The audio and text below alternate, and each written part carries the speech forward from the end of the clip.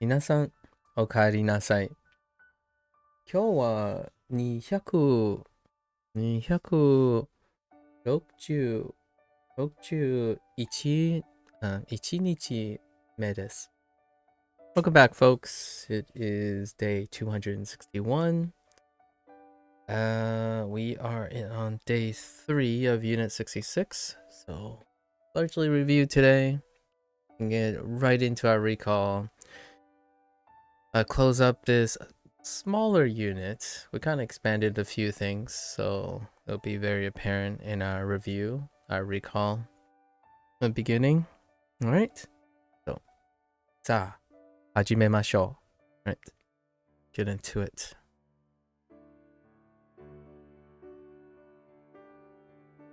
Unit 66.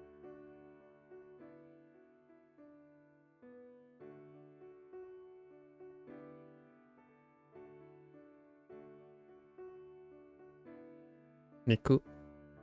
Niku.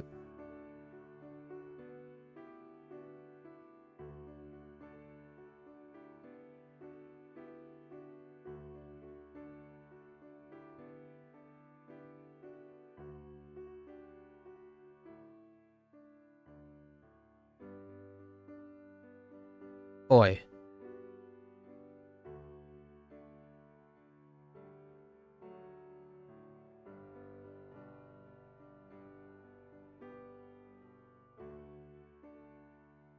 Ori.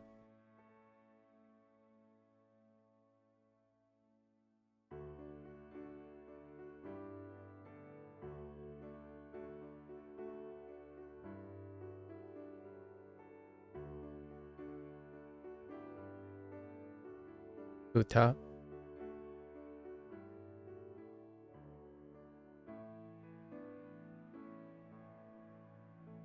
You.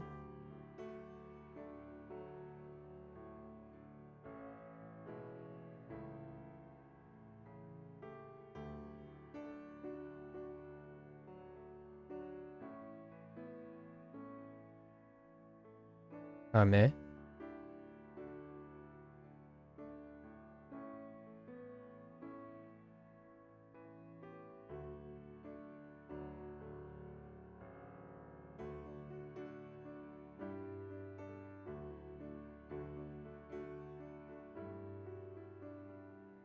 Okashi.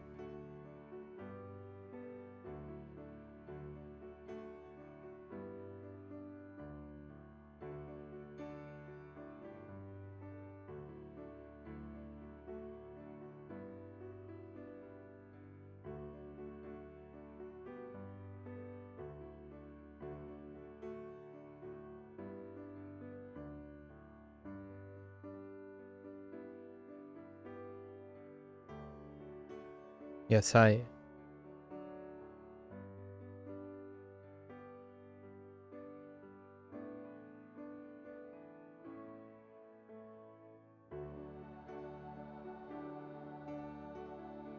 Wait, just kidding.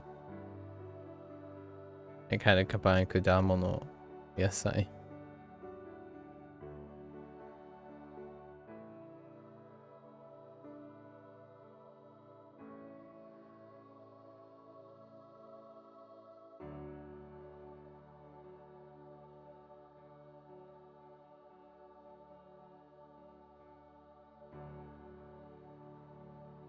No one will ever know.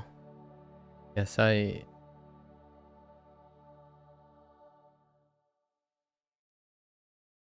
Oops.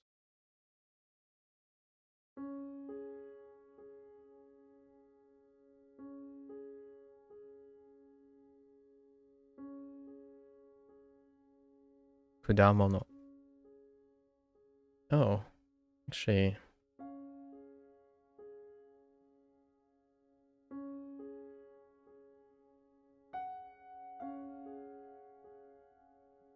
Sakana.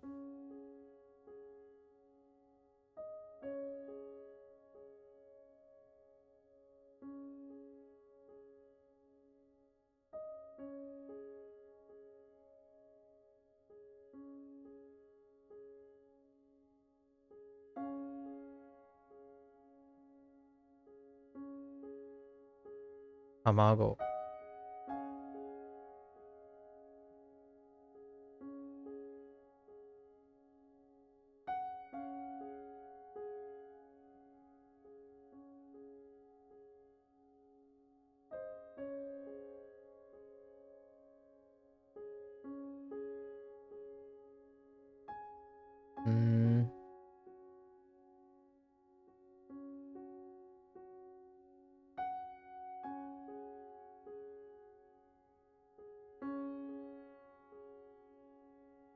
Oof.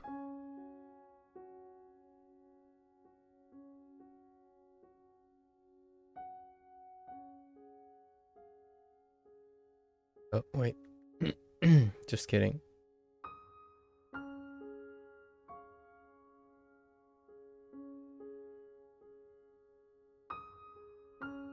Shio.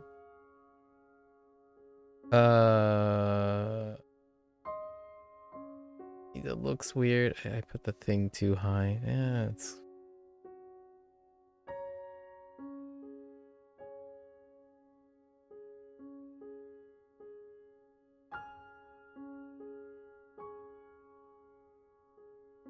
For sure.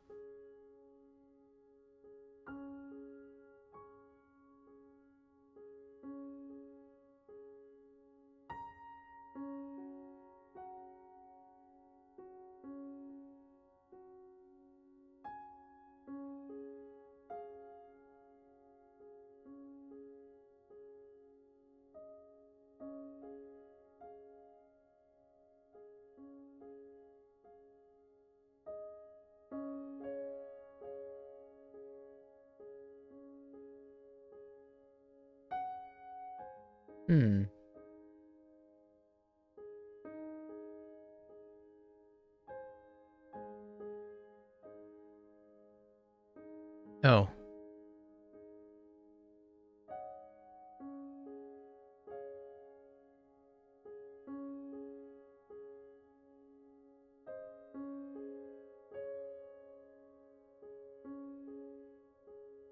Dato.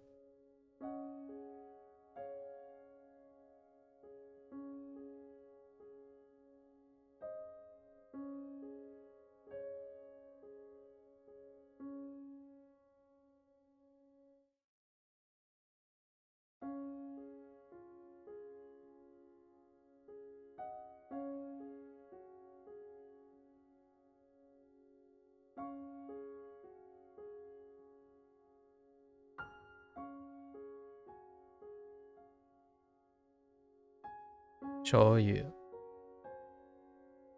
It's a pretty good list. Generalized. Very, very generalized list of grocery things. Then we have some extravagant, special grocery items. Like hana. By special, I mean, you can find flowers. Hana. But not diamondo. Diamondo.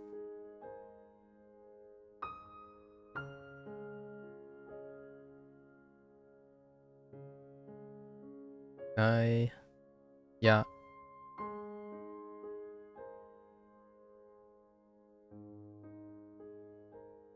Mondo.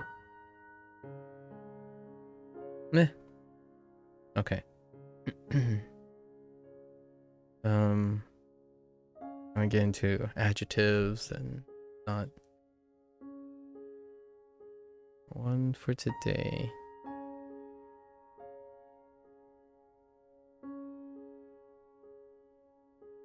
Ichiban. Ichiban.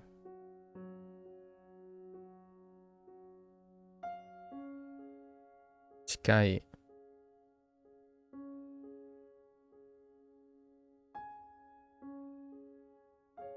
I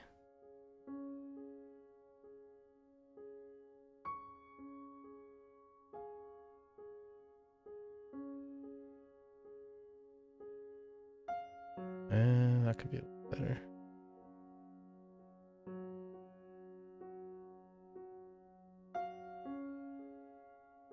Asui. Asui.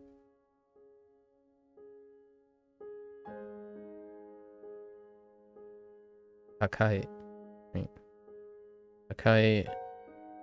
Think of Kau.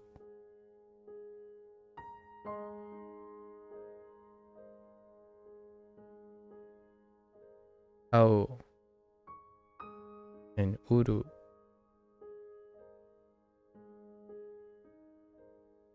Oh.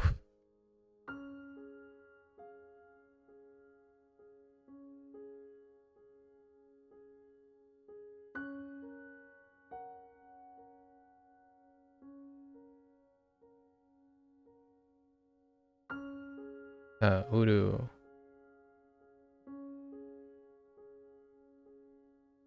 And Harau.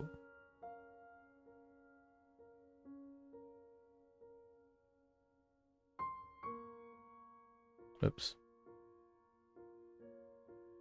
Wrong ending. Uru. Harau. Think of Harau. Okane.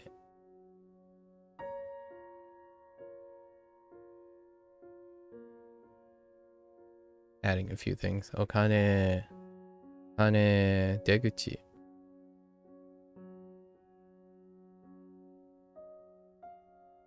Deguchi. Iriguchi. Iriguchi.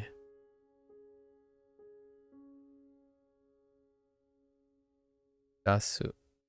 Dasu. Ireru.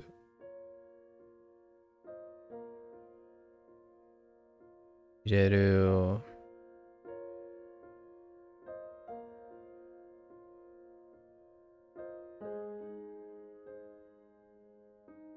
Oops. Ageru. Ageru and morau.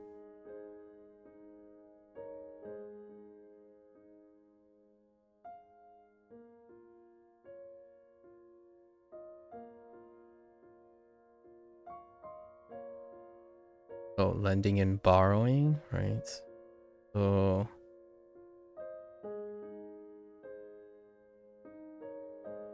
yori and the whole.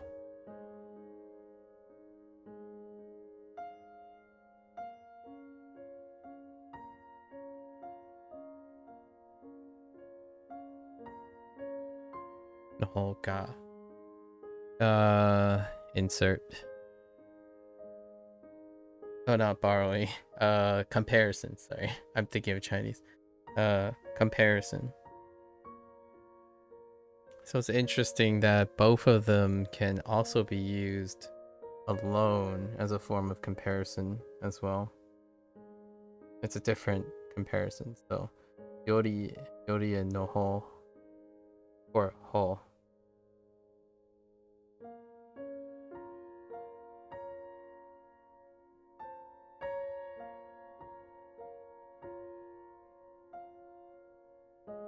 Lots of items. We have functional no. So the generative no. And ya.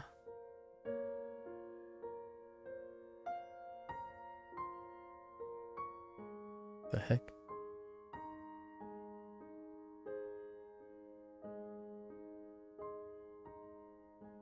I think that's how much we farmed from unit 66. Go back to unit 65.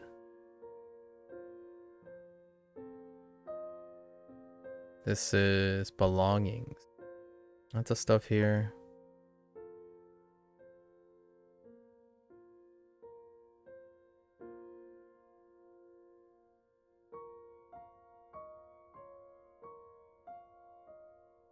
Tobacco.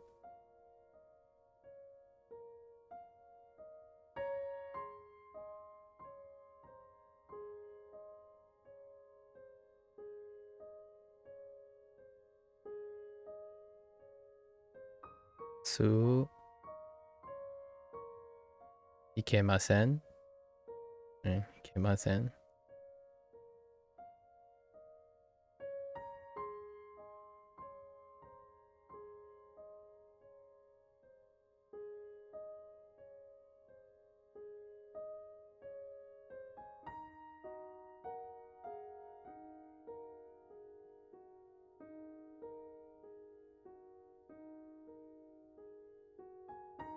ボタン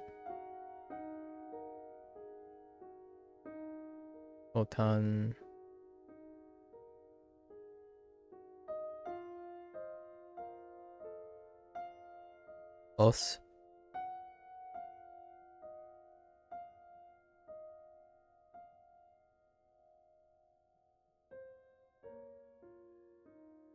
丸い。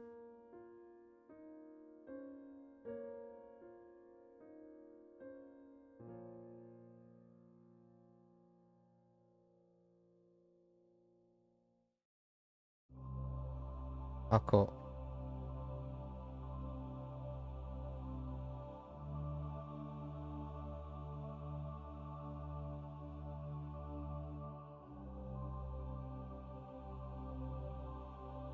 奥。奥。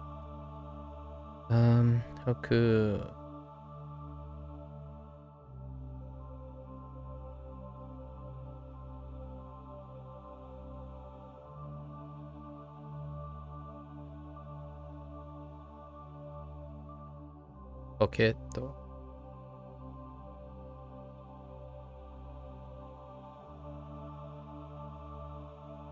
イッシュ。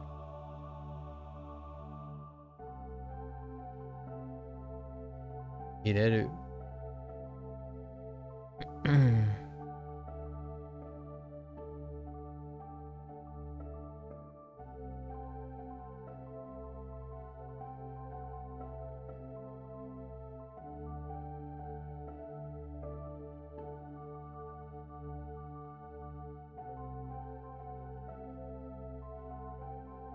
網。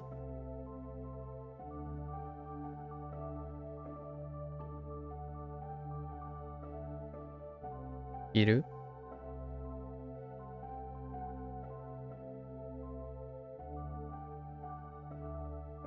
2つ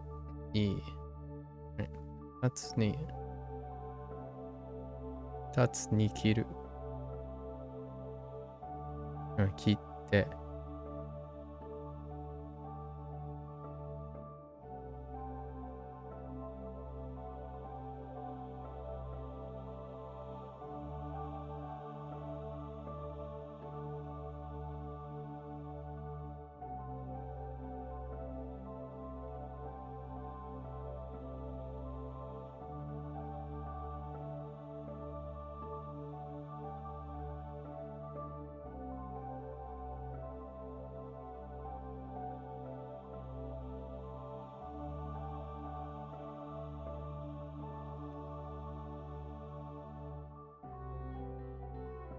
石鹸。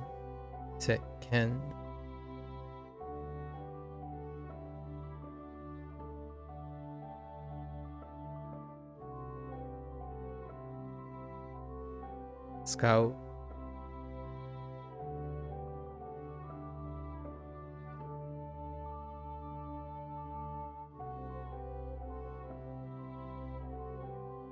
洗う。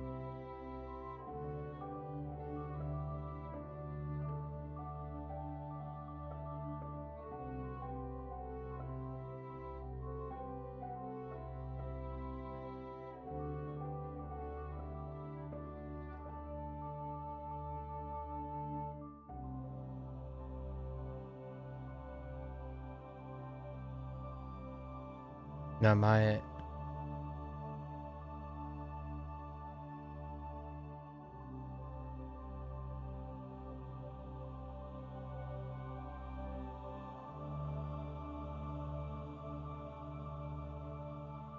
財布。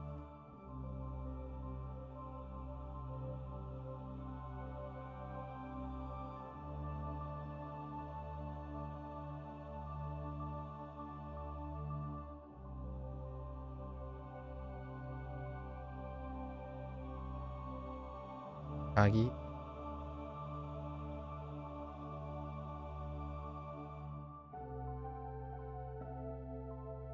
なくす。なくす。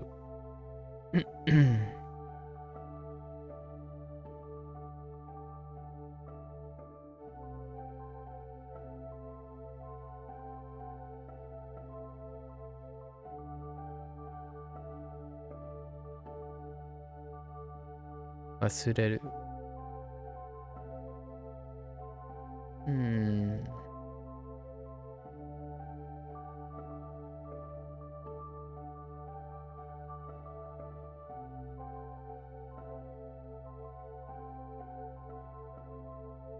道。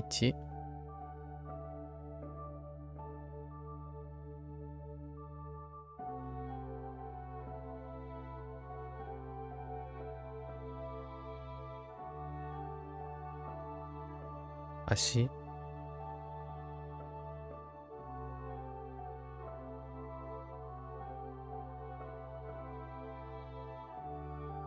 細い。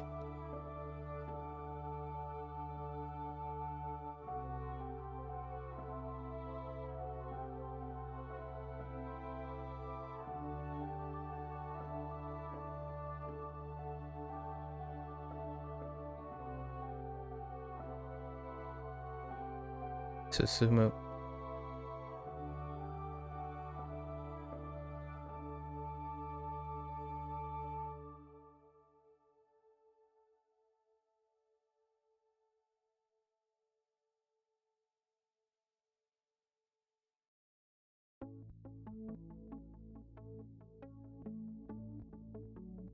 う。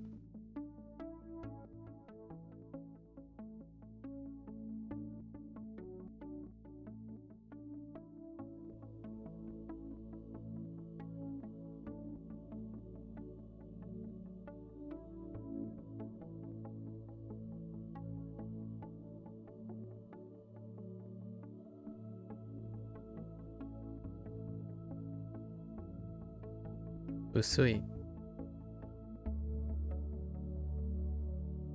こんにちは、バレンタイン。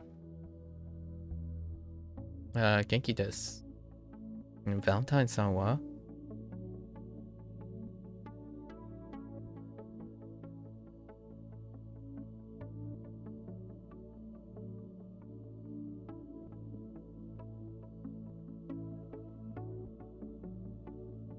薄い。最近どうですか？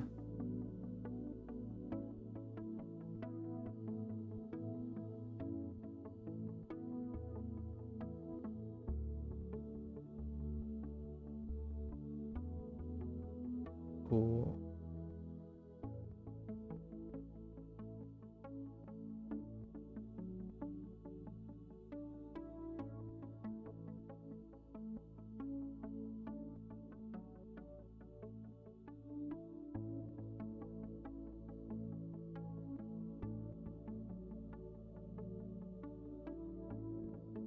辞書。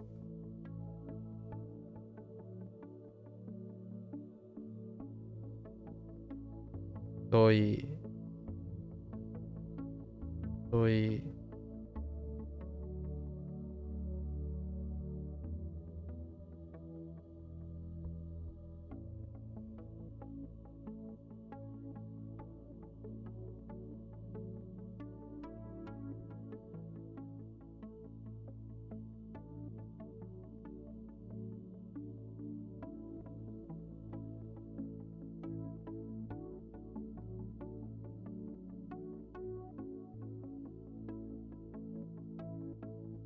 教科書。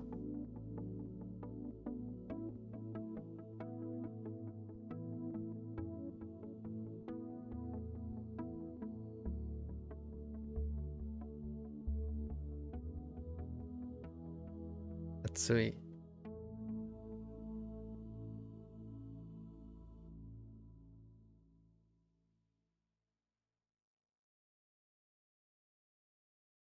元気。今日は映画館ました。どうですか？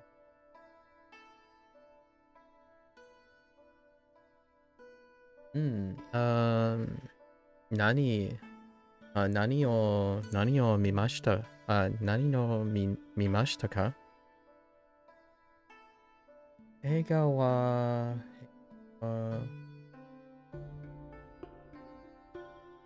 ビルスの something。日本の映画です。ビルスの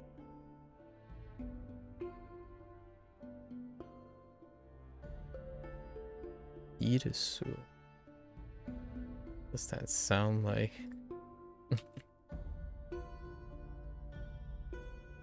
Harp as well. Bategoto. Interesting.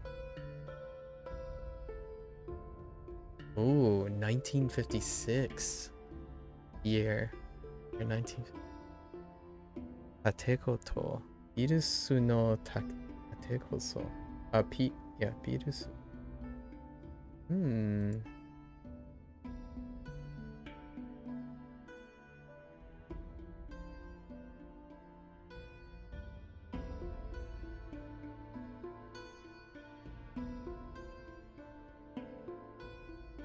Oh no, Biruma, sorry, not Su.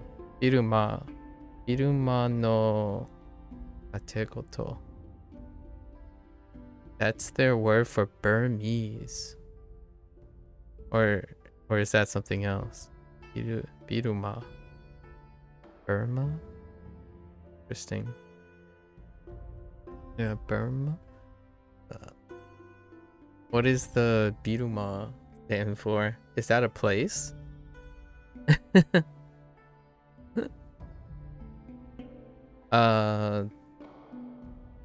Dokoro desu ka?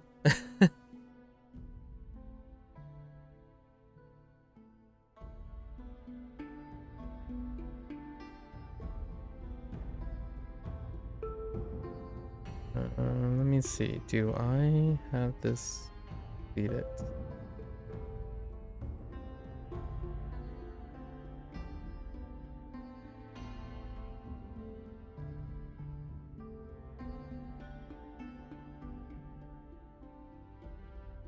Yeah, I think we're good. I don't think there were grammar points this one.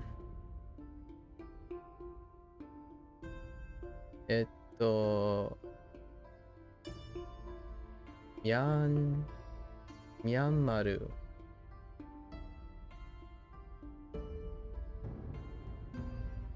Oh, Myanmaru. Myanmar. Oh. How's that? Is that close? Is that Burmese too? Myanmar, right? You're trying to do Myanmar. Oh, yeah. Burmese is the official language of Myanmar. Formerly Burma. Okay. Yeah, Myanmar was formerly Burma. That's right. That's why I'm so not used to hearing that. Yeah. Got it. Wakarimashita. Alright. Let's go into our personalized practice.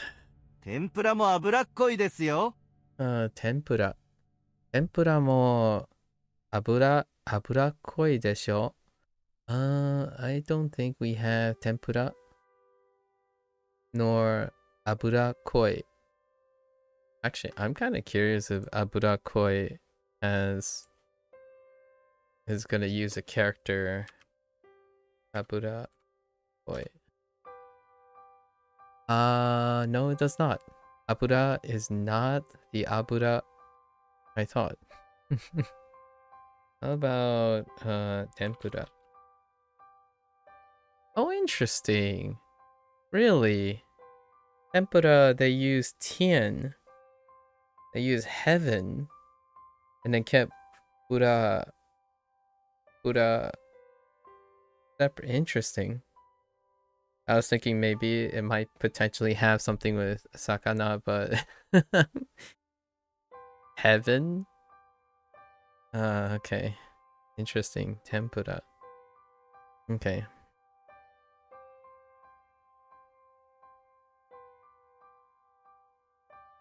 Tempura mo, I guess it's kind of a name. I don't know. Tempura mo aburakoi desho.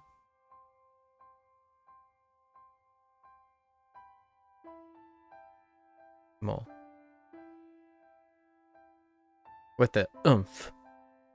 But the oomph is lost in the translation. 脂っこい食べ物はあまり食べません。1ヶ月に1回ぐらい食べます。野菜と果物が大好きです。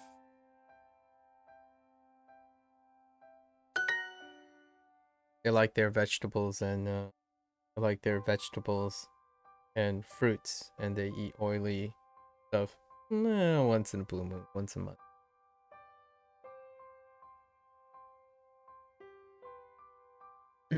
Pizza. Pizza wa zenzen tabemasen. Blasphemous. You see this nonsense? Oh, we can write zenzen. Blasphemous.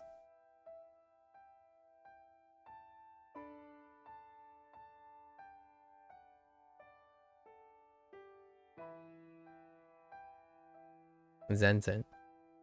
Although this is also rang, and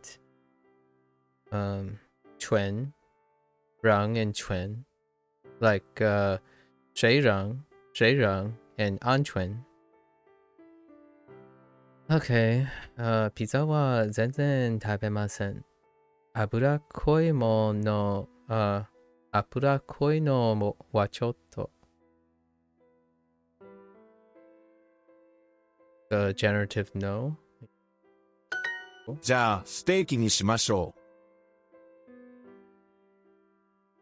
う。じゃあ、ステーキにしましょう。So, するにする to be like make something do, settle with something, okay with something, that kind of thing.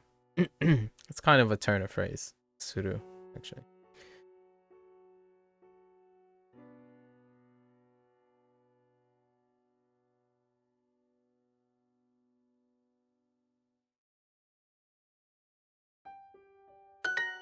Kyonen, 妹に帽子をあげました。Kyonen. Kyonen.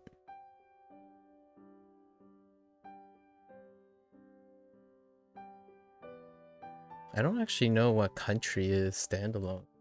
I'll go with Boku. Boku no something. Something 名前はブルマ。はい。映画はとても面白い。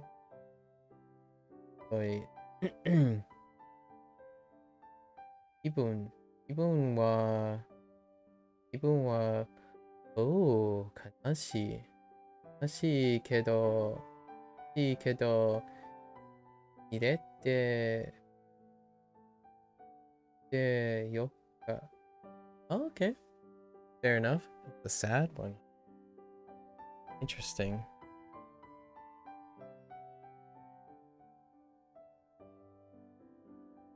Don't know the first thing before namae. Maybe once before because it has a die, and then maybe old name. So that would say like old name was Burma, something like that. I doubt it's Huru. Maybe Hururai. Hururai would be the only combination. Let's look at what that means. Those are my only reads of those two characters in Hurui and Dai as in time. Let's look. Kodai. Oh, so Ko is a read on Hurui. Oh, there. Sub-Zero. On that character. Ko. Oh yeah, that's right. I do have an example of Ko for that. Kodai. Oh yeah, it is Kodai. The ancient times. Yeah, old times. Korai was literally the shashinko thing. What was it used to? It was used to describe Zo. Korai. Korai was used to describe Zo, like an old statue. Yeah, that's right. Ko. So, Korai namae. Old name. Or ancient name, or older, former name.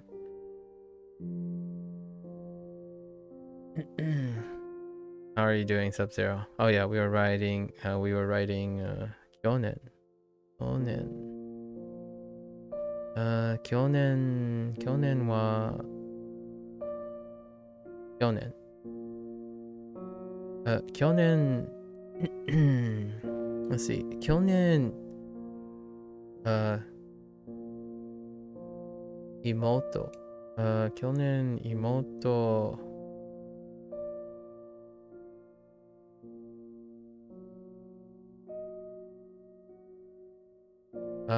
Imoto wa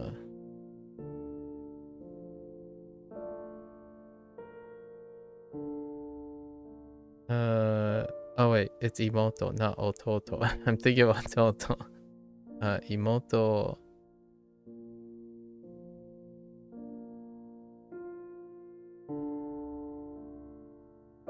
Younger sister. Imoto. Imoto ni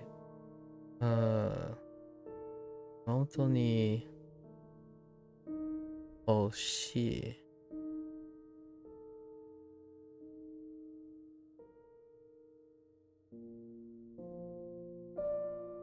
Oh, Boshi, sorry, not Hoshi. Boshi. Boshi o agemashita. Boshi.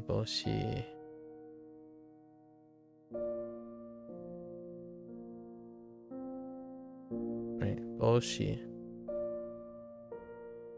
Oh, not that one.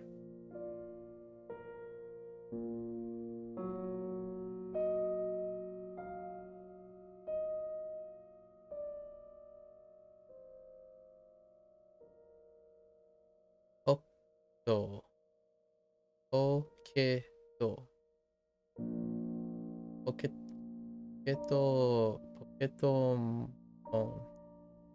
Poketo. Monster. Monster wa or wa? Oh no, wa and then yes. Right. So maybe Poketo Monster ba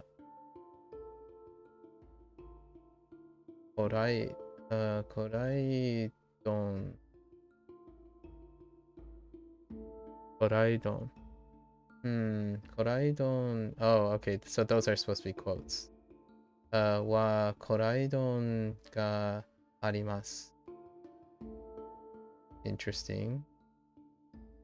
Korai wa somethingいいですよ. Onaji. That's onaji desho. So Pocket Monster.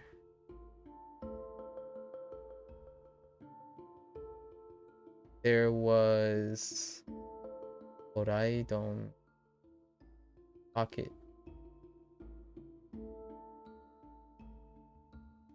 I actually don't know what is that trying to express. Let me see.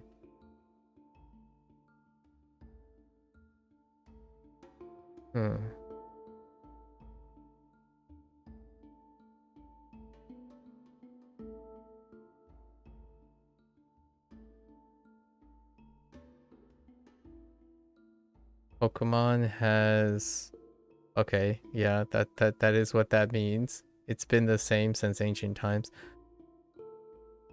Yeah, I don't know what that sentiment means. Do you mean like Pokemon Koraidon Koraidon is a Pokemon or is it a Dokoro?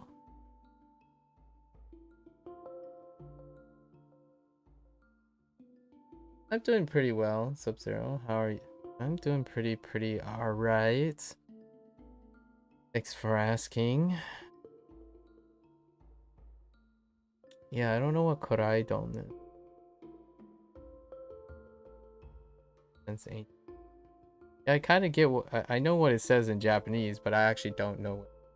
It's hard. What I mean to say is Koraidon is a Pokemon, and the Korai in its name means ancient times. Oh, oh, oh. That's why you said onaji. Oh, and in Korai. Oh. Yeah, that is hard. Oh, that is hard. And you would have to use like quotations. You have to use like separate quotations, and then you would need to, quotation to article to separate Korai in hiragana, Korai in hiragana, and then write it again in kanji. Oh, you don't know how to? I don't either, actually, now that I think about it. How do you even make those quotations? Well, in the IME, it's it's the brackets. It's the regular brackets. So, at least I think. So, if you use the ones next to P, I think they become the standard brackets. Actually, I don't know. Have you tried the quotation thing? Oh yeah, it is. Yeah, there it is. Yeah, it's the regular brackets or the normal brackets. Yeah. And then these are the quotation. And then you have to use like this as a quotation mark, so I know that you're quoting something, and then you have to write it in hiragana or kanji. This is just me though. I don't know how other people do it, but this is how I know that someone is quoting something, and then they're comparing kanji and hiragana. I'm kind of, I don't know as like, I don't know how other people do it, like how they normally do it, but I would probably have gone this route. That's neat. What is Koraidon? Is that like is Koraidon one of the ancient? Are we talking about like first gen? Is Koraidon the name of? Oh no, it's not. Just kidding. I thought Koraidon might have been like a Gen 1. I don't know any Pokemon gens outside of like the first two gens. So if you would have picked, if like Kabuto, like for example Kabuto or Omastar translated to like something with Korai in it, then I might have gotten the connection. But Koraidon, I have no idea what is a Koraidon. So I thought you might have been referring to a village. Omura. So in the recent Pokemon Scarlet and Violet, they have an ancient and future Pokemon. Oh, that makes sense. And then the ancient Pokemon is called Koraidon. Oh, that totally makes sense. Oh, that's kind of cute. It looks wild. Holy heck, Koraidon looks wild. It does have elements of the whole, like, I'm a fossil, I'm reptilian, and I'm also part, like, crustacean or shellfish look, which makes sense. And then it's a dragon, so, like, reptilian. It also looks like a vehicle. Is this the one that's a motorcycle, too? Is Koraidon, like, one of those ones that become, like, a motorcycle? It kind of looks like a motorcycle. I don't know anything about Game Freak games past that. So it's literally like an ancient dinosaur thing you can ride around. Oh, okay. Oh, that explains. It's technically legendary, I think. Pretty neat. Okay. So you already explained it as I was. Okay. And then something go arimasu. Okay, so they're using that character. Interesting. For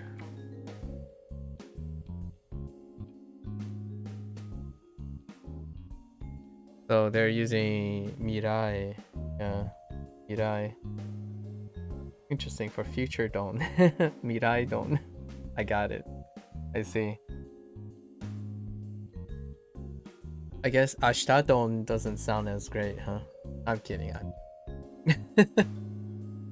You just finished up a project in the background? Yo, nice.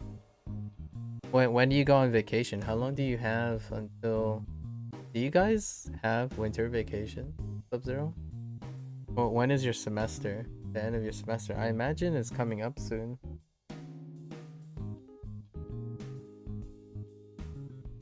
Mirai Don. I like that name, Mirai Don. Mirai Don and Korai Don is a great way to remember future and past.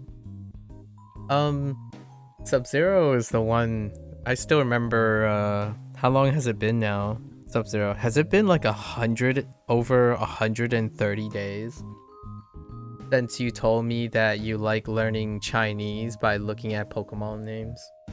Sub-Zero, I'm pretty sure it's been over like 3 months or 4 months, even 3 to 4 months since the last time we talked about how it's a lot of fun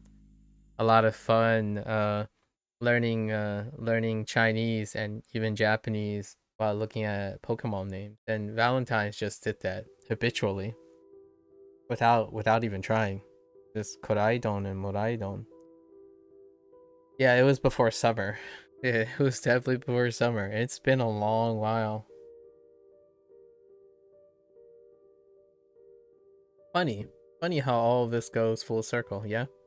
And it's a coincidence that you are the first one to show up after Valentine mentioned Pokemon and Japanese Pokemon names.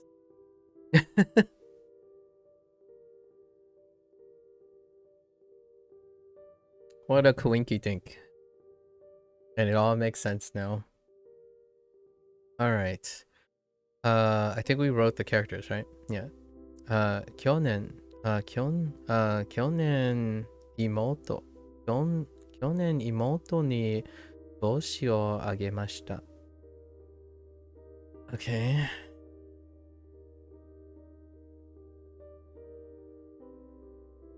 Just 去年.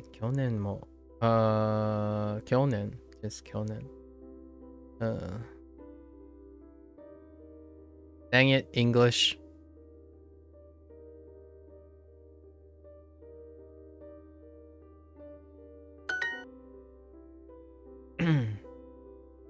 Oh, here's a fun thing. Since we're talking about Japanese, right? I have some topical things. I bring little stories here and there. So there's people who watch anime is probably close and tied to music, right? Anime music is a very big thing, especially those who dabble in anime. And one of the rising stars, one of the stock stars in the hip hop scene, or the hip hop new age, it's the new age pop sound. We'll just call it pop for now because we don't want to I'm not going to digress into subgenre and what pop is not necessarily a genre. It can be a status, right? But anyways, the new age, there's a band. I want to talk about them positively. So I'm going to write their name. I don't usually like to use names too much, but if you're in the anime scene and you're into topical anime, you'll probably come across a band called Yoasobi. Yoasobi. So here's the thing. How is this related to language learning? So Yoasobi, Ayase. Ayase is the composer, and the band Yoasobi is composed of the singer and the composer, Ayase. Right. And they have a collab, a consistent collab, because of the widespread of Yoasobi's titles, because the anime are also really great. Like for example, for Yoasobi, you would have Oshinoko, right? Ashinoko or Oshinoko. Might be Oshinoko. Yoasobi. So I idol idol は好きね。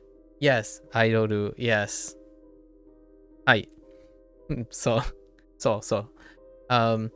So Yoasobi is a really, really stock name now. So when you have a really high production anime that is going to hit, you bet Yoasobi is going to likely be in the conversation.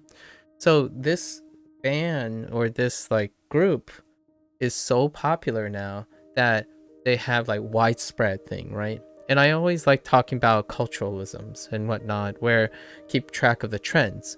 So nowadays, if you go to their official channel, I listen to Yoasobi like as a band prior, and they have English collaborators, and maybe even the actual singer themselves. So their classical, their like hits and stuff and their anime hits get English versions. So if you already like their music, check out their channel. Recently they dropped 4 English versions of 4 of their like iconic songs. So if you're ever curious about like, oh, are there anything like lost in translation? How is it like expressed through the songwriting? Now it's not even that fans also make like cover songs, right? Cover songs where they attempt to translate and reinterpret, not necessarily translate, but interpret the song so that it feels like an English song with English phonetics and lyricism, but capturing the feel and beat and the rhythm of the songs. However, this band is quite big to the point where they actually release English collaborations of their song. And I was listening just yesterday evening, I was listening to the English version of their song. And what this reminds me of is back in the day when I used to still learn Spanish, right? Back in the day, Spanish, because it was before basically the internet time. Spanish was great, and I still remember listening to like Lopez, like Jennifer Lopez, right?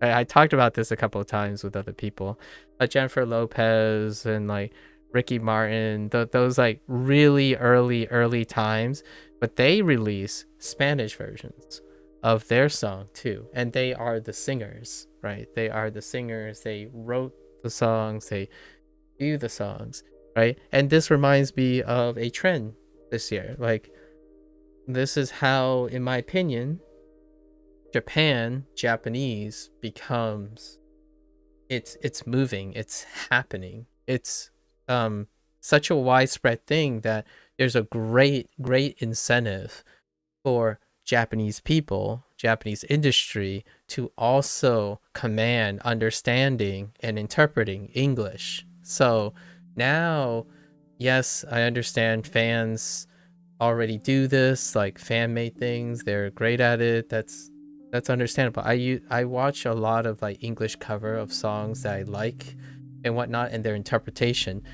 However, you also have evidence that Japanese industry, as in people who preferably like to produce songs in Japanese, it still happened over the years. Like, I can still remember 15 years ago, I was ecstatic when there was like an English song as well as a Japanese song side by side. And I like to see like, what is it like for a Japanese person to write their song in English, right? It's very different from saying, I'm an English speaker, I like this Japanese song, I'm going to reinterpret this Japanese song in English. That is very different. Like, it's night and day. It's kind of like, not in a bad or good way, but it's very different, right? It's kind of like when someone goes and play their favorite game and they use words like, oh, this is a localization. It is not written in English, it is translated into English. That kind of thing, right? So listening to these songs, especially when I have trouble listening to lyrics in general, like in English, I have trouble listening to lyrics already. It has been a it had been like a stopgap for a while. Like my lyricism is non-existent even in my native language. However, it's so great now that I'm learning Japanese, and Japanese is like expanding, right? And it's incorporating the opportunity to hear interpretively what the singers, the writers believe captures the spirit of their song in English. And it is a different experience altogether. And that, to me, this little short story that I have is largely why I feel there's far more than the mechanical understanding and the translational understanding of a song. There is so much transcendence based on someone's experience, right? So English from different sources is very different. And why is this important is largely because I get why people like being quote unquote authentic. Actually, that word was thrown around a couple more times yesterday, not in a meaning, not in like a malicious way or anything. The word authentic is tough for me to empathize with one perspective. A lot of times people think authenticity is internalized, like it's a intrinsic property of someone's background. Like one cannot be authentically whatever they are if they aren't the thing. So here's a great example. So if you're saying something like, what is the authenticity of YOASOBI's song? Well, both of them are authentically YOASOBI. It's coming from them.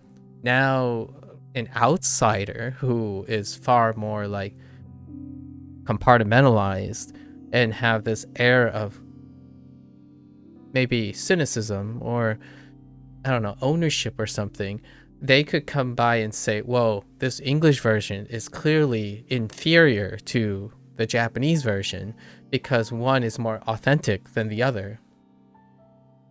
You have those discussions every day. Actually, I see and read these discussions far more, absolutely far more often with Japanese than other languages. So when you're going here, it's like, what is more superior? They're different. They're different. Now, in terms of authenticity, it's coming from the same like group of people. So that kind of thing happens a lot. And so in a way, I'm not discouraging. I'm trying not to sound like I'm discouraging people from using words like authentic.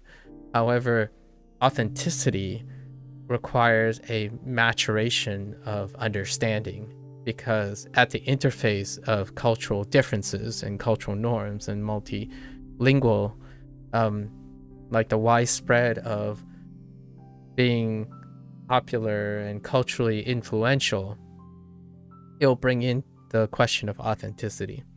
And I earnestly feel like we're at a fever pitch when it comes to the Japanese language, because one trades, quote unquote, a bit of authenticity to the chagrin of purists in order to garner more influence. The more influential you are as a concept or person, the more likely you are also reciprocatedly influenced, right? So now I'm looking forward to the next frontier when people start. This is going to start something else for sure. And I love it. That's more for me. However, some people might say like, well, they better continue writing Japanese songs because I like Japanese more than I like English. That's going to happen. However, observing what the creators are doing is great. It's an indication of changing of times.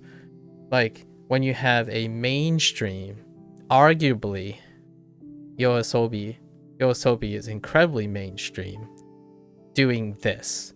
That's absolutely amazing. That's like a dream come true for me. As someone who's an English speaker and is trying very hard, quote unquote hard, or investing a lot of time. I'm gonna say investing a lot of time to understanding Japanese. It's so awesome to see the other direction. And no, I don't find the Japanese accent when people are singing alien or discomforting or non-authentic or cringy. I think a lot of purists would say otherwise, right? Like, I've encountered a significant friction on people who can't get over the idea that Japanese people who speak English have accents. Like, and then the other way around, those are probably one in the same. People who are upset that when they're learning Japanese, they have an English speaking accent, or they look at me and it's like, oh yeah, this guy's pitch accent, he's clearly from America, right? That kind of thing. That's fair enough. I guess in that case, that's an impasse, or to each their own. I absolutely love that I get to listen to two versions of wonderful songs. My secret hope is I listen to like a less mainstream group, but this group is doing really, really well too, and it's the same setup. Yorushika, Yorushika. Actually, is it Yorushika? It might be Yorushika. Actually, I don't know where the pitch accent is on this, but this is also the same setup. So the band name is Yorushika, right? But the composer name is Nbuna. So, and then the singer is Suiz. It might be with an I and not an E. It's the same kind of setup where the composer is quite known solo wise, and then they have a really great act with a singer who happens to be a female singer, and they're like a combination of hip-hop-ish, R&B, singing. It's a pop scene, like it's the current pop scene, and they are featured in a great amount of anime. And in terms of Yoasobi and Yorushika, I think two of the animes I watch have both these bands featured.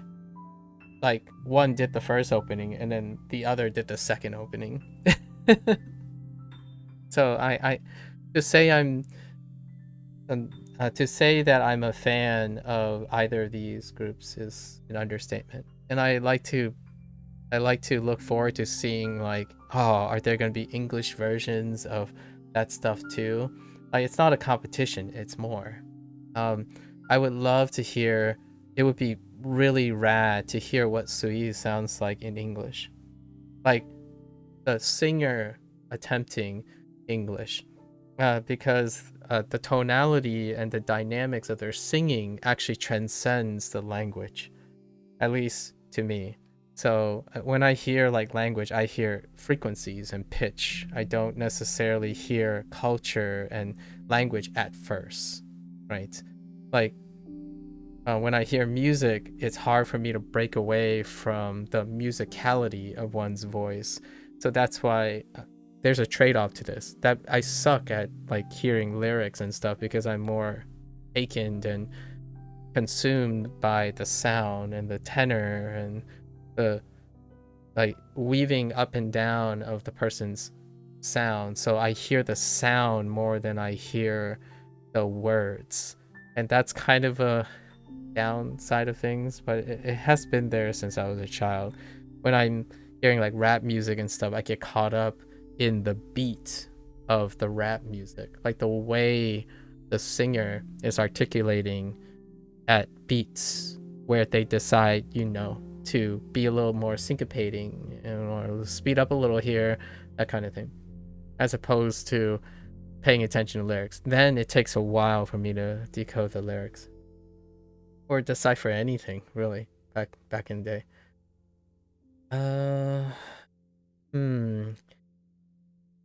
Every time. So my I don't know any other re for kai. Maybe that's kai.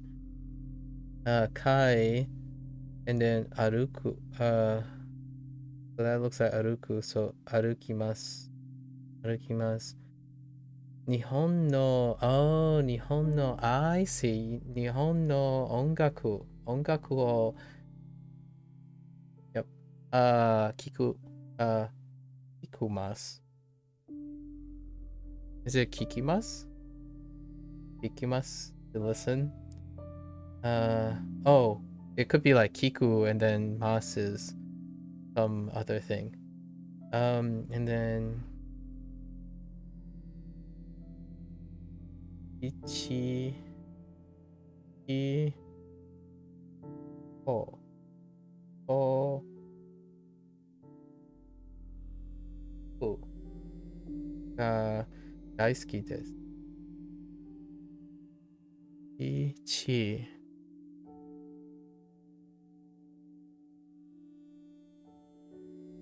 Group is dash. I, o, u.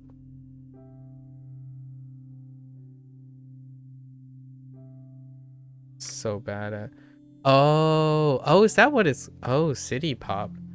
Is that the name of the group or is that a genre? I see. Jipo.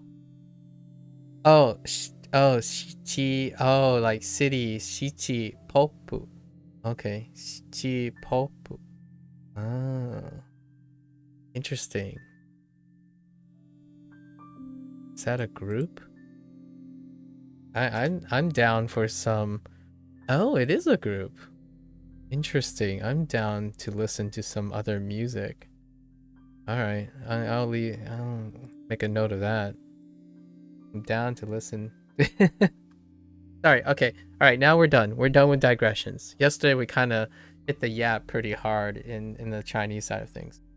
I wanted to share that because I think it's great changing times. In my opinion, it means more multilingual. I know that there are already people that I've encountered even in my limited anecdotal experience with language learning, when people talk about things are being too Anglicanized or certain things taking too much influence from this and too much influence from that. I get the understanding, and it's nice to have both. Maybe this will be different this time around, where Japanese continue to like have a good balance of preservation, right, for the authenticity seekers, and then new age stuff. I think having singers who are multilingual, ever since I was old enough to listen to Chinese music and whatnot, the idea of having multilingual bands, which rarely happens outside of like the Asian languages, like the macro languages. Chinese, Japanese, and Korean tend to mix quite a bit, where they would release like different versions, be it like Chinese to Korean or Korean to Japanese, etc. However, in the English thing, you have Spanish and English, right? At least in the United States, and it's been there for a while now. Not until recently, in my opinion, that it's garnered a trend where it crosses a huge cultural divide, and that's English and Japanese. I think English and Chinese haven't really been that big. I don't think there has been a dramatic uptrend between English and Chinese, like where the singer is greatly enthusiastic in a manner that they are incentivized to create two versions, right? So very neat, very neat. Shows that mainstream, right? Kudos to the Japanese. It also warms my heart that perhaps one day I'll go to a Yoasobi concert and I will be able to thank the singer and the writer and the composer in both English and Japanese one day, right? They're relatively young. I actually think I might be the same age group now. Like, I've gotten to that point where I'm old enough where I think most of the current acts are where we belong to the same like chronological generation. So that there are opportunities to maybe one day, you know, talk to them in Japanese and English at the same time. Kind of neat. The world is changing, and or in the smaller bubble of Japanese and English, the world is kind of changing, and it's neat. It's more me than I've ever could have imagined. To place something into context, right? I grew up in a world where there was still segregation and discrimination, right? Well, what I mean by that is not to say it was more before. It was most certainly more before. Nowadays, though, I have grown up in a way where purity and all that doesn't make enough room for all of the above. So this is really, really neat. At least I was pleasantly surprised. The 4 songs I was talking about, they dropped all at the same time. It was uploaded all at the same time to their channel. So I had a blast listening to it. I had so much blast that I went back to look at if there were English versions of other songs I like. There was one was let's make this relevant to the Japanese lesson at hand. So ichiban is relevant here. So, you know, we have the character that we learned. Here's something topical. I practice, again, someone asked me, do I only use Duolingo? 2 times in a row, actually. Another person asked me yesterday, and then the day before, someone asked me. So this is an example of how I use my Japanese. So ichiban is today's and yesterday's is this current unit, ichiban. So ichiban is also the name of Like a Dragon's protagonists, MC. His name is Ichiban Kasuga. And there is a song also called Ichiban Ka. And it's made, I forgot the group's name, or I can see the characters, but I can't pronounce the group's name yet. So it is the theme song of Like a Dragon 7, which is Yakuza Like a Dragon, and Ichiban Ka. So, and then I went to look at English versions of it, and then listen to the Japanese version again, right? But the name Ichiban is in the title of the lyric. I forgot which ka they ended up using. Let me see. Ichiban ka, they use a ka that I am unsure. Yeah, the artist name is Sonnan no Kaze. And Yashitaka Nakata, I think. So hopefully that's the 2. I'm not sure of his name for the 2 leads or this the group itself. But yeah. Oh, it's this character. They ended up using, which kind of reminds me of a song. So it's probably dealing with the song. It uses this radical and then this radical, right? So this deals with singing. So it's probably a song. Like, kind of like a shortened, like it's Ichiban's song, right? Ichiban ka. That's the character, and it looks like it has singing. These 2 are together. It deals with like uta and chang, like ge, right? Ge in Chinese. So guessing is Ichiban song, Ichiban ka.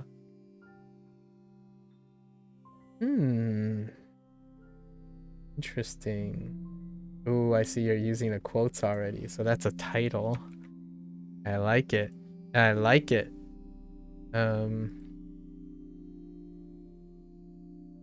This a title of an album? I don't know those words, but I do see in. I also see go. So something da. So something da kingo. Quote. Wa shinrai. Shinrai. Yeah, shinrai song ka sudaro.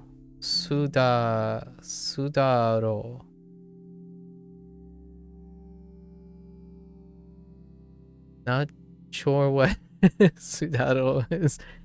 It apparently is maybe reliable. Oh no, sudaro, maybe that's a singer. And then that looks like machi. Yeah, machi no dorufu.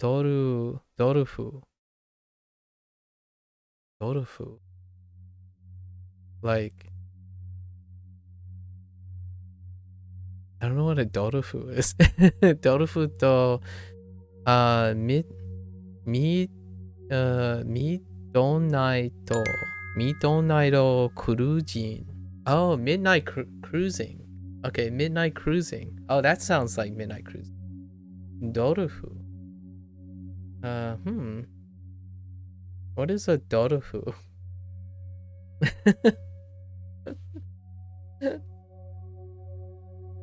Oh, and thanks to whoever, thanks for the sub. Whoever, thank you. Let's see. Midnight cruising, huh? Interesting. Oh, Hamada Gingo. I see, Hamada Gingo. Ooh, that's a very complex sentence.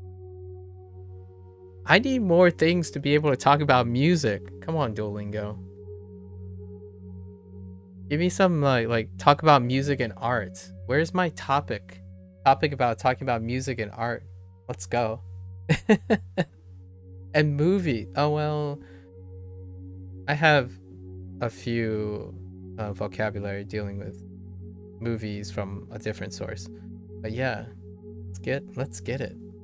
Anyways, that's the digression for today. I brought a story for the Japanese session today.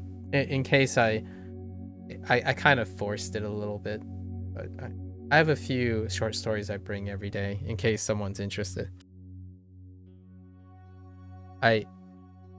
Disclaimer, guys. Here's a disclaimer. Since people are asking me if I only do Duolingo, yes, when I'm streaming again, right? However, when off stream, I actually go and practice my. I mentioned this a bunch of times already. I practice my Japanese and Chinese. However, I do other things too. Like with that, I'm looking for short stories to talk about. So whenever like if someone comes by and talks about something, I somehow segue into the thing I want to say. And that's the creative part, I suppose.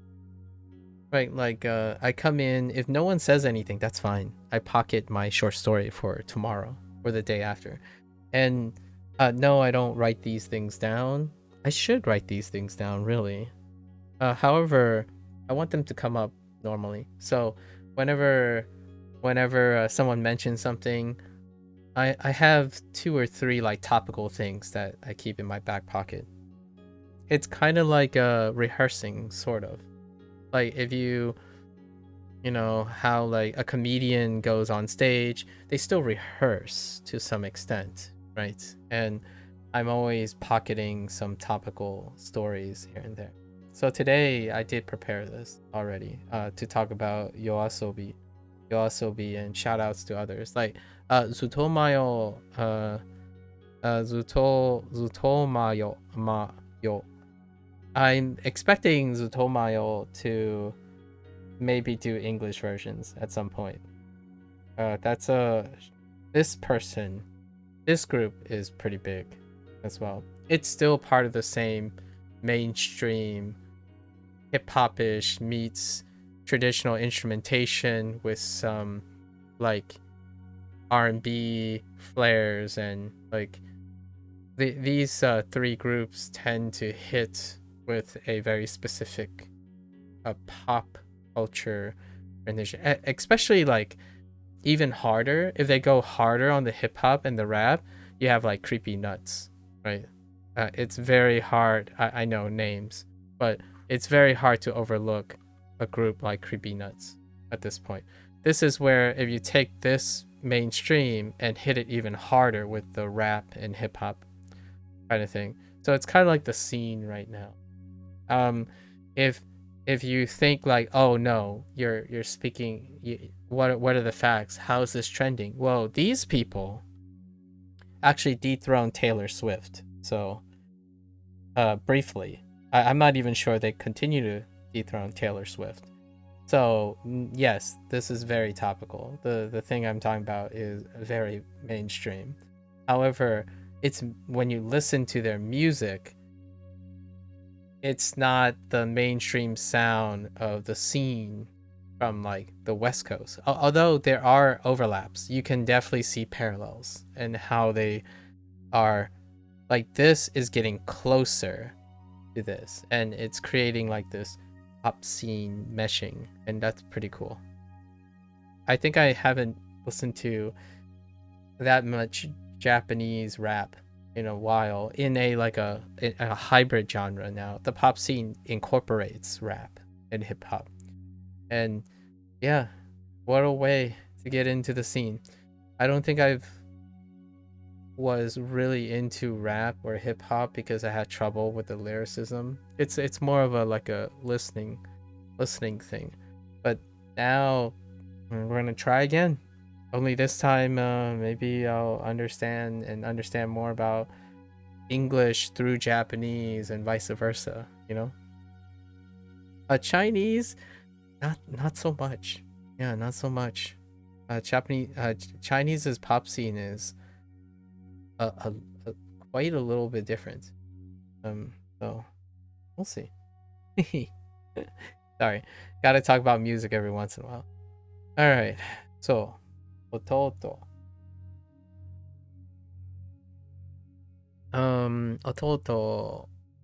Ototo wa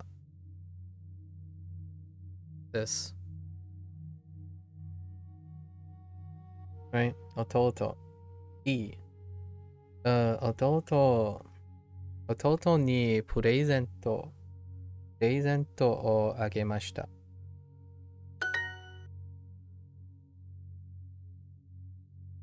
じゃあ、Yeah, I wanna reiterate. I think I'm not a stand-up comedian, right? I want to say that. It's pretty obvious I'm not funny, right? Like I try not to be funny actually. Most of the time I'm serious. So not stand-up. And I would say greater than 80% of anything that comes out of my mouth is rehearsed. And what I mean by rehearsed is it's scripted in my head in a sense. Like it's through practice. I am not an improvisational person. You will probably know when I'm improvising. It's quite obvious when I'm improvising. It involves incredibly long periods of silence. And if I had to be engaging, it involves tons of filler words. Like you know.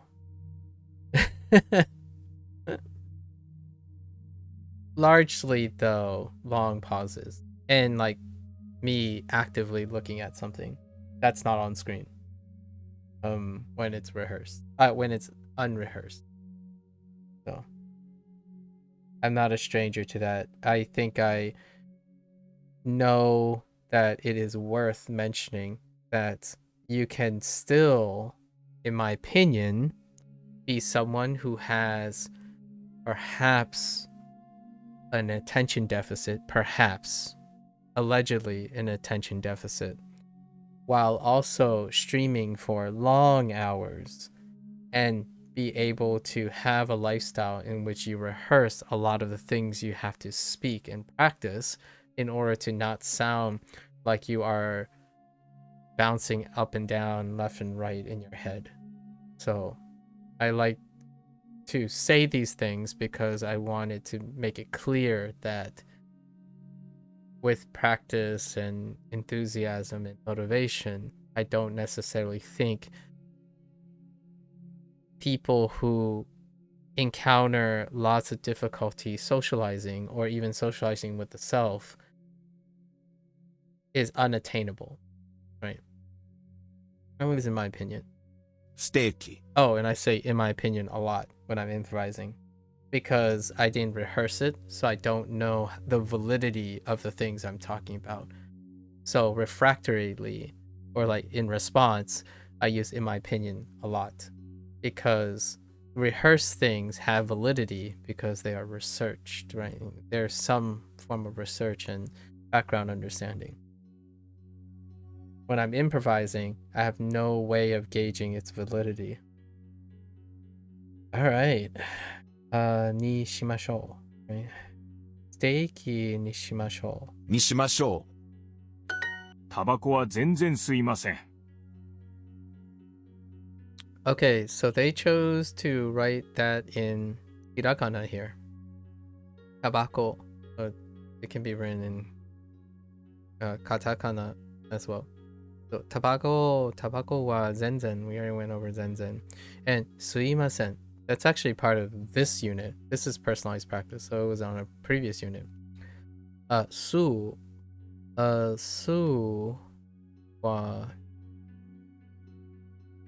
Right, su.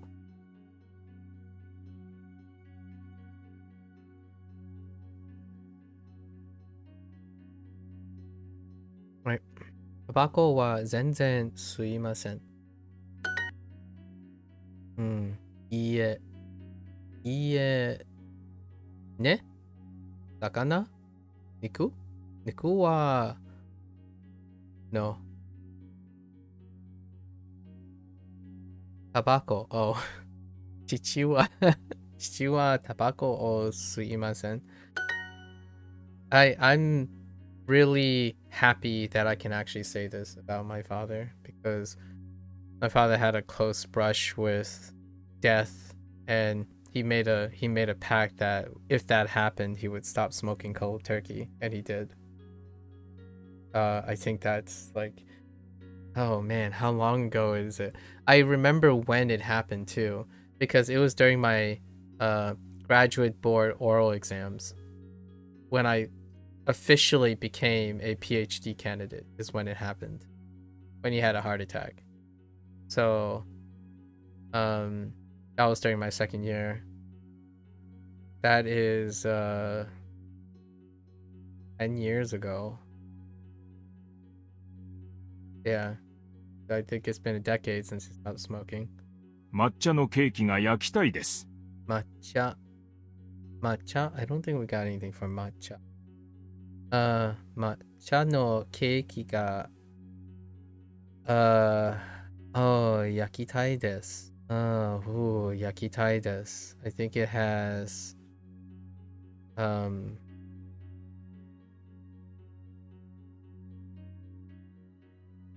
fire and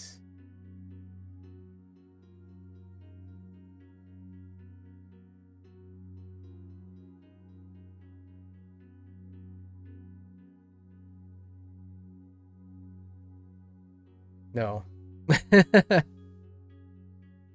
We don't have this in Duolingo yet. However, Yaku was introduced somewhere else. It's close. I think it's I think I need to refine the way I'm writing that. Like this. And then you do this. Yeah. I think that's Yaku.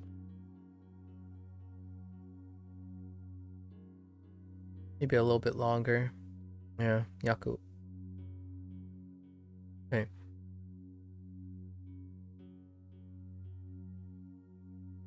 I'm gonna have to go to the bathroom during my lesson because I've been hydrating a little too aggressively. I want to bake, or yeah, bake. Matcha. Matcha no keiki. 美味しい。美味しいカップケーキが焼きたいです。持ち帰ります。持ち帰ります。Okay. Yeah, 持ち帰り。持ち帰ります。This one is like kind of one of those like phrases that might have untranslatable things, multiple interpretations. 皆さん立派ですね。皆さん。皆さん。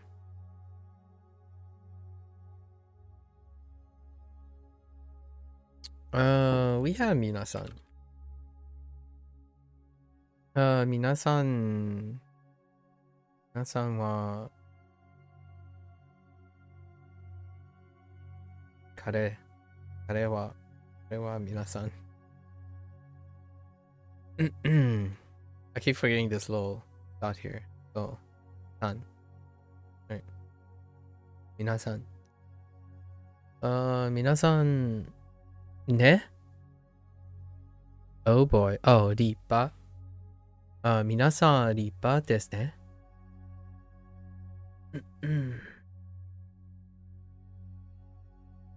Everyone is splendid, aren't they?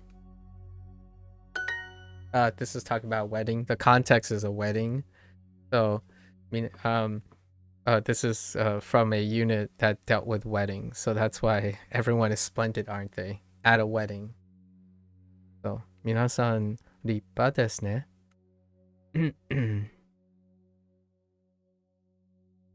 Now everyone, let's stand up. Fill the words. さ Okay, さあ、皆さん、ね？あ、皆さん、皆さん、立ってください。ね？ No? 立ち、立ちましょま、う Okay, 立ちましょう。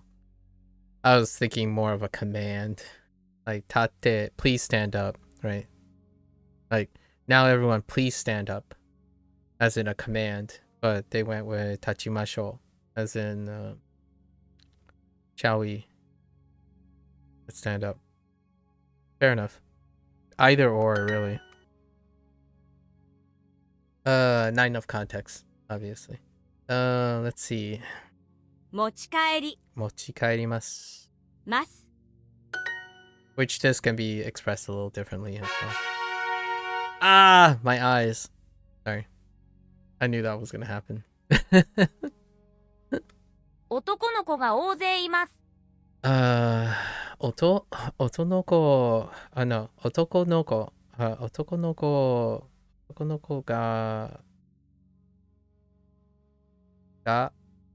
い大uh-oh.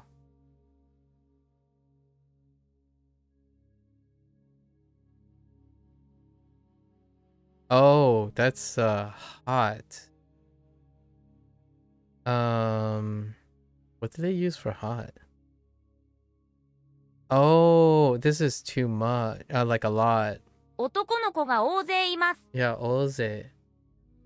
Oh, you know what's funny? I didn't realize that how much that looked like. Oh no, sorry. That's not hot. We're not looking for hot. We're looking for something else. It's a combination of things. But oze. Yeah, too much. Oze. Ooh. I think we're gonna have to lump oze with like oi and kekko maybe. Kekko and kanari. Oh, I forgot to add kanari on my recall today. Kanari is a new one too. Okay. There are a lot of boys, right? 男の子。男の子が大勢い。男の人が大勢います。 Okay, I got it. 大勢 Can you 大 nod, 勢 please? 男の Wait, 男の人? 男の人が大勢います。大勢います。 Okay. 誰にこのタブレットをもらいましたか？誰に Oh, we got 誰 works.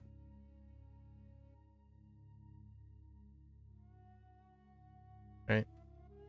誰にこのプレゼントをもらいましたか？ Okay.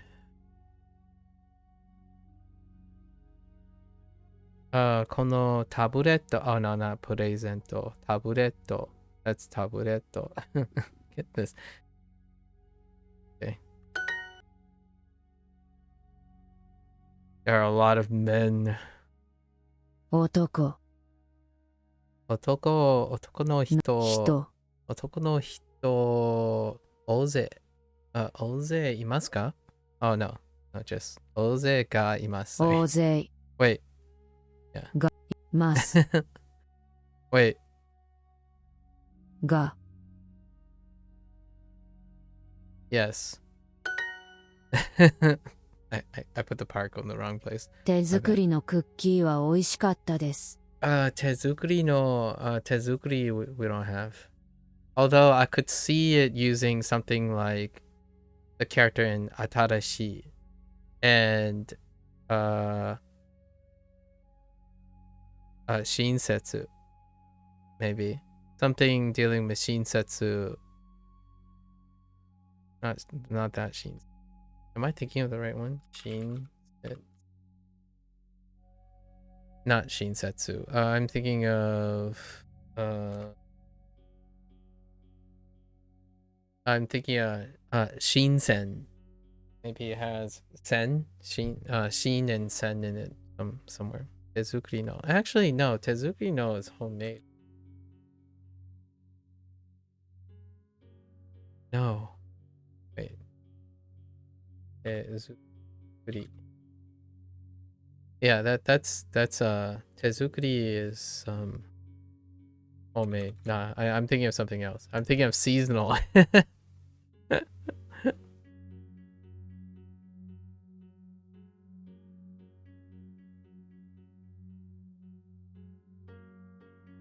Oh, come on. Oh, that's because I spelled it. I just want to see what the kanji is, if there is one. Tezu.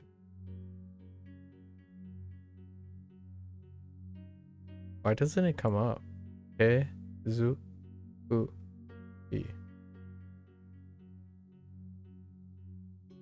Oh, it's because it's written differently. How do I do the other zoo?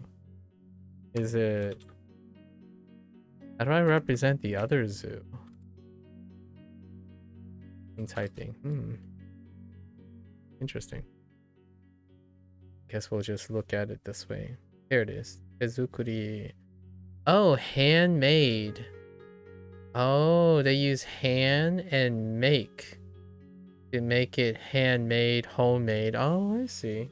That's kind of cute. Use te, right?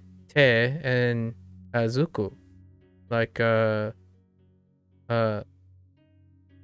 skuru, right? It's a version of skuru, zuku. You turn the su into zu. So te zukuri.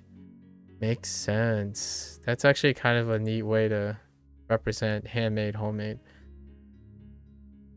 By the way, you have decided to email the other company on Monday. Hopefully it stresses them out and they consider you. Alright.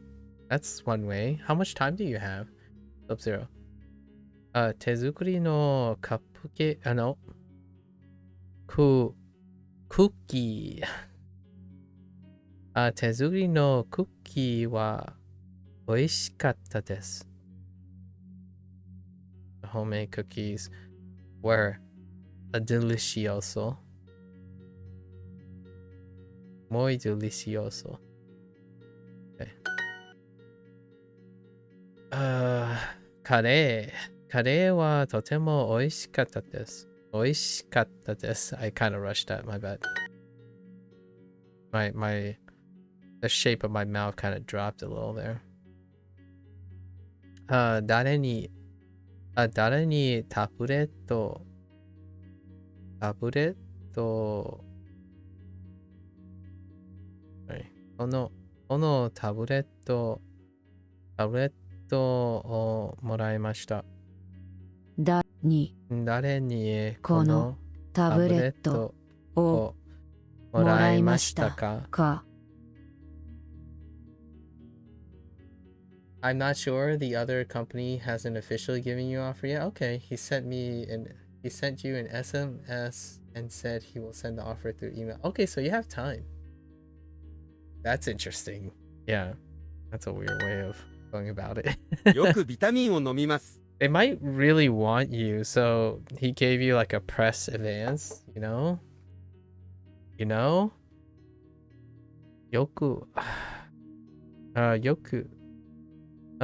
くビタミンを飲みます。Imagine drinking your vitamins. Kidding.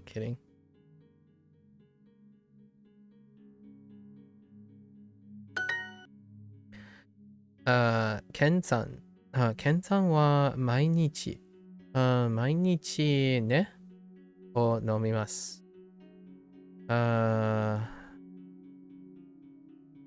ビタミン works. 息子は喜びました。 You don't know, you sent the application ages ago and you almost kind of feel like I'm a second option for some reason. Doesn't sound like a second option if someone is going to reach out before it gets mailed. It almost sounds like they hope you didn't forget them. If you know what I mean. From an outside standpoint. Like, it seems difficult to rationalize someone who wants to give you an advance notice as opposed to someone who gives you a delayed notice.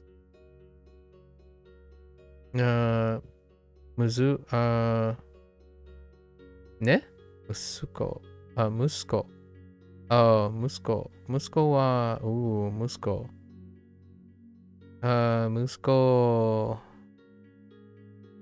Oh no, Musco. So it has coal in it, right?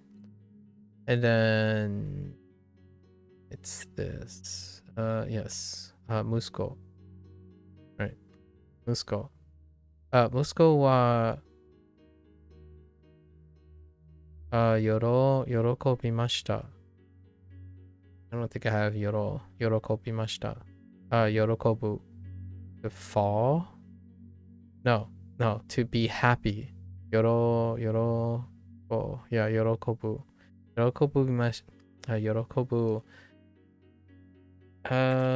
does it have anything to do with ureshi? Oh, it does have something to do with ureshi. Neat. You drop the left radical of ureshi and you get yorokobu. Neat. And it's also shi in Sihuan. So, yeah. Yep. Yorokobu. Neat. Yorokobu. Ureshi is this. You add this character to this. Ureshi. To be, that's happy too. Ureshi is happy. So, yorokobu. Yorokobimashita. So, musko, yorobu. Okay. Okay. Fair enough. 弟は喜びました。弟. 弟。 Did I write ototo? Yes, I did. Ototo. D. 弟は喜びました。弟は喜びました。福岡は賑やかな都市です。No, 福岡。福岡は賑やか。おー、賑やかな。wait. 賑やかな都市です。都市 No, I don't have Toshi. I have Machi. And Mura. No Toshi. And oh, you know what? I'm kind of curious if Toshi is the same as no, it's not. Oh no, that's the wrong Toshi. Oh no, it's not. Wow, that's not close. Oh, but Toshi uses the she, a familiar she, and then in Kyoto, the to from Kyoto. Interesting. All right. No, we don't have Toshi. Nikiaka we do, but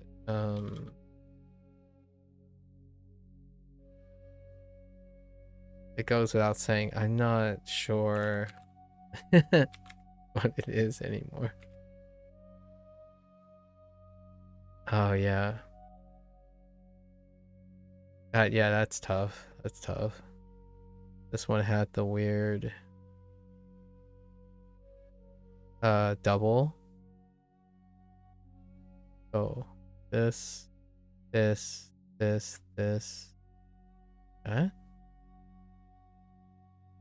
I think, yes. Yaka. Ooh, this one I need to see more often for sure. Yaka.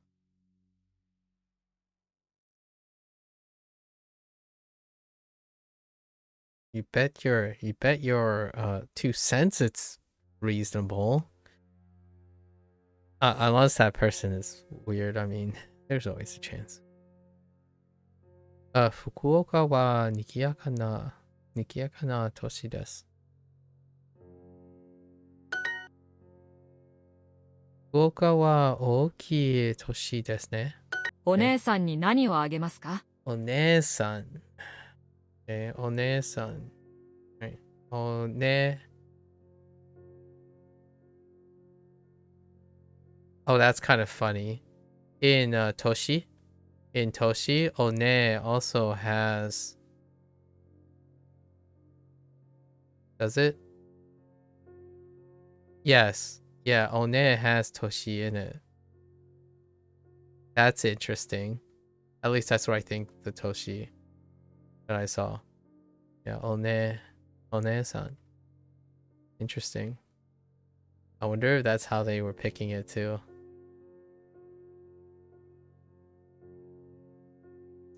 Nani o agemasu ka?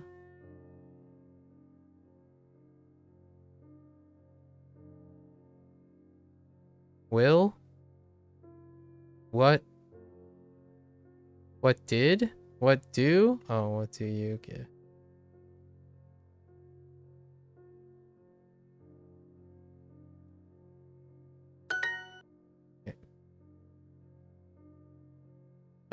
We just went over this, huh? お姉さん、お姉さん。お姉さんに何をあげますか? Okay.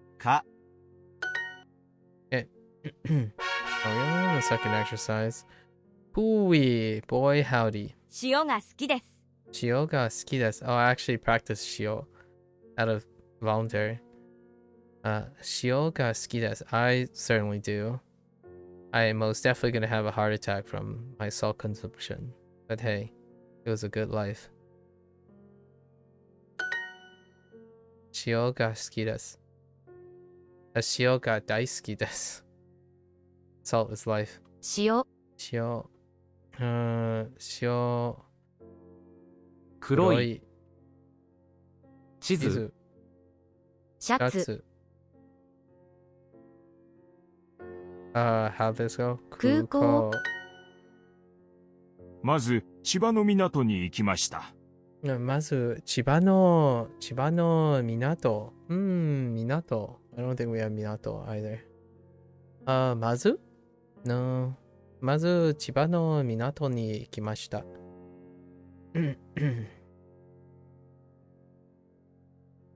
I guess we. Sure.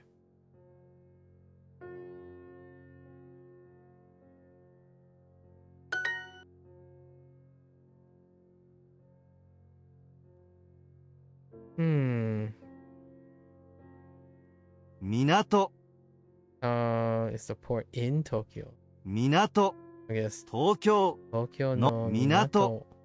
港は大きいですか？大きかおしゃれな場所ですね。おしゃれな場所ですね。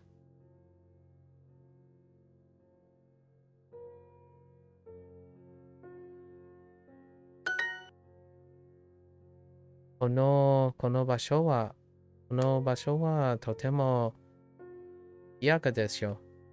Let's practice Nikiyaka again. I felt very, very, very, very uncomfortable with Nikiyaka.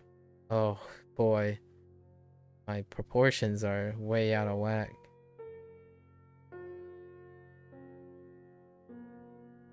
Okay.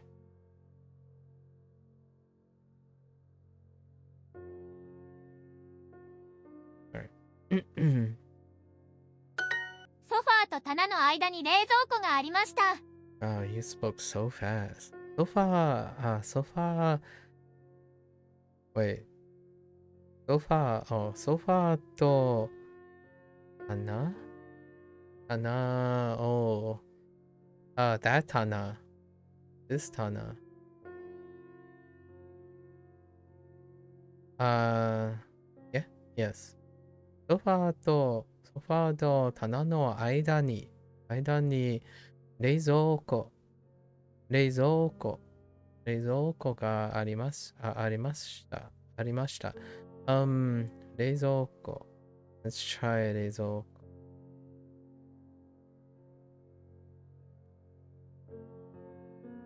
Oh boy. Oh boy. Practice this.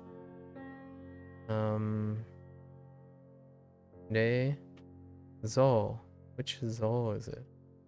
It's the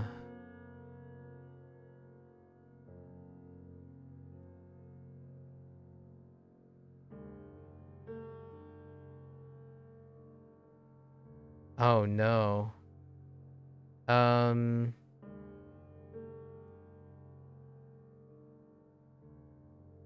No. Oh, I don't remember that one radical. Oh, okay. No, that's not it. What is a super stacked radical? How does it work?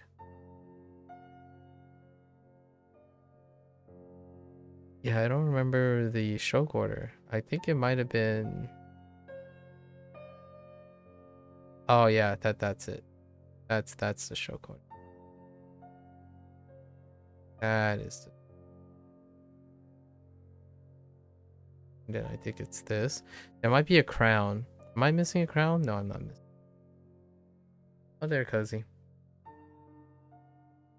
Yeah, so maybe it's this or the other way around. Yeah, this is the character this is the radical that I was forgetting. Okay, so ソファーとカナの間に冷蔵庫がありました。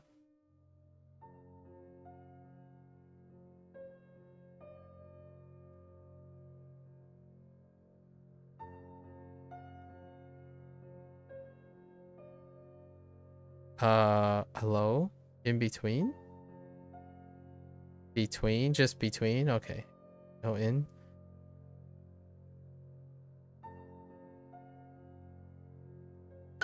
I was looking for in between. I'm like, where's my in? Between's fine. ロブスターはいくらでしたか？ロブスターはいくらでしたか？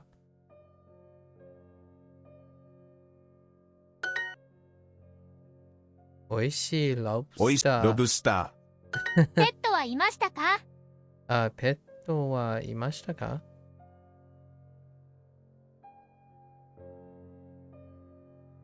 I'm doing pretty well today. Cozy, how are you? サムさんの家にペットがたくさんいました。犬と猫は可愛かったです。魚とカメレオンとうるさい鳥もいました。ペット。たくさんのペットがいます。There was a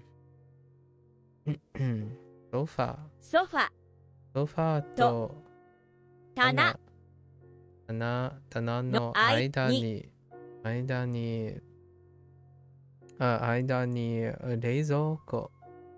白かった冷蔵庫冷蔵庫がありました。4時間ぐらい携帯でゲームをします。携帯。Oh no. The right radical is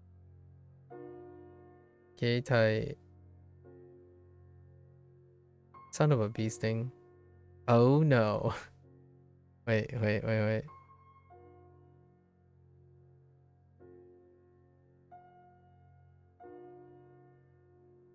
K-type.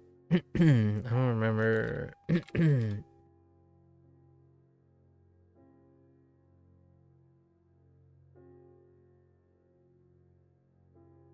Oh, wait. Actually, I might have forgotten. Oh, no. I might have forgotten a stroke on K-type. Oh, yeah, there's a chance I might have forgotten a stroke on K-type.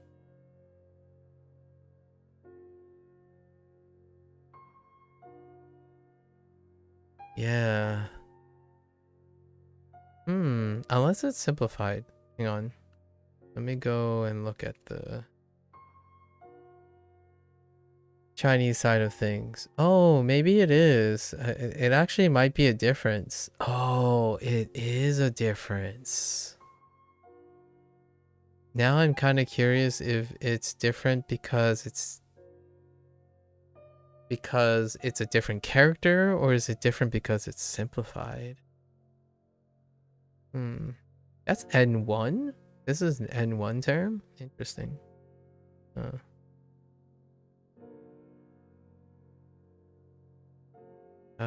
This one was weird, right? It was the it.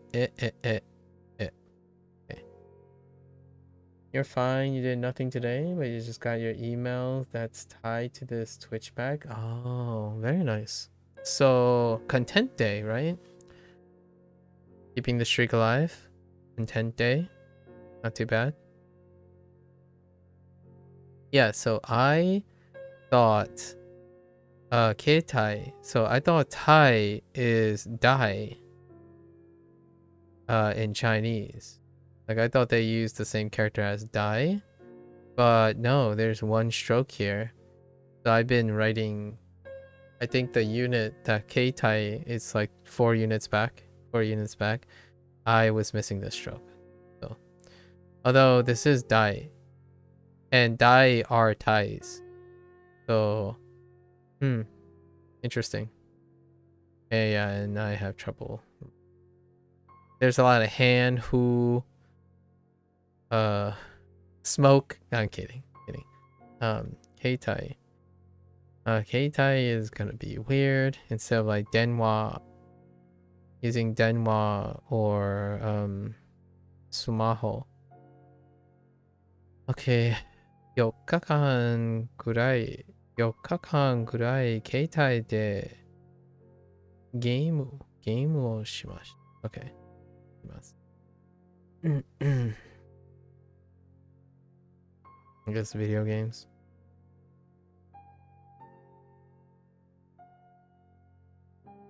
For about 4 hours.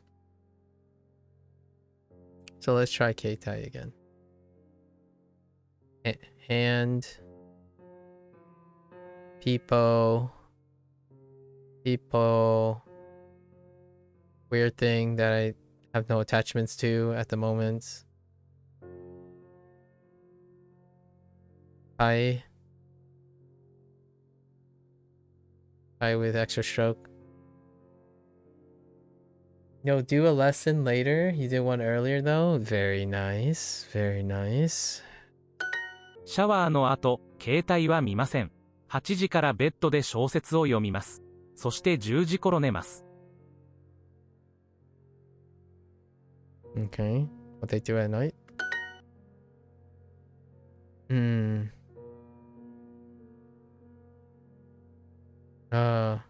遅くまで。So, 遅くまで。So, we had 遅い, right? So, this is a turn on 遅い. Slow, but it's also the adjective late. So, you do 遅い.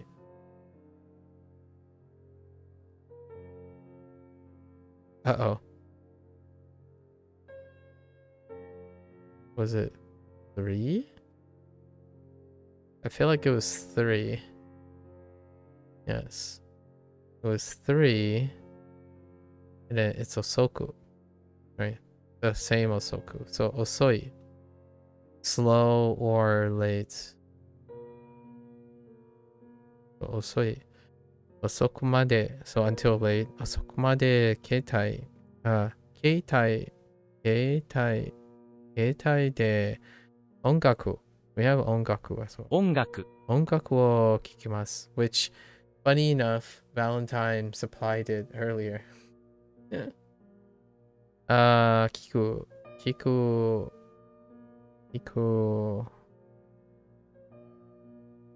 Right, 聞く and 音楽 音楽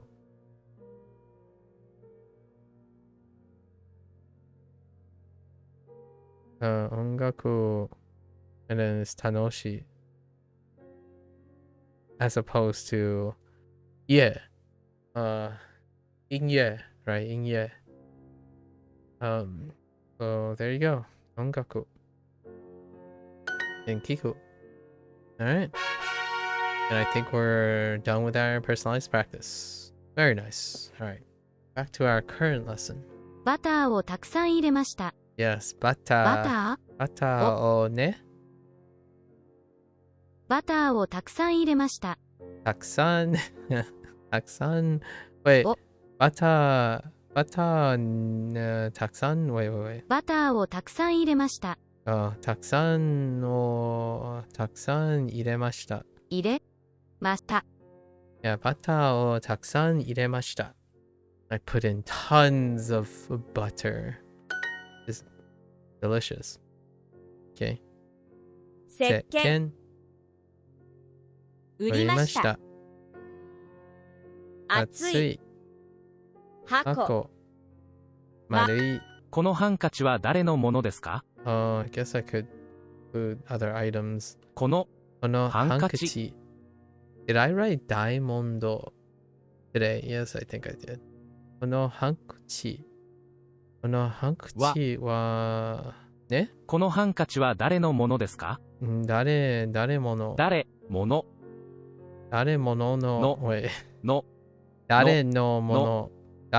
のですか？ですか？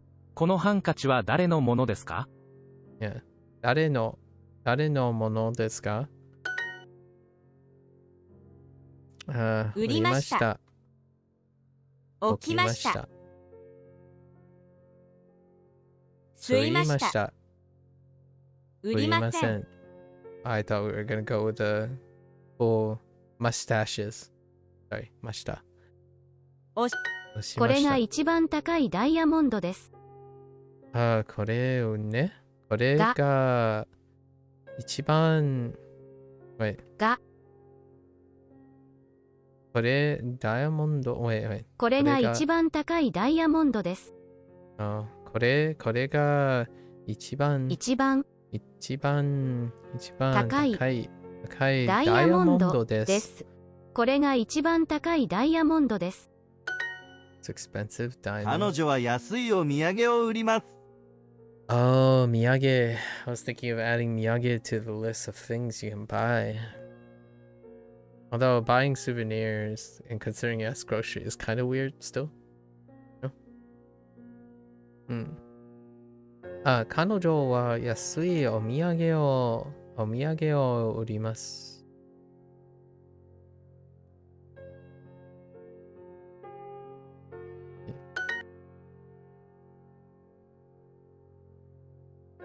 Okay. 彼女彼女ののお父さん。お父さんお父さんはコンビニでお弁当を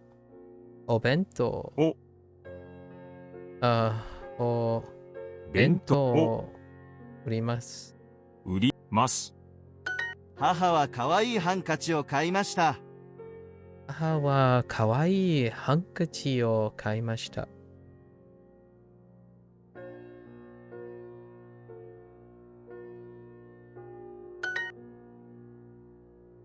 Okay. これこれが一番高いダイヤモンドです。高い Oops. 高いダイヤです。ダイヤモンドです。この方が好きです。Kind of reminds me of Daimo, like a high-ranking position. Daimo. Oh, wait.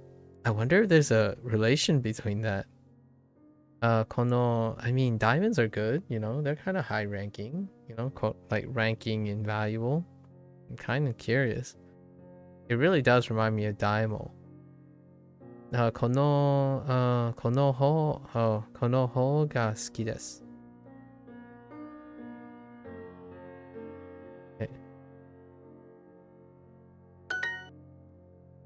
Oh, I forgot about kilogram to describe things.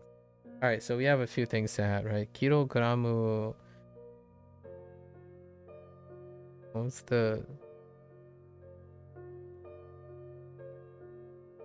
next to diamond? Oh, hankachi.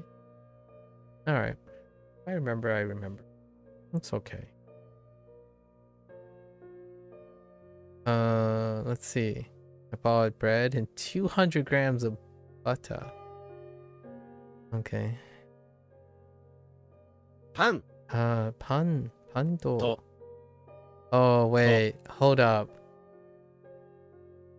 Or do we do the no thing? We could do the no thing. Let's see if that is a. パンと200 グラムのバターを買いました。ました。Oh no, that doesn't work. Wait, I want to see if this is acceptable though. It's probably not, but I want to see. Oh, they did accept it. Nice. Oh, they didn't. Oh, they omitted the no. Oh, I see. It's good that they still accept it though, because I would have inserted a no, but I see. 200 grams butter. No need for the no. これが一番美味しい果物です。これが一番美味しい果物です。Okay.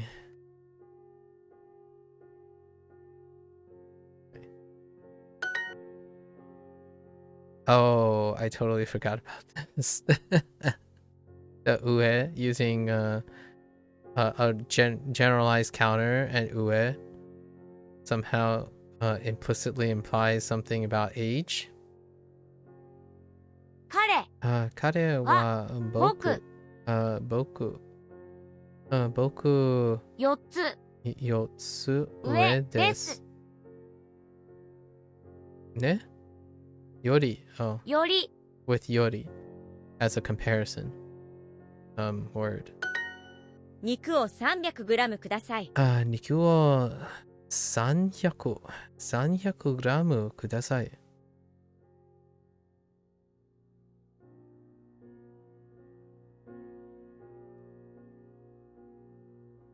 肉 Just plain 肉 Okay. ください。スカート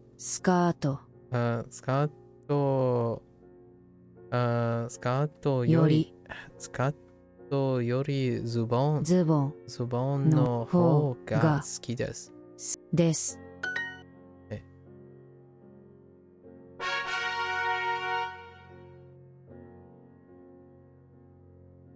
Okay. 豚肉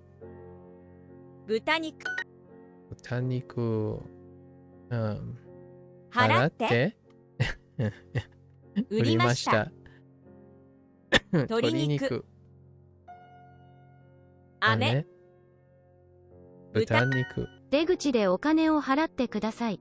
出口で払っておお金を払ってください。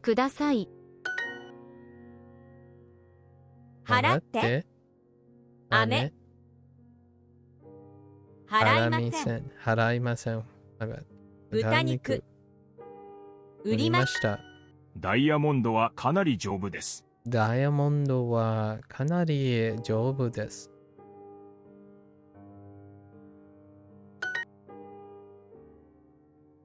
Okay? 鶏肉鶏肉や野菜を入れます。この腕時計はかなり高いですね。この腕時計、腕時計。we'll put that with diamond. So, ハンカチ、ダイヤモンド、腕時計。この腕時計はかなり高いですね。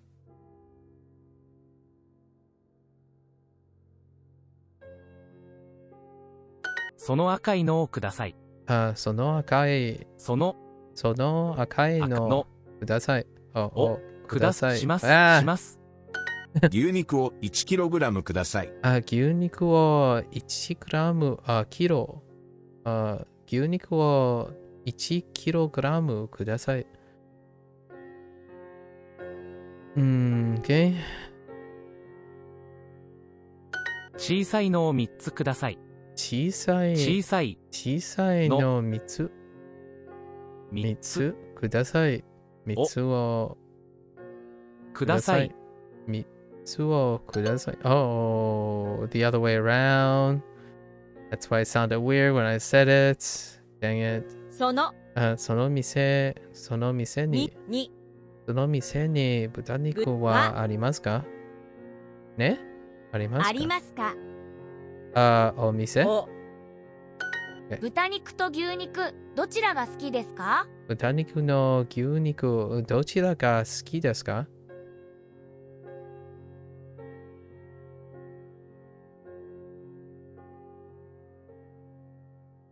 豚肉と牛肉。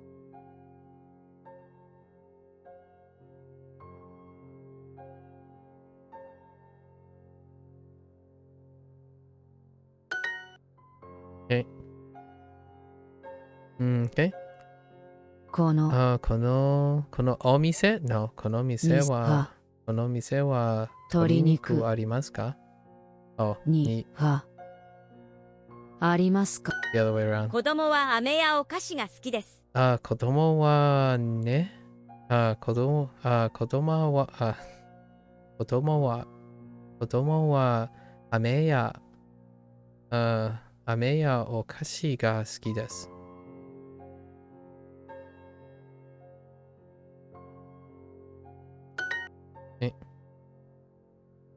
今日は私が払います。小さいのを3つください。Yes. 小さいのを3つください。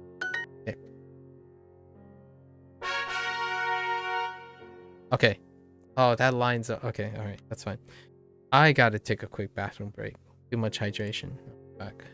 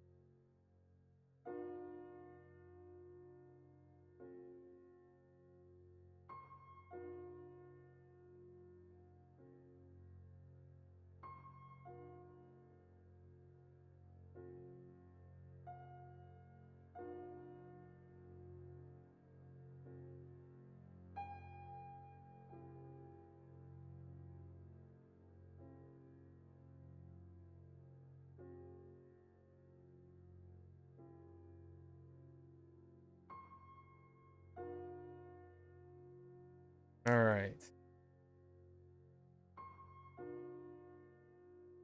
Alright, now that I'm 300 mils lighter. Okay. Rehydrate again.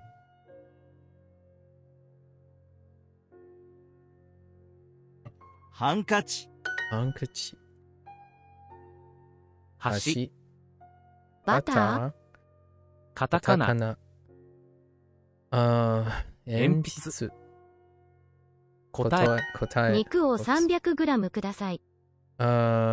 肉肉を300 300g グラムください。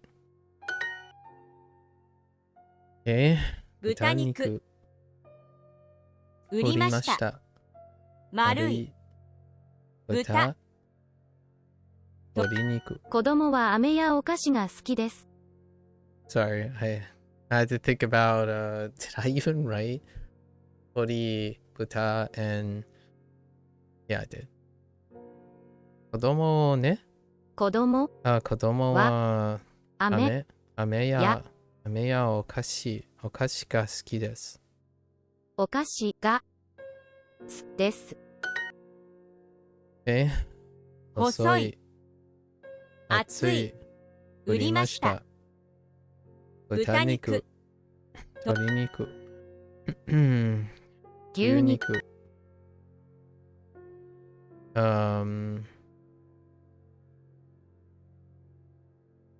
廊下運転手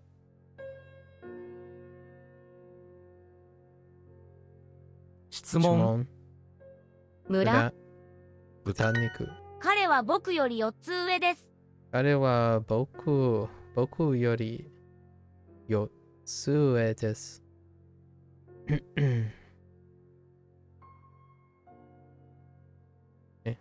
私は鶏肉料理が一番好きです。私は鶏肉私は鶏肉が一番美味しい。Really? No. 私は鶏肉料理が一番好きです。私は私は鶏肉料理が一番好きです。が、一番好きです。私は鶏肉料理が一番好きです。料理。私は鶏肉料理が一番好きです。一番好きです。I like the best. Okay, fair enough. 入り口でお金を払ってください。入り口で、restart. 入り口でお金を払ってください。こんにちは。Turn son. Okay.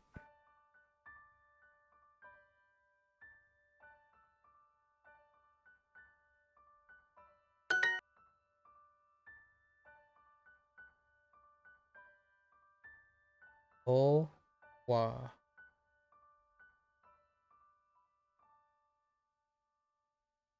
Yo. Gozai. Ohio? Oh, yeah. I thought you were writing some. Ohio gozaimasu. Hajimemashite. Oh, my country, mine was there just now. Wait. What? Hajimemashite. I did not pay dinner yesterday. Okay.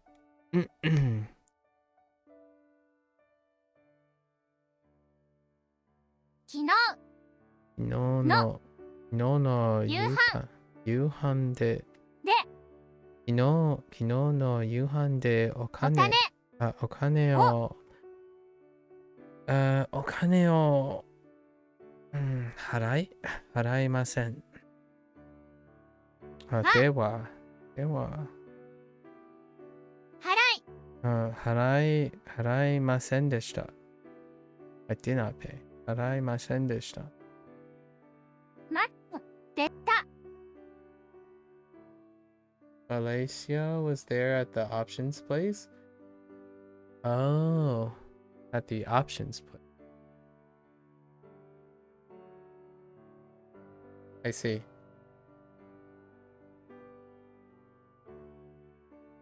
Oh, in the word bank. I see. 昨日の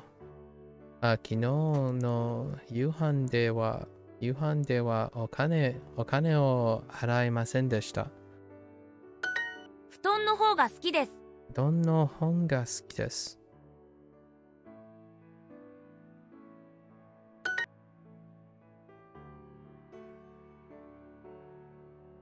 Oh no, I genuinely didn't know what, like, if there was something. I wasn't looking for a country.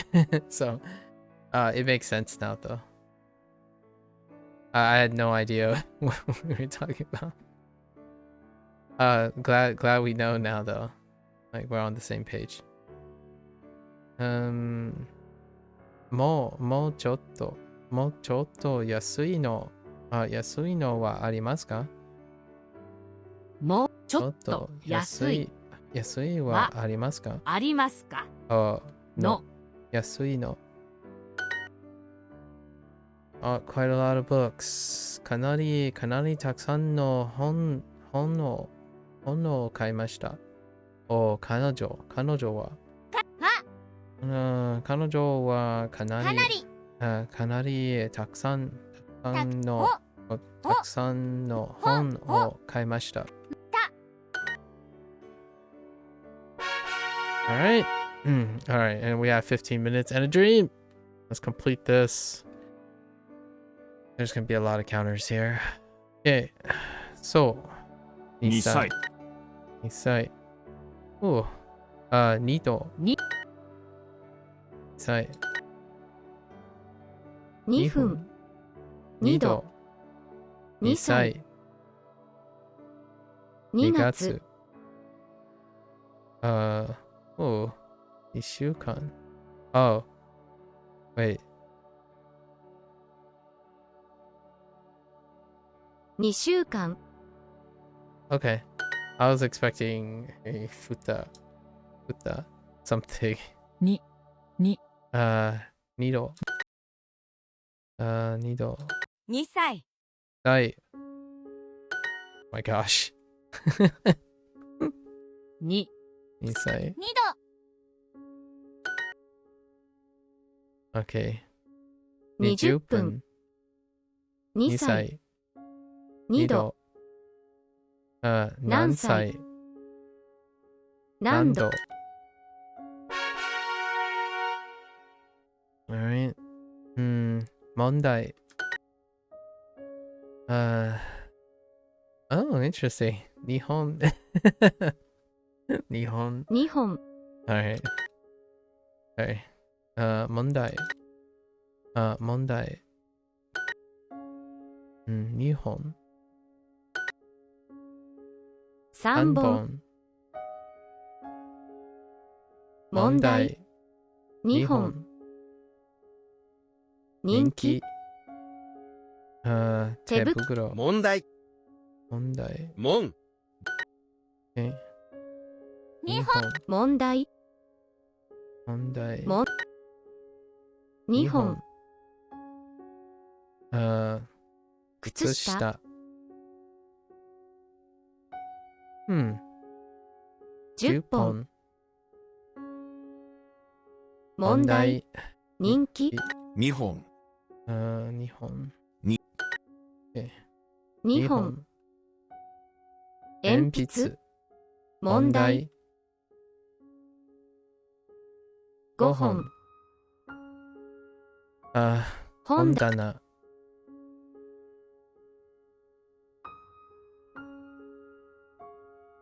So, are you learning Japanese as well, Churn?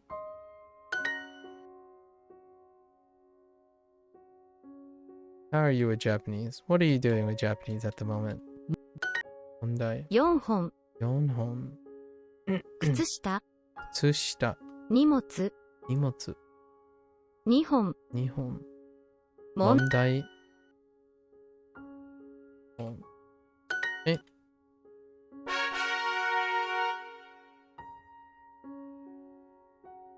You are the second Malaysian, open Malaysian, that I know. I haven't talked to the other guy in a while, actually. 20歳。 Oh, hatachi. Oh, yeah. Ooh, they actually corrected it. Hatachi. Very nice. That's gonna... Interesting. 2度 Nido. I wonder if they went back and retroactively did the hatachi. Oh, wait. I might have been doing it wrong. It might have been hatsuka of hadachi when I was saying hadachi. Oh, I actually have to double check on that too. 何歳 Nansai. Nansai.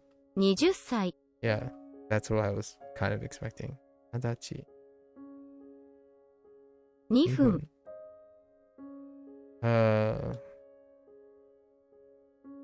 15分2度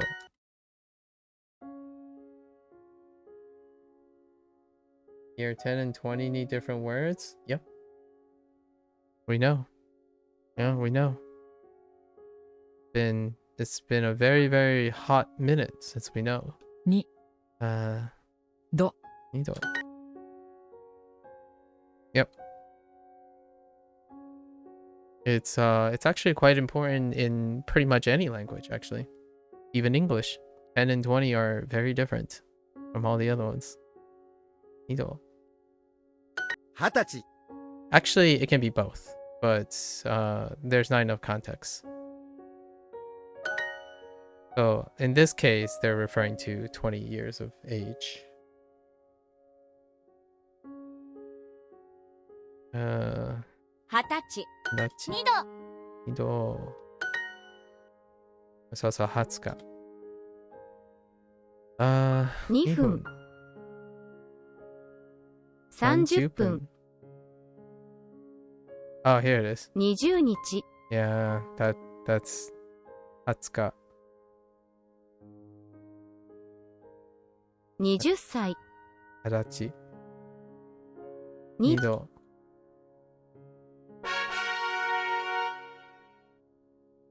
Okay. Let's see, 12? Oh. 12ヶ月ヶ月。Yep. 12ヶ月。2度。12ヶ月。 2度12ヶ月1ヶ月おー、1ヶ月。 3ヶ月3ヶ月。Oh, yeah. 1ヶ月、3ヶ月。 2月 So they have different, it's random when they have the stuff mixing back and forth. We just need to know. 2度2度。2度。 12ヶ月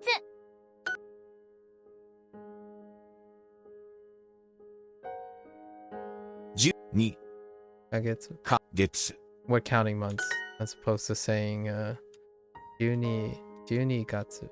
2 2度。 2度1ヶ月1ヶ月。 2月12ヶ月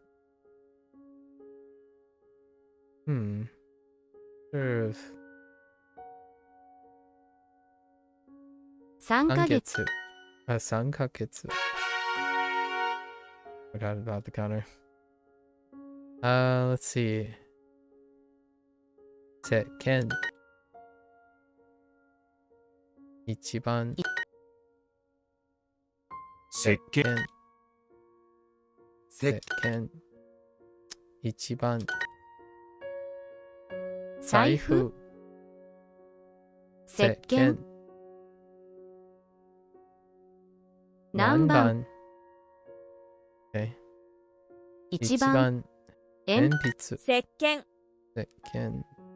剣 Oops. せ Got the stone. 一番。石鹸。石鹸。布団。石鹸。一番。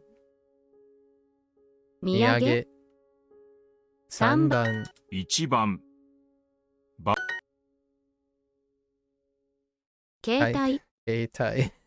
We were just going over this. 携帯。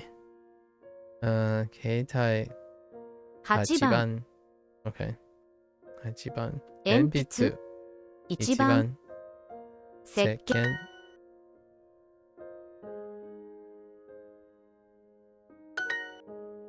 Okay.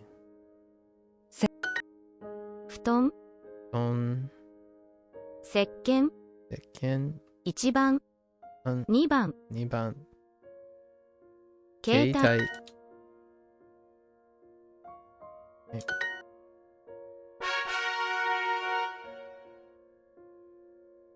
Per month. 1ヶ月に。 1ヶ月に一緒。一緒一緒。1ヶ月に。whoops. 一緒。一緒。12ヶ月。1ヶ月に。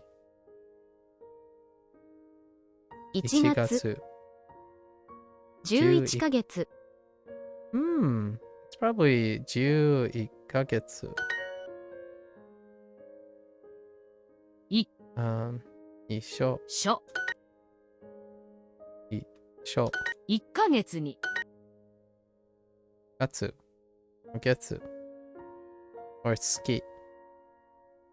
1。か、月。2。一緒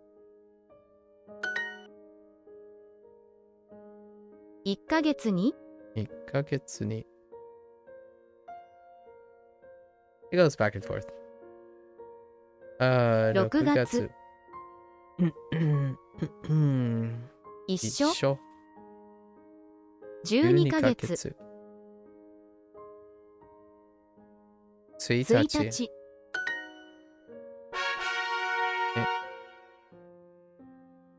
Okay. 4枚。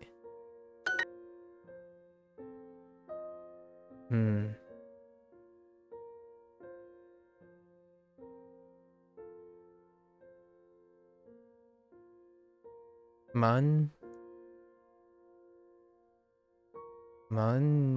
人。万人。万人。万人。Okay. 4枚。 4枚。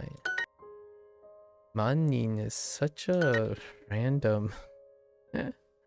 4枚。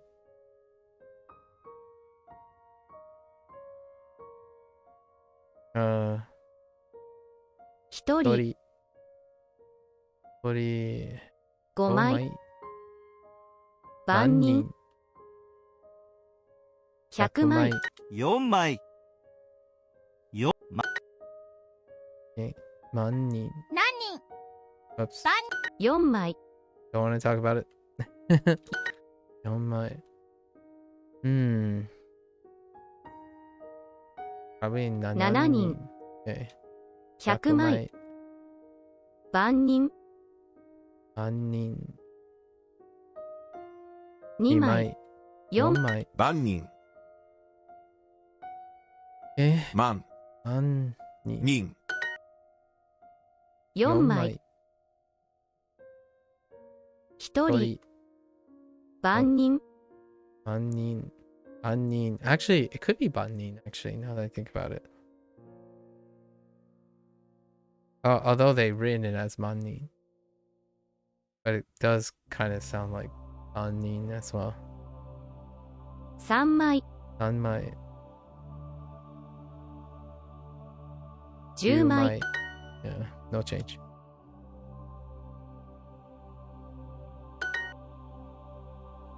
4枚、万人、 Anin, 10枚、 Yumai, 1人、 Tori, 3枚、 Sanmai, 4、 Yonmai.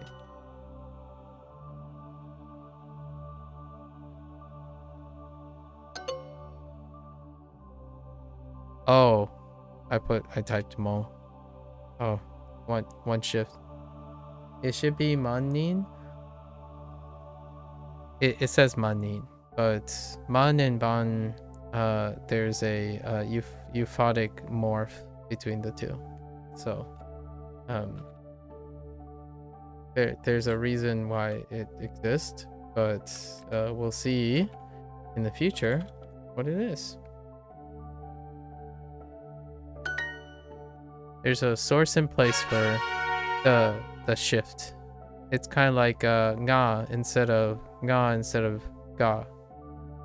So like guy instead of ngai.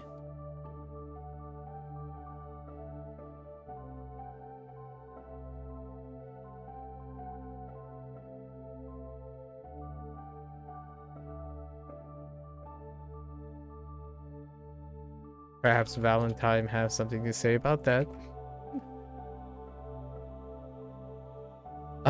What have you been doing? 最近 日本人 interesting. 日本人はじゃない人。日本人のストリーマー。Oh, that's how you say stream, huh? ストリーマーを見ります。Okay, so you've been watching Japanese streamers lately? There is one Japanese streamer that streams around my time who's learning English, actually. I take a peep before I start streaming. 日本人は私の日本語をwhat is it? わる? No, わかる. Yes, わかる. 喜ぶ. We just went over 喜ぶ again. 喜びます. 喜び. Yes, so you're normalizing. Nice. You only know Tokyo old people say nanya. You only know those? Oh, okay. And I'm guessing you're used to Kanto like Utsuku and like or Yaksa and stuff. The ku cutoff as well, I suppose. Yeah, I'm largely Kanto as well. I am used to hearing the nga a lot, but that's because I'm Chinese. Actually, the nga is more common. It's also a Chinese thing. Lots of, although you just mentioned Malaysia, so I would imagine you've heard a lot of ngas as well in Malaysia, in like other languages. 2番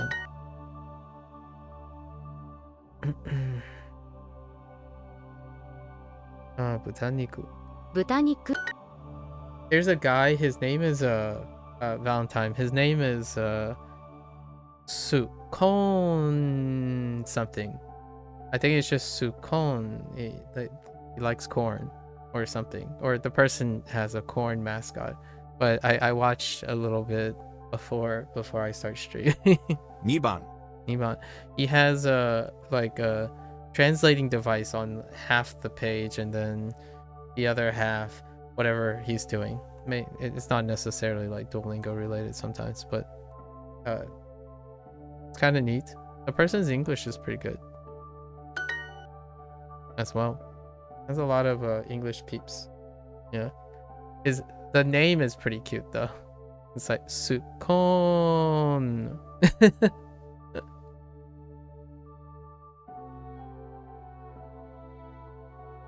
可以你会 I don't have the character for that. Is that Hanyu? Or I think you might be going for Hanyu. Is that a non-simplified thing? 我说一点中文 but I can't whatever that character is for. 我白中共후지와. Yeah, Hanyu. Malaysia we usually call it. Oh, I see. Is that close to 普通话? 我sai 후지와. So 我那讲후지와, 我 he's 中文 is 普通话. I call it common tongue instead. 普通话. But I don't know if that character is related to common tongue or not. Sometimes I just use 中文. 中文's fine. You're Cantonese? Ah, okay. Then Fujonese is right down the path. You probably recognize some of it. Fujonese is heavily inspired by Cantonese, actually. It's kind of like a mix. I actually found myself when I was learning Mandarin. I'm doing a Mandarin lesson after this. Lots of the stuff that I think about Fujonese, it's actually closer to Cantonese a lot of times. Like 火锅. I always use the classical 火锅. 火锅 dabino, right? Dabinu is Fujonese. 火锅 is like Mandarin. Like when I heard it, I'm like, oh yeah, that makes sense. Hot pot. But but it's not dabinu. Dabino, right? Inherited from Cantonese. I don't know actually which one comes first, actually. It's kind of hard to tell. We're talking about etymology here. Fujonese has a lot of Canto-ness. Nice to meet a fellow Cantonese person. I'm not Cantonese, but my parents are. 我父母是中国人，我是美国人。Oh yeah, go is. Oh no, yeah, no, yeah.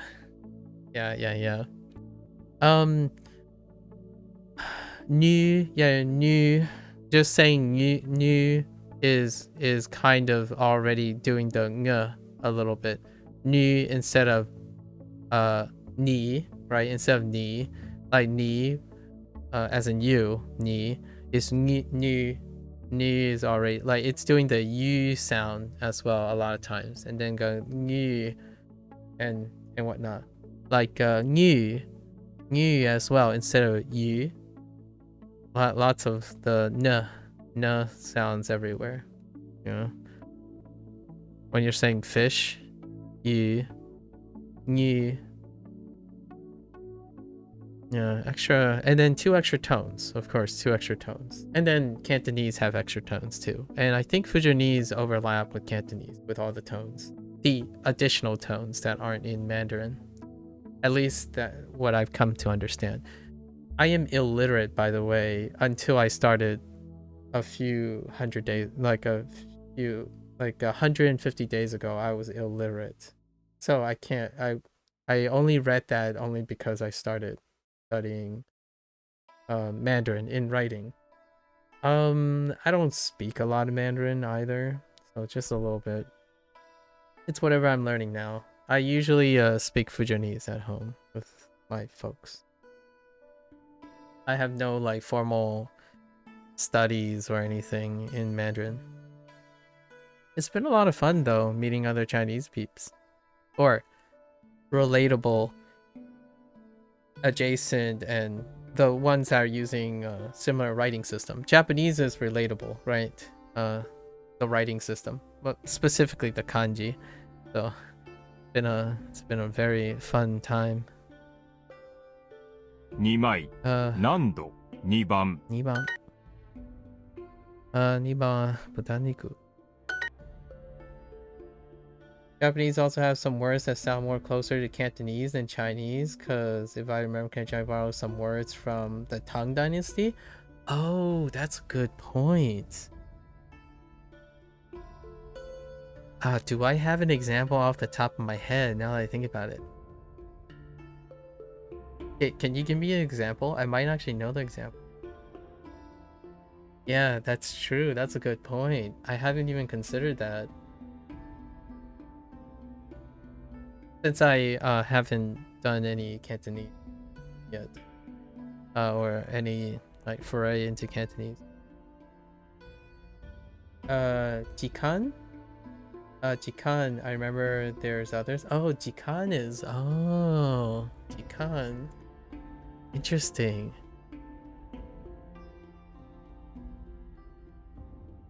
I wonder if they have a...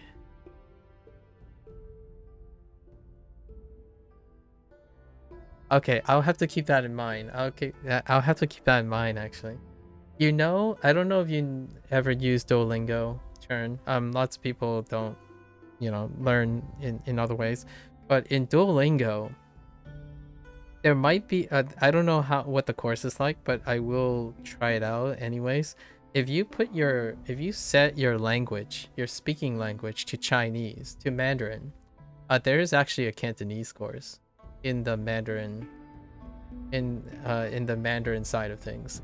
So I was gonna do that after there's like 2 months left in the Mandarin course. I was gonna do that for fun to see what they decide to include for an introductory course for Cantonese. But more on that later. It's probably gonna be sometime in January. It's probably very short. The way Duolingo handles things is it's based on popularity, based on metrics, right? How popular something is, and that's where the priority is. So Cantonese, I'd probably say it would be fun to see what they ended up using from Mandarin to Cantonese. Canto to Mando is a YouTube channel, I see. Canto to Mando. Huh. Curious if I see... no, I haven't. Oh, Cantonese speak how to learn Mandarin. Alright. Guess I'll take a look at it. I'm not the biggest fan on... I'm not like... I don't go out of my way to look at things that have channels that advertise certain things like how to learn something faster or smarter. But I'll take a look. This guy looks quaint. I just see a picture of this guy. Cantonese greater Cantonese to Mandarin. Yeah, it makes sense. Manto to Mando. Yeah, that's kind of neat. The other way around. Yeah, I know a little bit of Cantonese, but I only know it by hearing. So you would have to speak Cantonese in order for me to hear it. Is to help Hong Kong people learn. That's another way of expressing. Is that how you write it?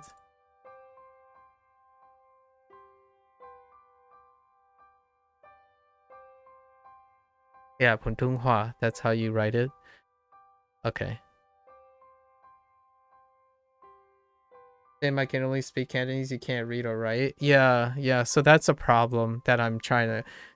That's a thing that I put off for a really long time. So like it's cool that now I can speak to people and I can read a little, and then people can write something, right? They can write something and I can read it. It's really exciting. It's gotten me, but most of the time, since I grow up in the United States, all my Cantonese and my Mandarin and my Fujianese is by ear. So if someone is talking to me, I can mirror them and I can answer back because I have a point of reference. However, when it comes to reading, which is why streaming is kind of nice in that way, because most people have to type to me, right? And then typing forces me to read.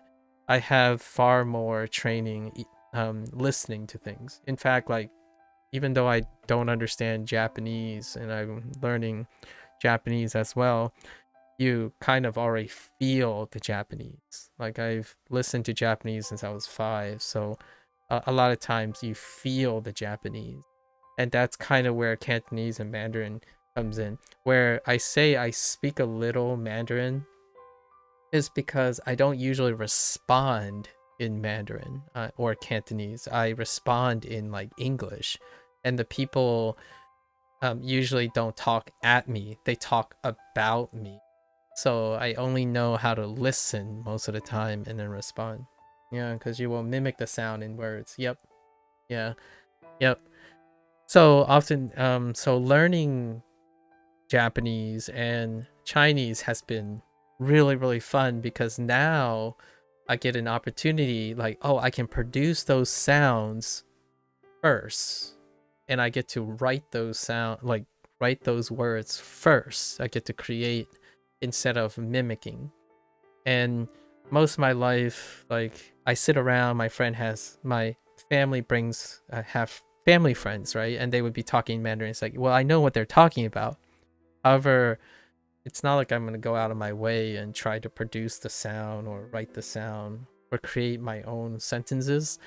So now it's been a really, really fun time to finally put words and characters and whatnot to all the sounds.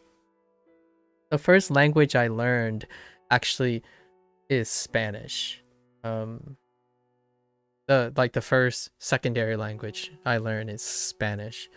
Fujonese is technically my first language. I've learned Fujonese before I learned English, because my parents speak Fujonese, and we have to communicate using Fujonese. If I spoke entirely in English, my parents would not understand anything. Like, they might understand like 3% of what I said. So, Fujonese is my crutch in learning how to differentiate between Mandarin and others now, in terms of sound production. So sometimes 我的中文说不好 right 我说中文不好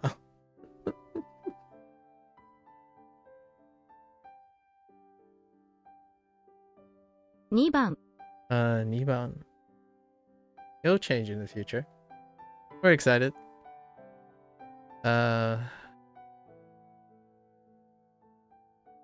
Let's see. And Nihongo on the side of Nihongo, 少し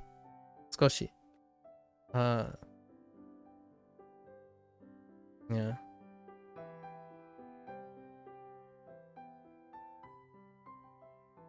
Butaniku? Butaniku. Okay. Sorry, I was thinking of some thoughts. Yeah, thanks.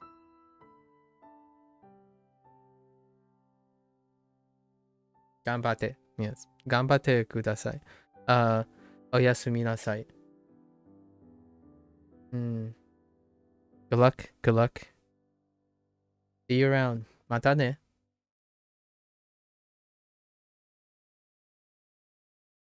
Butaniku? Butaniku. Butaniku. 鶏肉8番何番2番番豚肉豚肉2番2番2番豚肉4番4番 Wrong click. 鶏肉2番3番豚肉豚肉肉 Kanto, like the Pokemon region. Sub-Zero, you're such a nerd. Get out of here. I'm kidding. I think yes. Which one was the Kanto region? What's up with you guys and being so well versed in Pokemon? I'm so out of date when it comes to Pokemon. Wait, that was in the OG, right? Which one was the Kanto region? Wasn't it the Japanese theme one? Isn't like, what's his name? Koga? The gym leader? Was his name Koga? Oh, thanks, Chern. Was Koga the gym leader in the Kanto region? It's the one with the pagoda, right? Leaf? The Leaf Gym? No, maybe it's the Leaf Gym. No, it's the Ghost Gym. No, wait, which one was the Kanto region? With Ghastly and Haunter and stuff? I feel like it was the Ghost region.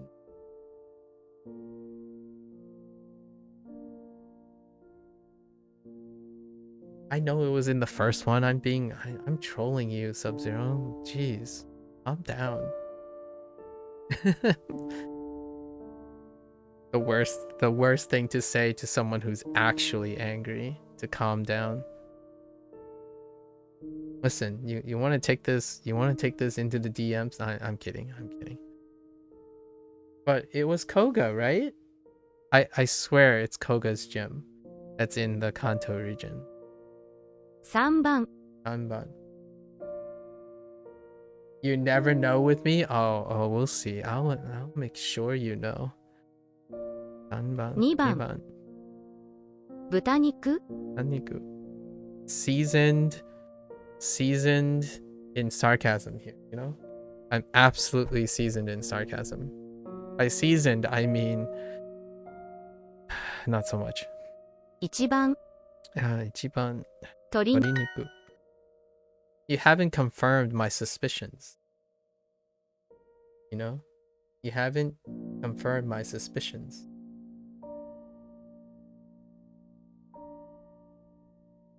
Oh, wait. My stuff toggled. Oops.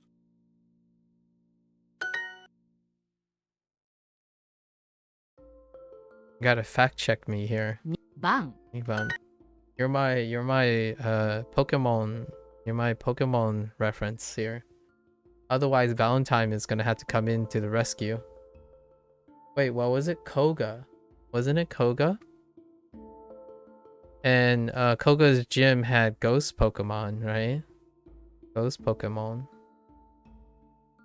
Ghost type. I remember his gym was a pagoda. Oh, you have no idea? You stopped playing after X1? I'm talking about first gen!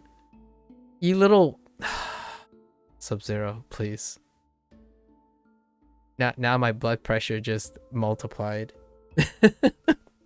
I'm talking about the Kanto region. I don't know. Isn't his name Koga? The gym leader. Who's the gym leader in the Kanto region?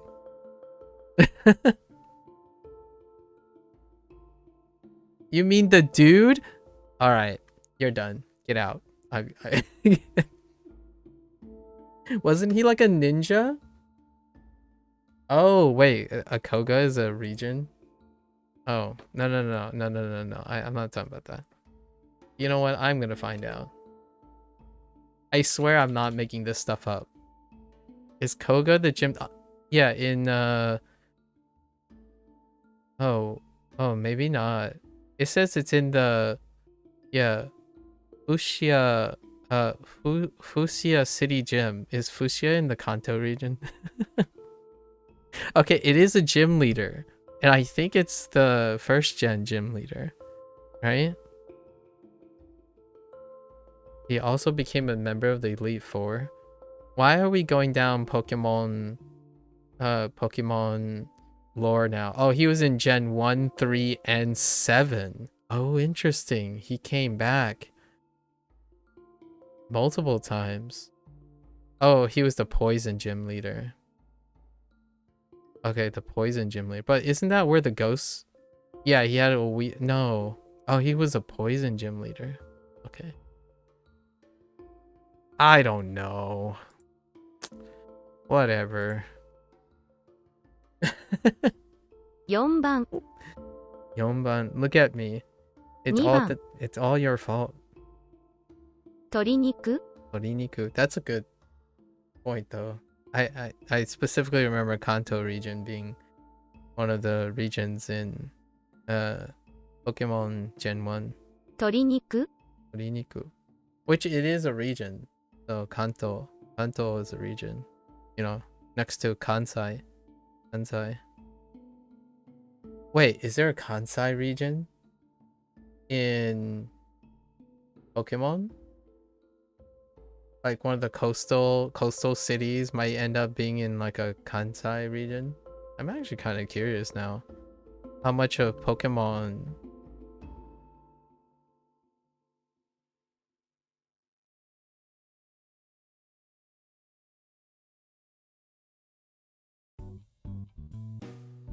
Oh, Okay, Gen 2. Yes, Gen 2 has Kansai region places. Yeah, so Gen 2 Pokemon games featured Kansai regions like Osaka, Kyoto, and stuff. So Gen 2 went to Kansai. Interesting. Wait, which one's Gen 2? I think I know a little bit of Gen 2. Oh yeah, I know a little bit of Gen 2. That was the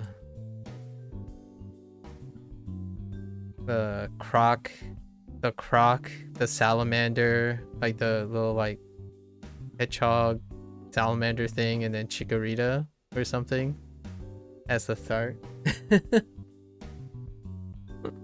鶏肉、鶏肉。豚肉、一番。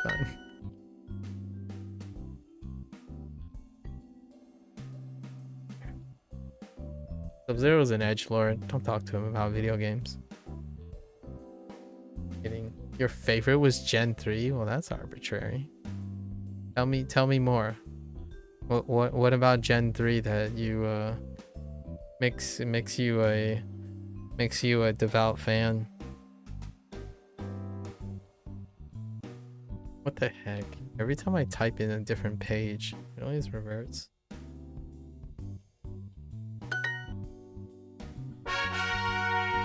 Alright, explain to me.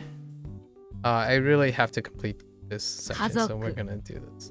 豚肉 Yeah, butaniku with kazoku.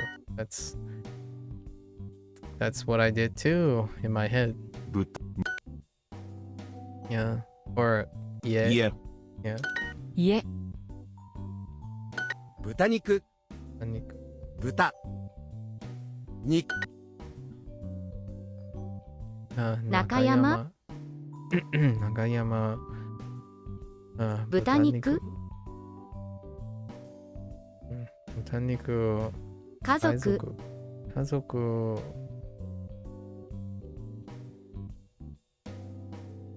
6000、 鶏肉、豚肉 Probably just nostalgia, but even to this day, I still like the art style. Gen 1 and 2 are fun, but it's hard to play them for long. Again, in 2020, the visuals are kinda unbearable. Like, are you talking about Game Freak's visuals, or are you talking about the conceptual art? Because the conceptual art is the same artist, I think. And stylistically, it's the same. I'm guessing you're talking about like Game Freak's game. Did you play Fire Red?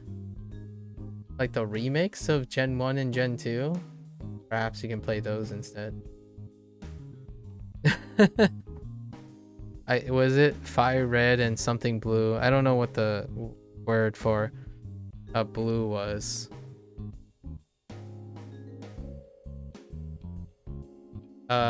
Leaf green? Oh, it was Fire Red and Leaf green, my bad. Because they decided, nah, we're not doing a blue version like the original red and blue. They did Fire Red and Leaf green. Although green, I can get behind the whole green thing.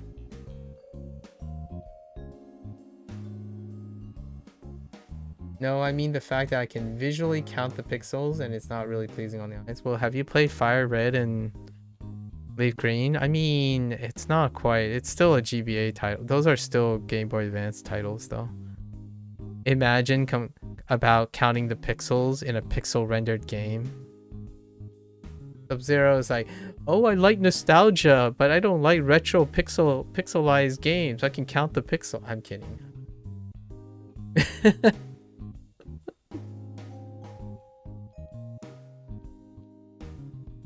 You know, like F, R, L, G are some of your favorites. F, R. Which one does? Oh, fire red, leaf green. Oh, you combine them. Okay, fire. Yeah, okay. I see. I'm telling you, Sub-Zero. You can count the pixels on many pixel games, unless you're talking about like literal pixels, which, gonna be real. Most things aren't literal pixels anymore, but you can still count the pixels of the pixels, the pixel blocks of pixels, like Cobalt Core. I mean, you saw me play Cobalt Core. You can count the bundles of pixels. What are you telling me to hydrate? I have to go to the bathroom again.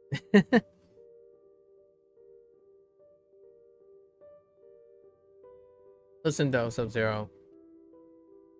Nowadays, I feel like the pixels you're counting, or you can see those pixels, there are many pixels in those pixels. I can pep. Yeah. Wait, yeah? Yeah. Not yet. Oh my gosh, I tapped out again. Okay.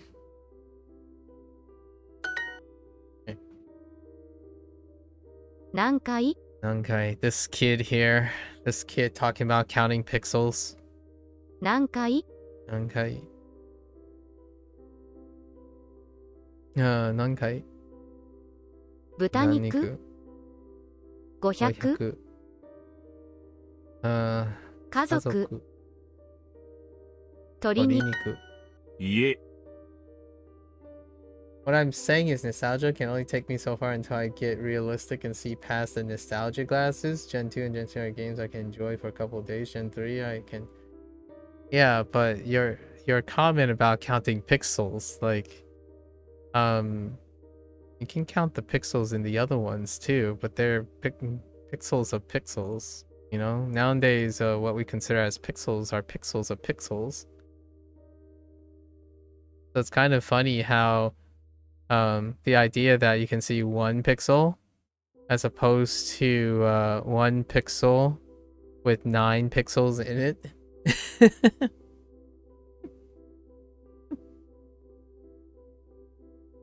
Like, if you know what I mean, modern pixel games. This is a very relevant conversation because I like playing indie games, right? And a big market share of the indie games are retro games, right? So you can still technically count the pixels, but they're actually pixels of pixels because they're blocky. Yeah, I know. I mean, I can see the pixels, but actually too. Okay. All right. I'm, you know, we gotta level with each other, Sub-Zero. You are unofficially a CS major, you know, like a post CS major. You know, we gotta talk technical here. Pixels, the boxiness of games, the boxy, like how hard edged the games are still like pixels of pixels. Oh, pixel peeper, you silly pixel peeper. I kind of like it though. I get what you mean. I think I know what you mean though. 来月 来月 I'm being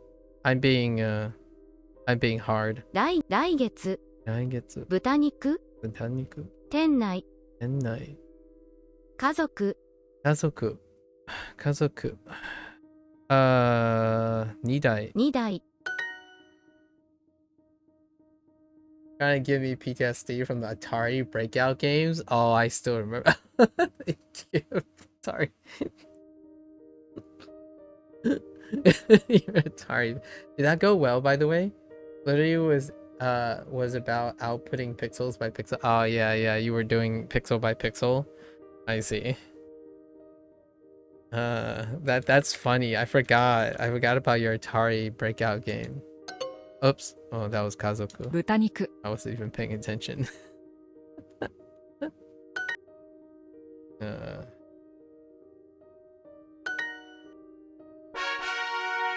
Yeah, understandable.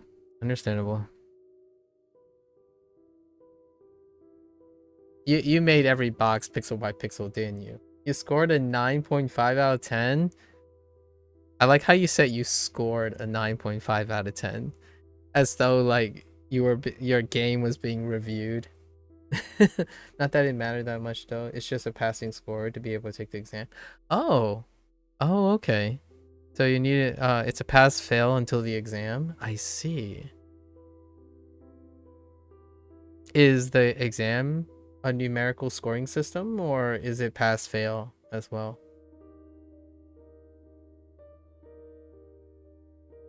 I kind of like the pass fail system post undergrad. I like the idea of pass fail system the later and later you get into education. Largely due to the nuance and the specialization. It becomes, more and more difficult to standardize scoring on a numerical scale. Yeah, there are 4 labs, and that was one of them. Okay, you need a total of 27 points to take the exam, and each lab gives a max of 10. Okay, so it's like it's like a quantized thing. That's nice. I think that's more reasonable than using like super like one-to-one, trying to do one-to-one metrics, especially when you get far more nuance into people's trainings. I think that's also a little bit low-key, a little deep cut into things.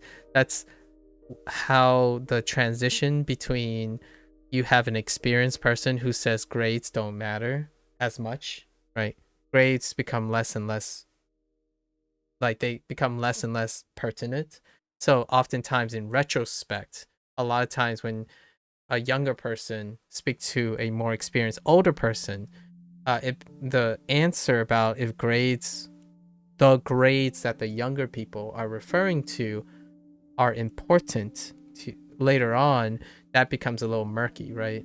Because one-to-one metrics become less and less reliable as one becomes more experienced. It becomes more and more difficult to quantify how you can compare one with the other.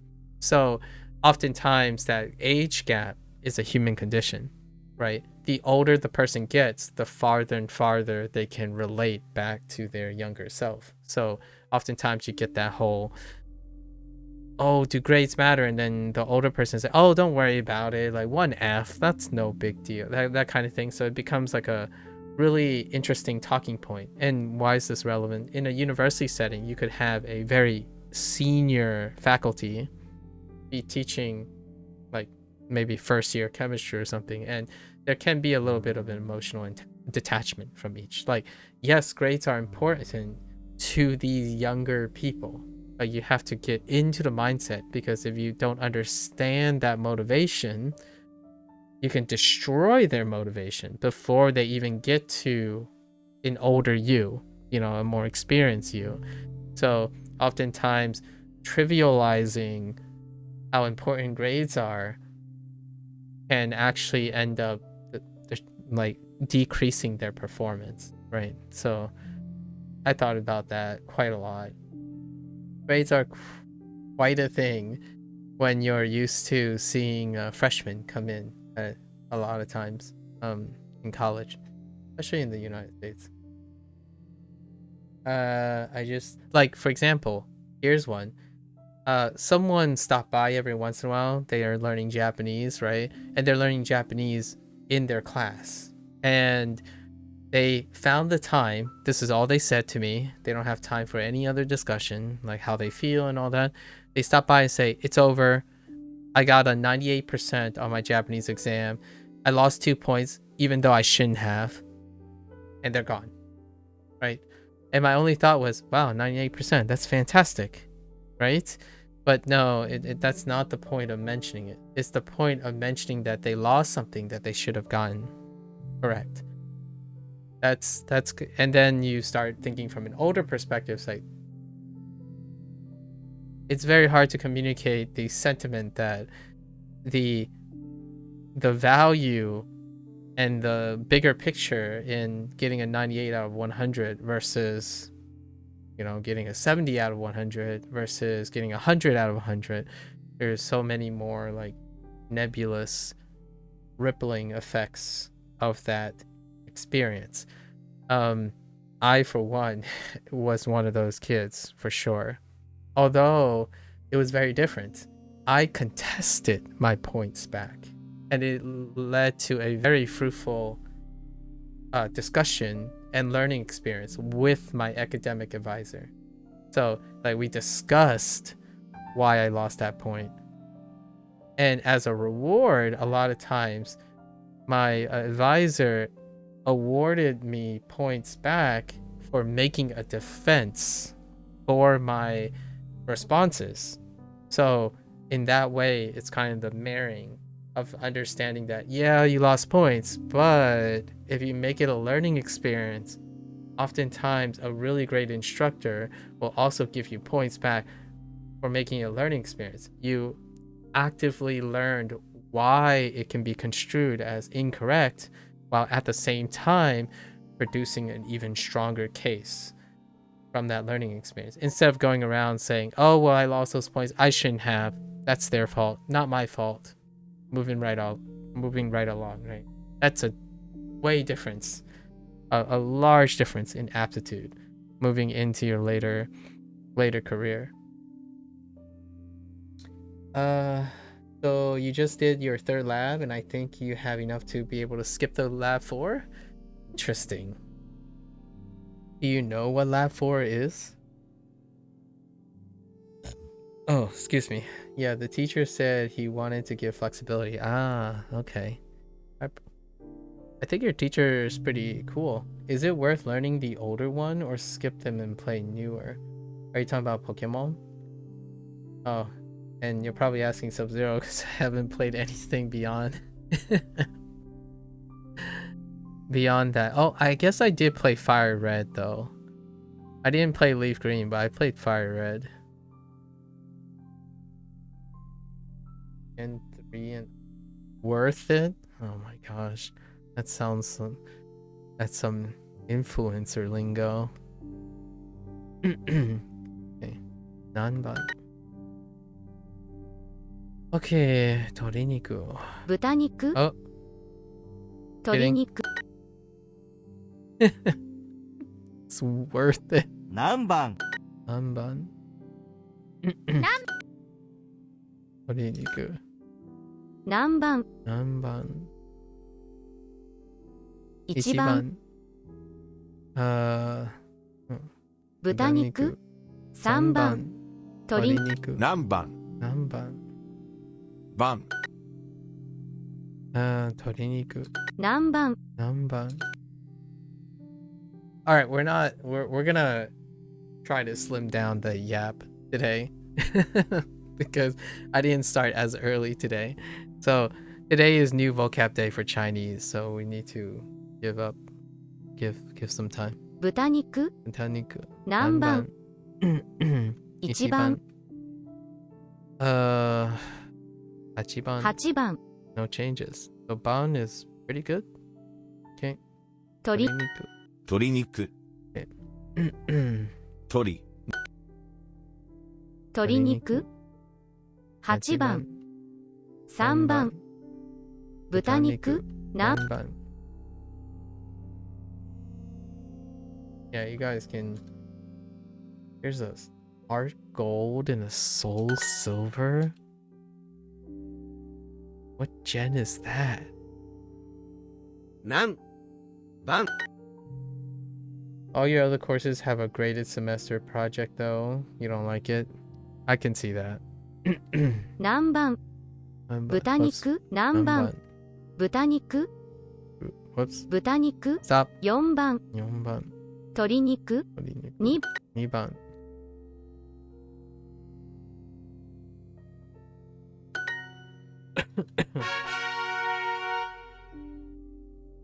Okay, we're close. Oriniku, Aniku, Oriniku. Okay. What Naomi? How's Naomi related? 牛肉豚肉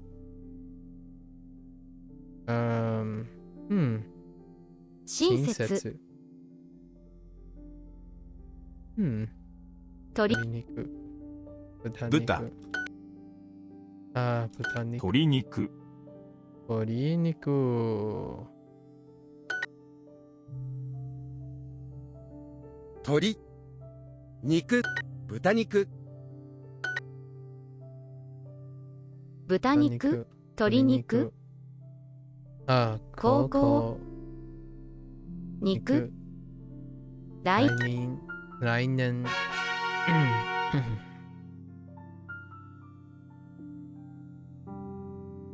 Oh, the group you're in. Oh, yeah, that's right. Did you get your clearance? Oh, isn't responding. Yeah. And you end up telling the prop, but turns out you can't do anything about it. Oh, that's part of the reason I don't like stuff like this. It's partly just luck, honestly. I guess. Yeah. I can see that. It's hard to know for me. With my experiences. Like, did you get assigned by your professor in your group? Or did you guys self-select into your group? That's another good question, because I don't know the nature of how it was selected. Antan.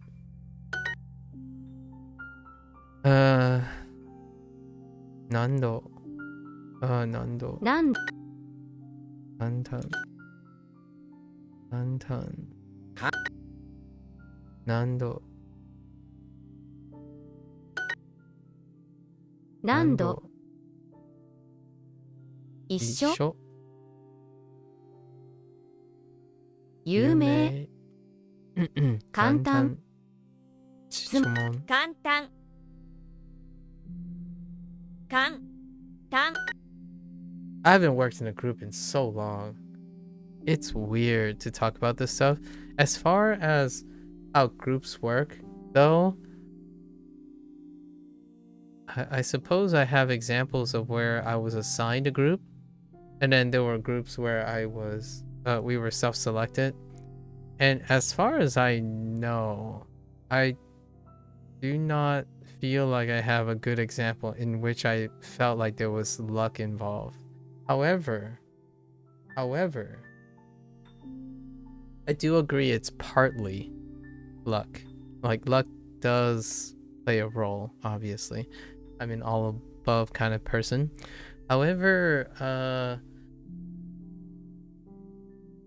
my sentiments about that is it's hardly luck when I suppose most of all those things ended up working out. However, I don't know how much of that is partly because of how I approach things that they work out. So that's kind of a very, very multifaceted observation. Nando.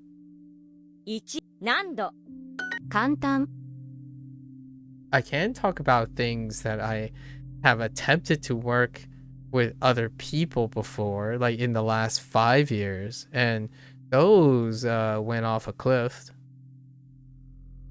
Like, if you think that it's largely luck now, boy, I know this sounds, it's a little bit foreboding, but there are going to be a lot of gates that you may want. Like, one is going to put up more gates in order to do a more adequate self-selection process when choosing to collaborate with other people. And the gates just, the gates continue to be reformed, refined, or, iterated upon as one gains more and more experience with the luck-based format that is collaborations. Self-select, but it's an elective and I didn't know anyone in the class. I see. The prof told us to group up with others of the same ambitious level, but that doesn't work because everyone will obviously say they have high ambitions, even they're slacking. Well, yeah. I know you're making it so it sounds like everyone is saying that stuff, but the onerous is how you were selecting for, right? So, like, if you're thinking about it from their perspective, then yes, you have no control over it. It is luck. And then, meanwhile, when you're saying that, when I say self-selection, is that I wouldn't talk about the things that have no control over. So, like, you have the ability, at least, and I know you say you didn't know anyone in class. That's fair. Like, you don't know anyone in class. However, there is a lot to knowing how to select without knowing the person. Otherwise, it would be very difficult to not feel like everything is luck. I would totally sympathize with someone who feels that way, largely taking the perspective that they focus on the aspects that they have no control over. You have no control over of how people depict themselves. So if they all say high ambitions, yeah, for sure. Like, that's cynicism. However, I wouldn't put it past people that everyone says high ambitions. However, that's something I can't control. So it's something that doesn't necessarily impact my decision making as much. Right? Like, I'm not worried about whether their propensity of slacking or how they perceive their slacking or their ambition. The problem here, obviously, is it might as well not be self-selection to you, since you probably are not familiar with the general class dynamics of a class that you're taking as an elective. Yeah, I would totally agree that it does feel like luck. Like, here's a different example, right? If you were in the discipline that the class was in, you might have a generalized idea or telltale signs and specific trends and characteristics that you would use as a selection factor while approaching people that is outside of whatever they tell you, right? And that makes sense.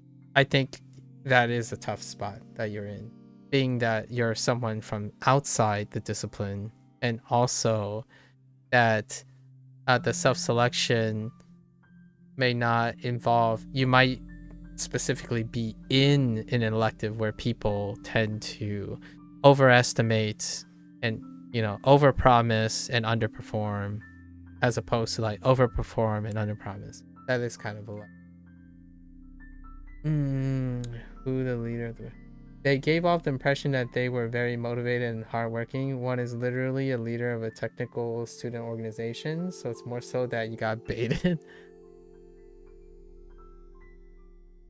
I suppose. There's a lot of Sub-Zero, like, if I had to be very forward with you, there's a lot of everyone's done you dirty, but rarely is it something that you can control. Like, so far, there hasn't been anything that you mentioned that you have control over. Like, for example, they gave off that impression. So, in a way, I can almost see that as an inexperience on your part as well. Right, it's a mutual idea that you were inexperienced in reading the person's impression. Not to say that doesn't mean they didn't overpromise and underperform. They probably did that too. Yeah, like, you know, and then obviously the person being a leader of a technical student organization did not translate to having equal motivation and hard working, or something like that. It is kind of tough. Like, for example, if you go into a science group, right? Like, here's one. If I offer you two groups, like, one group has 5 PhD candidates in it, and then the other group has 4 undergrads. Which group would you pick to do an undergrad project? That this is a terrible generalization, but sometimes like the qualifications do not coincide with the appropriate mindset for the task. So like sometimes knowing that someone is a leader of an organization might not necessarily have the group dynamics of the thing you're doing, right? And the more qualified they are in certain things like that, the less likely that they'll probably be out of their element in it. I'm not saying that's what happened. These are like possibilities, like things that would go through my head. Like for example, someone who thinks they're very, very good at leading hangs out with the same 5 people and they play this video game, right? I'm using an actual example. I'll let people guess what example it is. So let's just say this one person, he thinks this person knows that they're the best at this game because they always complete things when they're released and they're the first ones to clear. And they say that they're really good at leading and helping other people. When you look at the person's track record, when they clear things and show that they are competent, it's generally with the same 4 other people. So yes, this person leads and it's a technical success and whatnot, but constantly being paired up or in a group of competent, like-minded people does not make that person a better leader. So that it can become a trap in its own, like a double edge, where like a person who's leading a specialized organization is probably going to, you want to fingers crossed that specialized organization has something to do with the type of group that you're in now. I can't tell you how many times like a so-called expert who's really, really good at teaching other people who are also incredibly motivated and specialized in the same thing, and then you get them to teach or lead a group that shares rarely any characteristics with the people that they're used to, and their comment would be, oh, it's not my problem, it's everyone else's problem because they're not good enough to be led by me. That happens a lot. So in a way, it still comes down to luck. I totally agree with you in this case because you have no basis to actually know any of this stuff. At the same time, it is a lesson within itself, as Cozy says. It's funny. Okay, here's a silver lining, Sub-Zero. I'm trying to not say that your life is going to be filled with these situations. I think there are times that there will be people who will surprise you, right? So I don't know how cynical you may become or where you are in your life, but losing faith in working with other people, I don't want people to lose that, because yeah, these like situations build up and they can cause someone to shut people out, shut people out. And I totally get it. Honestly, the bad experiences are what resonates the most because of the human condition, right? You kind of, but that's how you'll also discover what you're going through now is going to be a process that may or may not change ever in your future. And yet that is probably going to be the place where you will find collaborators and partners for life, kind of thing. But you can control what you do, though. Yeah. Let the bums be bums or be a leader and push them. I don't see it as a lesson because you generally don't see how I could avoid this happening in the future. The only clue I had to go off of was the fact that I knew one was in a student and I knew nothing about anyone else other than seeing the back of their heads in class. It seems like a natural choice. I think there's a miscommunication here, Sub-Zero. And I'm going to use Cozy's language. It is a lesson within itself.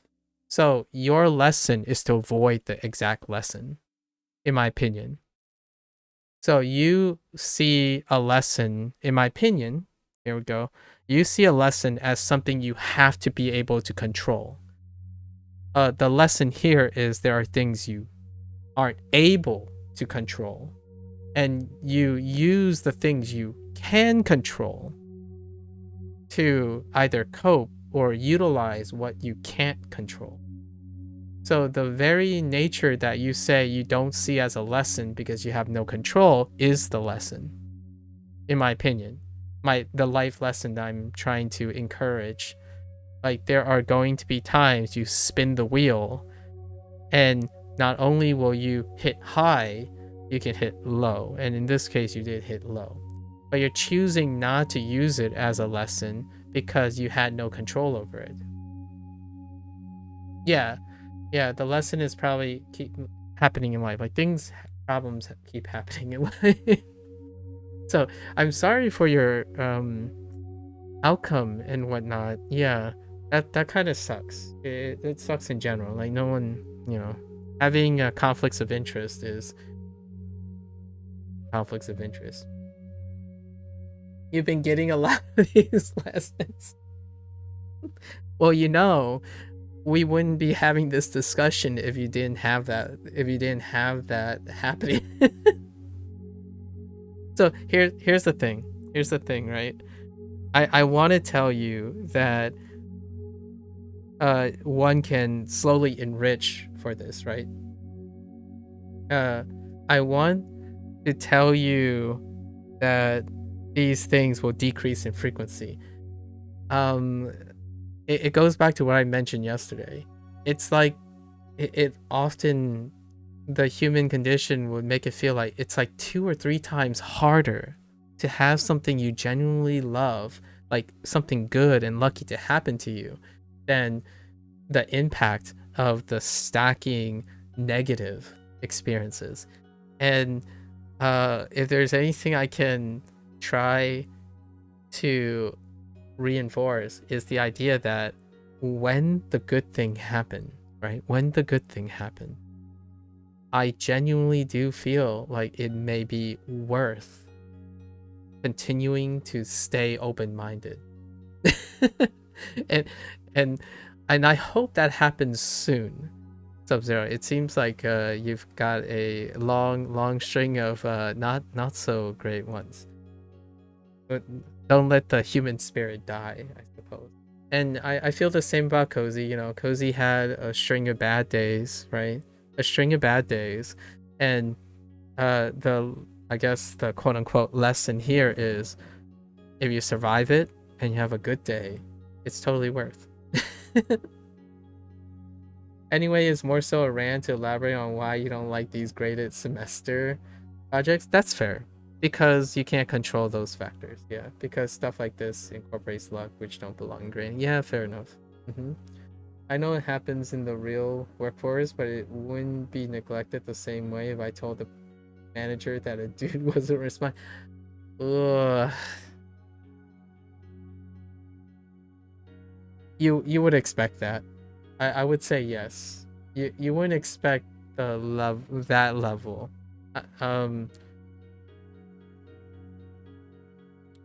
Man, I'm gonna sound like such a cynic for saying this. So this level that you're saying, right? Right now, you're the elective person, so your standard is up here, and their standard might be down here.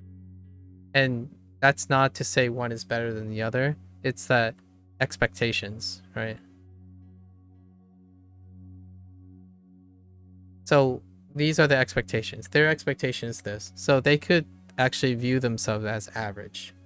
And your expectation can be viewed as average here. However, when the two of you meet, your expectation is that your expectations aren't met, but they're upholding their average. right?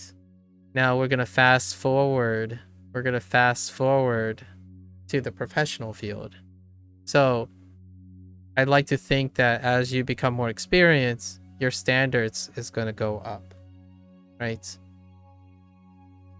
Then one day when you enter a workforce, this might be the standard, which is slightly above where your older standard was, but now you're experienced, right? Your standard goes up, and there's a chance you're going to meet a lower average standard again. And while this delta might not seem as big in terms of this delta as in how you feel, like how disappointed you are in the neglect, right? This delta here is going to feel like this, because as one standard goes up, the change in the delta gets smaller, right? Like, say if one expert think they're really good and then someone is slightly better, like say a 0.3 delta, this 0.3 delta is a measure of getting out of the valley of despair, right? So this resolution is going to feel really big. The reason why I say this is after going into like a more specialized field, the criticisms become even harsher. Like you become even more disappointed a lot of times, far more, because your standards continue to go up, and then the difference between the standards to achieve those differences become harder and harder. So at some point, it's going to feel, relatively speaking, if your mindset continues to stay the same, your mindset is that they're equally, if not even more disappointing to you by the time you get there. I know this sounds very cynical. My counter to this is, I hope you love your job. I hope you love like the things you do, and then the people around you, you might find it that you like enjoy being around people, not solely based on their performance, right? Or what they can do objectively, right? And that would be cool. We'll find out in like 5 or 10 years. Like I have different concerns, right? Me and my coworker, we definitely have different standards. My colleagues and I had different standards. And when I was younger, I usually based it on performance or their potential output. And if that was the case, our lab wouldn't have been together. Like the people in the lab, that would not have worked, because we totally have different standards. And that's kind of what I'm trying to discourage, I suppose, a little bit, or offer an alternative. Like, yeah, people are people.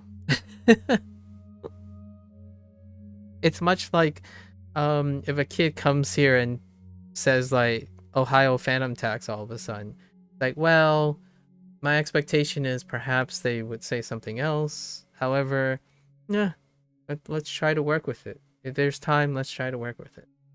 It might not always. It's definitely you're gonna cut your losses in decision making. But I'm hopeful. I see what you mean. The performance is never the issue in your opinion. It's the communication mainly. Getting ignored and not meeting up is what I don't like about the group mostly. It's just disrespectful. Yeah, that's part of the performance. So for me, I know you're separating performance from communication, but communication is like, for me, top 1 to 3 properties of group work in performance is communication. So yeah, I totally agree with you. They're not the same. Like, you and I have different, like, maybe performance to you is output, right? But communication is an input. It's largely an input thing, right? So I select people based on input.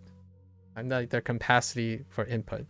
And then afterwards, output needs to meet my expectations. But a lot of times, thinking about a group's potential before they go often overlooks their potential in their input. Like, I prefer to take a talkative person, like a talkative person who's not necessarily able to output. Like, maybe this person has a bad grade or something, like not mediocre grades, for example. However, this person is willing to input, right, for communication, like in a group setting. I would agree, yeah. And yeah, it does suck when you have no communication. So it's kind of like picking a superstar. Like, for example, someone who published a lot of articles. I'm not saying this is a real thing, but I do have some anecdotal experiences. But someone who published a lot of articles, but you know that this guy's world is centered around them. So if I were to collaborate with this person, I'm unlikely to collaborate with this person, right? However, this person's a superstar. So even if I don't collaborate with this person is going to be successful. That's fair, right? So lots of my selection cues are not based on things that may actually lead to someone who's unlikely, who tends to sideline communication, right? You don't have to communicate if everyone cares about what you do, honestly. Like, if I had to say something, like, if you're very important already, you don't necessarily have to work on communicating why you're important. You don't have to practice that too much, actually. You practice it a lot less than someone who's trying to make a name, like trying to make a name or having to work on their communication in order to reach something, right? It's not all black and white, obviously. I'm offering some spare perspective. Like, if I looked at you and you looked at me, like, say, like, I walked into your class and this is my first year. I have no idea what I'm doing. However, I approached you and said, hey, can you help me out? I know nothing about this stuff, but I am going to learn this stuff. A person who's based on expectations and performance will say, well, this person's going to have to learn all that stuff. That means I'm going to have to teach them, or I'm going to have to carry their lack of knowledge. Like, well, yeah, that would be a selection factor based on performance, right? And you have to negotiate that, right? Personally, if someone approached me to be my group, I'm more likely to accept them than someone who I have to approach. That's kind of another thing too. Initiative gives away a little bit too. I think a lot of times people who are successful don't need to initiate very much anymore, right? People who are very established, I guess. Anyways, some extra things. Like, I think that's kind of what interviews do a lot of times. I'm very biased though. And does that lead to a 100% success rate? No, absolutely not. There are individuals who are silver-tongued, and they walk, but they don't. They talk, but they don't walk very well, right? It does happen. So out of your control.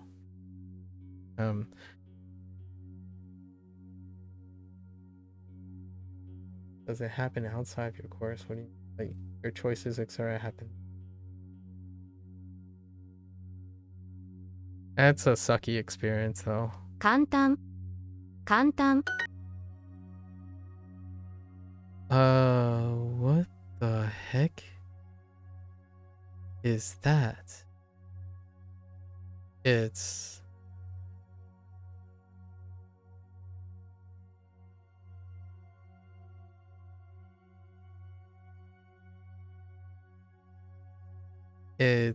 wait.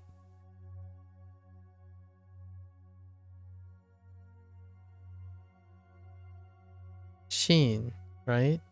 Dokshin. Dokshin, singular. Single. 独身 Dokshin. 半分 한분. 何度 난도. 簡単 간단. Oops, 簡単 何 간마이. 何度 Overqualified. Yep. That has most definitely happened to me. Well, yeah, I think a lot of times overqualified overlaps with over specialized. So good at doing certain things, but once the conditions slightly change, all derails. And I say disclaimers to exclude myself a lot of times, in the form of quote unquote overqualified, but more like over specialized. Like when someone asks me about, this happens quite often anecdotally, like someone would approach me and say, "Oh, you know about viruses, right?" And then they would start talking to me about the influenza virus, and I'm like, sorry, like I have no idea. Like I'm sorry, like I'm specifically, I know quite a bit about retroviruses and whatnot, but influenza, that sounds like a nightmare. I can explain all the things that I don't know about influenza. So there's far more things that I don't know about influenza to be comfortable in it. And because I specialized so much in retroviruses, I did not have time for DNA viruses like influenza. So being like too focused. Happens quite a lot, actually. 何度 Nando. ど You can still do generalizations. However, I would make the disclaimer like, okay, grain of salt. This is the stuff I know. There are a lot of stuff I don't know.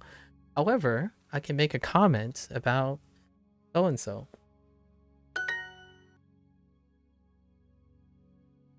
大切 大切.大切.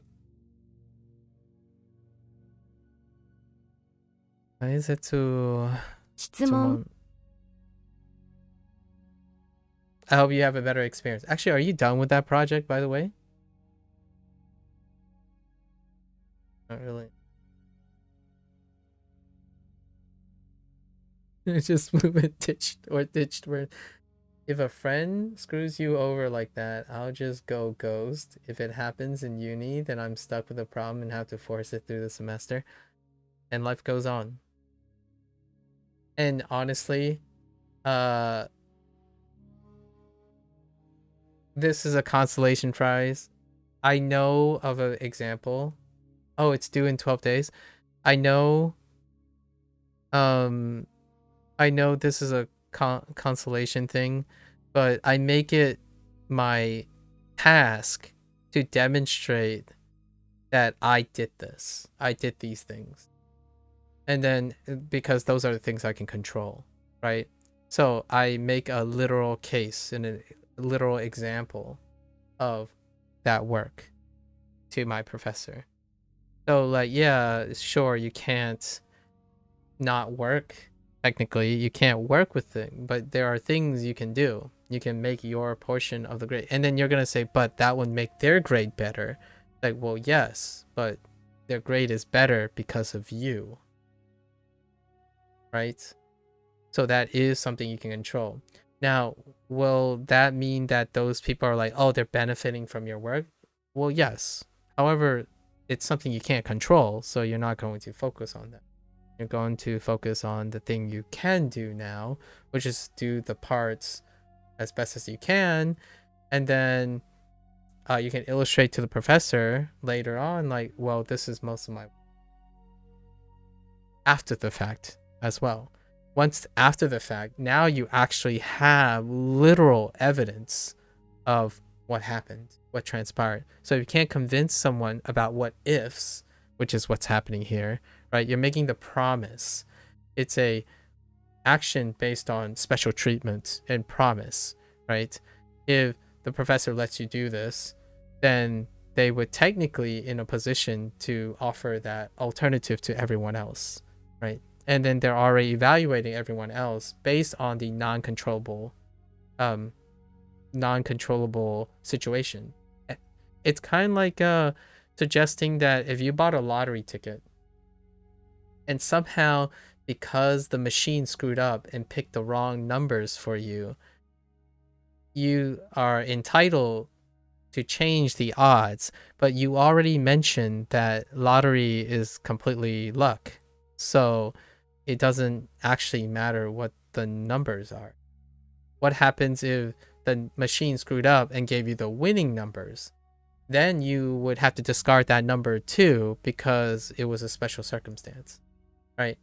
So playing devil's advocate here, if everything's based on luck and paying attention to the thing that you don't have control over, ironically, it's going to control your life, or it is very likely to control your life. And I say good riddance. Forget that part and go kick its butt. so, lottery is all numbers, not luck. I think we're talking about like math this time versus the perception of luck. Sub-Zero's talk about how luck is not necessarily the same thing as lottery, but I was using an inappropriate analogy for the feeling of luck.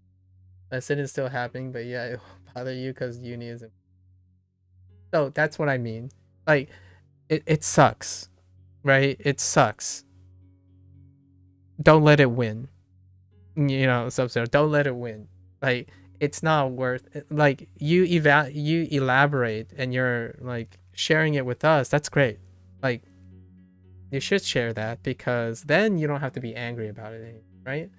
And then my task, at least in my opinion, my goal is to convince you or try to like show in an encouraging way, because that stuff, nah, yeah, you just burn the bridge, go ghost mode, and yeah, now you do your best, right? Part of me is petty AF that if I do good, that means they do good. Yeah, see, that's you need someone else, right? Like, I'm gonna tell you, if you did good and they got good grades for it, that's because you did good. That's it. That's the thing that controls, right? Yes, they're going to get like quote unquote rewarded for your hard work, but that only means you did even better, right? Like, that's the self-identifying thing. I know it can be hard because, yeah, the pettiness. You use the word petty, and that's kind of how it feels from the outside. However, if I were in your position, I would still feel that too. I would feel the same way, and yet, it is definitely your choice to let that consume you, or know that you are better than that. And again, emphasizing, it takes about it often feels 2 to 3 times harder to do the bigger thing than the small thing. That's why it's often called the bigger thing as opposed. But yeah, it sucks. Group projects, that's what happens. I've been in 2 or 3 collaborations, right, in the past 5 years. One of the collaborations, let's just say when you get associated as a group, right, just by name alone, you get fallout from all the names involved. So a lot of times, the last time I've been in a collaboration, it was with a lot of people with a lot of names, and anytime something terrible happens, or like something like gossipy or dramatic happens with the other people, I would be associated with that. Like, people would ask me like, oh, did you know what happened? Like, no, I don't. Like, we're working on we're working kind of on like adjacent to each other, but we don't know each other. Like, we don't hang out or talk or anything, but that doesn't stop things you can't control, right? So that happens a lot. fallout from name pick is the worst. Yeah. So a lot of times I have tried that a couple times, and I totally understand about trying to solo it, and I still do to this day. Like, even here's a petty thing that I'll share myself. Some people might see this as petty or paranoid. I've been called paranoid recently. When someone says, "Oh yeah, I wanted to raid you," like, you know, what? Hey, by the way, this so and so wanted to raid you. And I'm like, oh, I'm sorry, I just don't do raids. Like, I would, if you would like me to explain, I could probably explain in a very cogent way. However, I wanted to tell you the short answer is I don't do raids, because raids led to specific things that happened prior, and I prefer to know the person and then allow them to share raids together in advance, right? So if someone approaches me, as in the person that is a content creator approaches me and we become friends, then we do that. Secondhand conversations from other people that quote unquote are choosing to represent that person, it's not the person I want to talk to. So that has happened. And yeah, those are the lessons. I thought it was cool. You know, you might be thinking, oh yeah, raids are always beneficial. That's expectation that comes from people who, in my opinion, are inexperienced, kind-hearted, and optimistic, possibly also naive, but, you know, with kind intentions, however inexperienced. Right? Unless the teacher has a good setup for people who would be good together, from the teacher seeing how each person is. Yeah, and you don't get that luxury as a teacher, especially in the college setting, in like the university setting. It's tough. I love the idea of like teachers following you on the years, but the academic advisor is probably the most structured when it comes to like westernized things. I almost feel like homeroom teachers are kind of like wonderful in that way too. What helps is trying to remind myself that there has been times where you've been lucky. Yes, like professors rounding up a score or anything similar. So it's not completely one-sided. Yeah, I see it as the devil's way of, yes, chiming in to level out the playing field. Yeah, and I'm trying to be quote unquote devil's advocate here, right? I remind myself of all the times I'm lucky, because, or even some people say the things that I say that are lucky aren't even lucky. Like they would say, oh no, that's not luck, you work hard for it. It's like, well, yes and no, you know, like so many things happen, and that to me makes it so your life isn't miserable about things you can't control. It's really sucky if you go down the line, in my opinion. You don't need that in your life, honestly. Like, boy, if I can tell you how many times I've had this sort of discussion with even far different contexts, like being cut from a improv video game group, that this discussion comes up, right? Like, oh, the 4 guys said that you're not interesting and they cut you out of the group. And then that person would say, well, you see, I don't have control over it because, like, I only knew one of the friends, and then the other through, like, go find a new friend group. I'm sure there will be some more out there. Let's go find it together. Like, now you know who to select. All the people you know in that group, write down all the information you know. Like, what didn't work, what did work, who cut you out, why was that the case? It's a lesson in learning things you can't control, right? All that stuff, you didn't know it was happening, or there were a lot of things you didn't know. Write that all down, or as much as you can, and go and find your next group, right? If you want to, of course. You want to build yourself up in order to do it, but waiting for too long can also make it nearly impossible to ever do it again. Then you have individuals who, in my opinion, I don't want to paint too much of a bleak picture. A person who's a loner and one day they'll look around and they have zero support system. Some people are perfectly willing to accept being a loner, and those are some rare breeds of people. However, I feel like that sounds like a very not ideal place for the vast majority of people, where they burned so many bridges and they decided maybe next time I'll do. And then they continue to convince themselves that they won't try again. And then, you know, you get to a point where you spend more than half your life alone. That's kind of sucky, at least in my opinion. And then when you're in trouble, right, what does your support system? This is going way too deep into the other end. I still feel like it starts with these types of experiences, and it kind of sucks that it starts at a university. I feel like group projects are probably where all of that starts.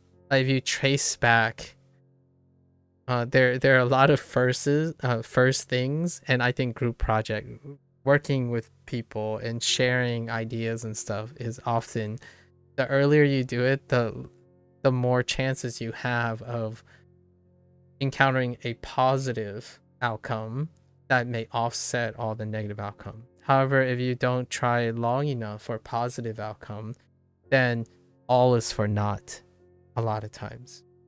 It is all for naught. Or it feels like it's all for naught, right? Like, oh man, it's always this. Group experiences are always the worst. And I don't blame them. I really don't. It's like waiting for the lottery. Sorry, it's a bad analogy, but it's like waiting to get lucky. If you don't ever get lucky, then luck doesn't exist. You're just unlucky all the time. And that sucks. Break your lessons, won't happen again. 簡単 And yeah, stack the cards, you know? Well, let's do this gambling game. Stack the cards. Just stack the cards. Easier said than done. Obviously, easier said than done. I hope your next group project isn't... I hope that doesn't happen in your next group project.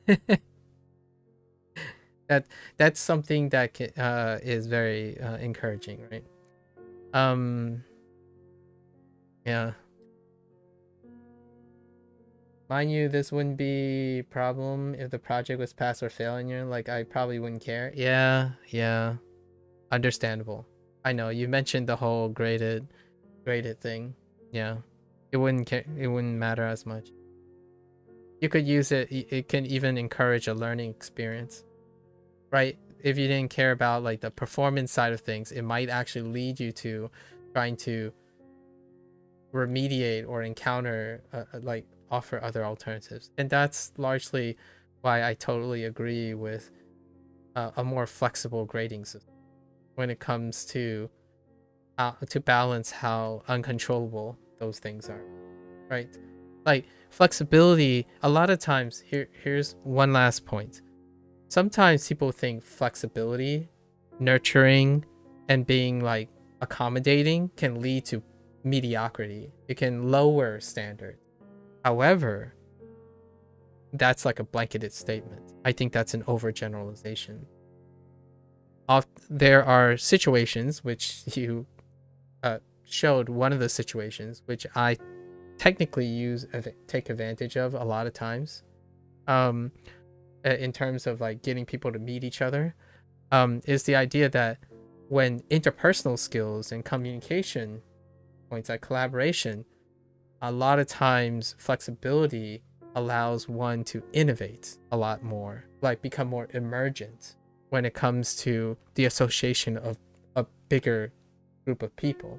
So what I mean by that is, like in video games, for example, if you create a system of tools that are far more lax, knowing that your system is going to have input from a larger group, that's incorporating a more flexible system that meets the flexibility and diversity of the group.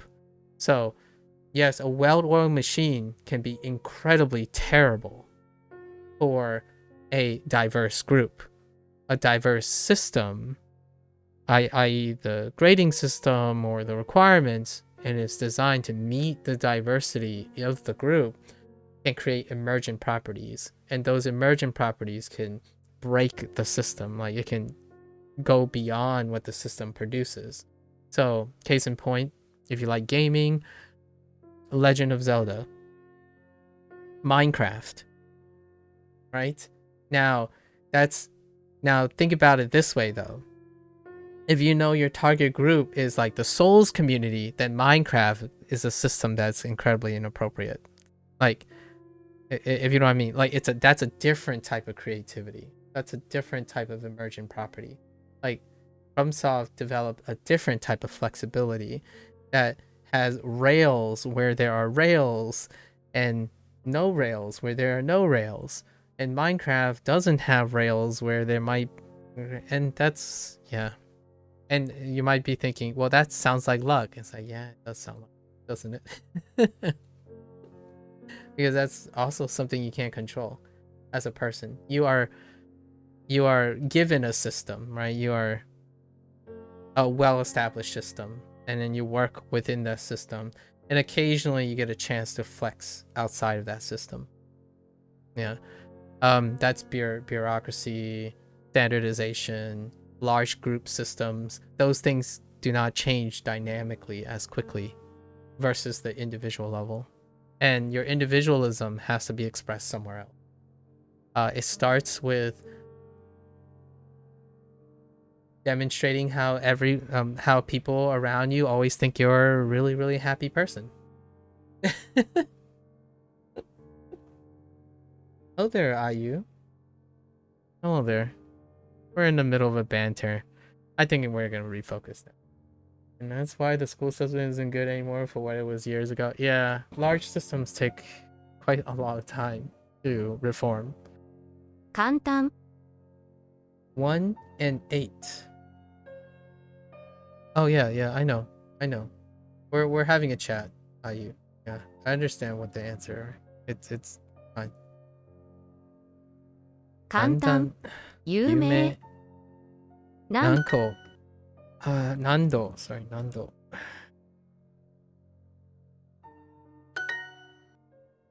okay say 簡単簡単一緒一緒簡単簡単何度何度何枚何枚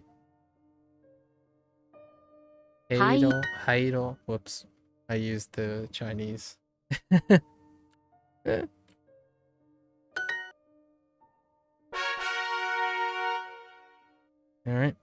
All right, we really need to complete this lesson though.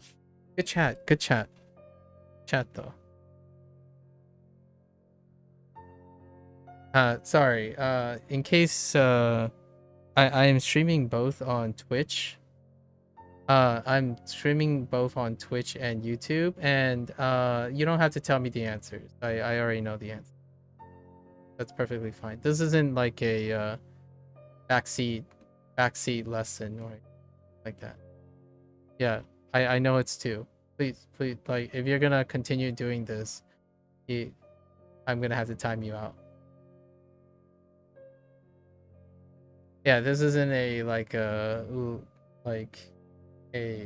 backseat learning experience, you just so you know, in case to clarify. All right, I guess we'll just call this a day. I gave you a warning, and that's about it. Thanks. Hopefully you find a streamer that you enjoy and understand how language learning works, but yeah, good luck. It's not meant to be. You and I are different people, so good luck with finding out someone who's more willing to listen to your impatient inputs. 何回 Okay, and that's not the right response, by the way. That's not 2. 何番 It's Namban. 1.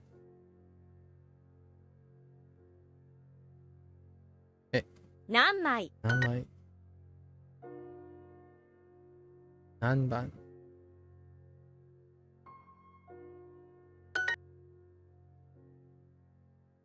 Maku is backseat gaping his own stream.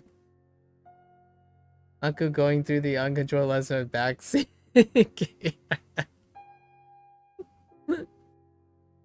In this case, yeah, I mean, I can control it. Listen, Sub-Zero, you're in my house right now. Don't make me control you. I'm kidding. I'm kidding. Or am I? What if I told you I have been manipulating you since the first time we met? I'm kidding. Actually, don't like. I hope that didn't raise any weirdness, but I don't do that. Like I don't do that. At least every ounce of my being finds that repulsive. So, big disclaimer. I actually have incredibly low tolerance for anyone who has aptitude in understanding how humans behave and use that to abuse people. So I have a really low tolerance for that. It's actually something, if I have a short list of things I don't tolerate very well, and that's one of them. So actually most of the time my mania, when I'm like not streaming and stuff, my mania is being afraid that I did that accidentally. Like for example, removing someone's free will by manipulating them, if you know what I mean. Like you can convince someone, you can incredibly gaslight someone to believing that they are good at something or feel good, and sometimes I am afraid that's what I do unintentionally. Like you can still, it's not gaslighting anymore if it's unintentional. Like lots of arguments about this, but sometimes you may want something so much for someone and yet they didn't choose to do it, and to me that constitutes as unintentional gaslighting. However, most people think that gaslighting is something intentional, orchestrated, and must be malicious of intent, and I totally get that. So it's not gaslighting but manipulating someone. And I think people who know what they can do with words and the way you can articulate things and manipulate people, I think they are their worst enemy. As in, I'm not saying I'm particularly great at it. I think I'm pretty decent at convincing people how to like want to do things and be better and whatnot, or like learn something. However, because of that, it's the most scariest thing too. Like when you see abusive relationships, when you look and hear people's stories, you want to intervene. However, it's not your place. So there's like a lot of responsibility, at least in my opinion. Even when I'm not that great at doing these type of things, like therapies and like there's a reason why therapists are therapists and coaches and whatnot. The more you learn how potentially devastating or fragile you can make people, the scarier and scarier you're wondering. Like every day you come online and you say something, like what is the impact and consequence of that? I think about that every day, like every single day. Like what happens if I keep saying oh yeah, language learning is really easy? What happens if I say that for like 300 days straight? What are the consequences of what I'm doing to myself and to everyone else around me? Like that's kind of the nature of it. I don't want to go into that either, but know that I would probably beat myself up far more than anyone else convincing me that I'm trying to manipulate them, because that's part of my compulsion. I have a really terrible obsession, like a compulsive obsession of worrying about how my words and my way of looking at things can unintentionally strong arm someone into doing something, and if their failure becomes my failure, as in like Sub-Zero, if you have a really, really terrible, like the next group experience you have is absolutely terrible, and then you blame me for it because I was trying to be like a little bit more resistant or otherwise, I would probably internalize that a bit. It would be a weak spot, right? So that's the kind of thing that I feel teachers I'm blaming both you guys. That's kind of the trust system that's very hard to do. Like when someone asks me to help them with something, the fear of doing that, like your success becomes my success. That's great. Everyone wins. But your failure also becomes my failure. And that is devastating. So when people ask me for help, it's the fear of failing the person that keeps me from trying not to fail, right? Like if I'm like 200% because someone approached me, yes, I do care about that person. It's very different though. The thing is, when you ask me for help, that yes to I'll help you means that we share the responsibility of our success, right? And our failures. So the failing part is exponentially powerful, at least in my opinion. Like from, let's just say from a Japanese and Chinese like faith culture, like if you're accepting to help someone, from then on, if they fail, the failure is reflected on you too. It's not the same culturally in all cultures. Sometimes, you know, like in the westernized culture, like Americanized culture really, if you're helping, you're doing something extra. So if it didn't work out, it's not your fault because you're helping. You're quote unquote just helping them, right? And that's like internet commentary. That's like the stranger that comes by and say, just so you know, Duolingo sucks, right? Like Duolingo sucks. I'm just trying to help you.